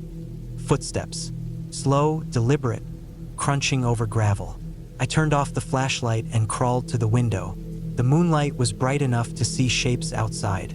There was a man standing about 20 feet away from the porch, half hidden behind a tree. He wasn't moving, just watching. He wore a dark jacket, loose pants, and a baseball cap pulled down low. I couldn't see his face, but I saw the glint of something in his hand. Maybe a knife, maybe a tool. He didn't come closer. He just stood there. I watched him for almost an hour. Every time I blinked, I thought he might be gone, but he stayed. Then slowly, he turned and walked back into the woods. No rush. No sound except for the crunch of leaves under his feet. I didn't sleep at all after that. I sat on the floor with the flashlight and hatchet, waiting for daylight. The next morning, I checked around the cabin. No footprints, no cloth, nothing out of place. I wanted to leave. Every part of my body told me to pack up and get the hell out, but something stubborn in me said to stay. Maybe I didn't want to seem weak. Maybe I wanted to prove that I wasn't imagining things. On the 6th day, I put my boots on and hiked to where I'd seen the man standing. I found a small pile of sunflower seed shells and a torn piece of notebook paper with a scribble on it that looked like the number 7. That's all. I left it alone and went back to the cabin. That night, he came closer. I was sitting on the floor near the mattress, trying to stay calm, when I heard the porch creak.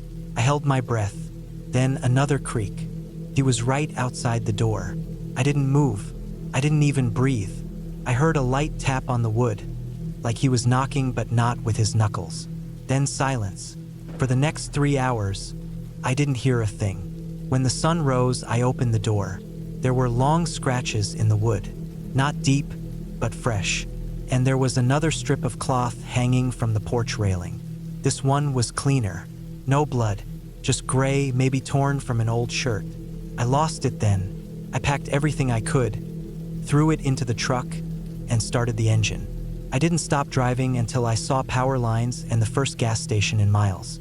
I parked, got out, and sat on the curb for an hour just to feel the sun on my face and hear other people again. I called the sheriff's office and reported what had happened. They sent a deputy out to check the cabin, but by the time he got there, the man was long gone. No footprints, no trash, no evidence. Just a few cigarette butts and the scratches on the door, which they said could have been made by an animal. I knew better. I never went back. My friend understood. He told me someone must have known the cabin was abandoned most of the year and used it to camp or hide. Maybe a hunter, maybe something worse. I didn't care. I was done with it. For weeks after, I'd still see shadows near my apartment windows. I stopped sleeping with the lights off. I installed a camera by my front door and checked it every night. Nothing ever showed up. Maybe it was just my nerves.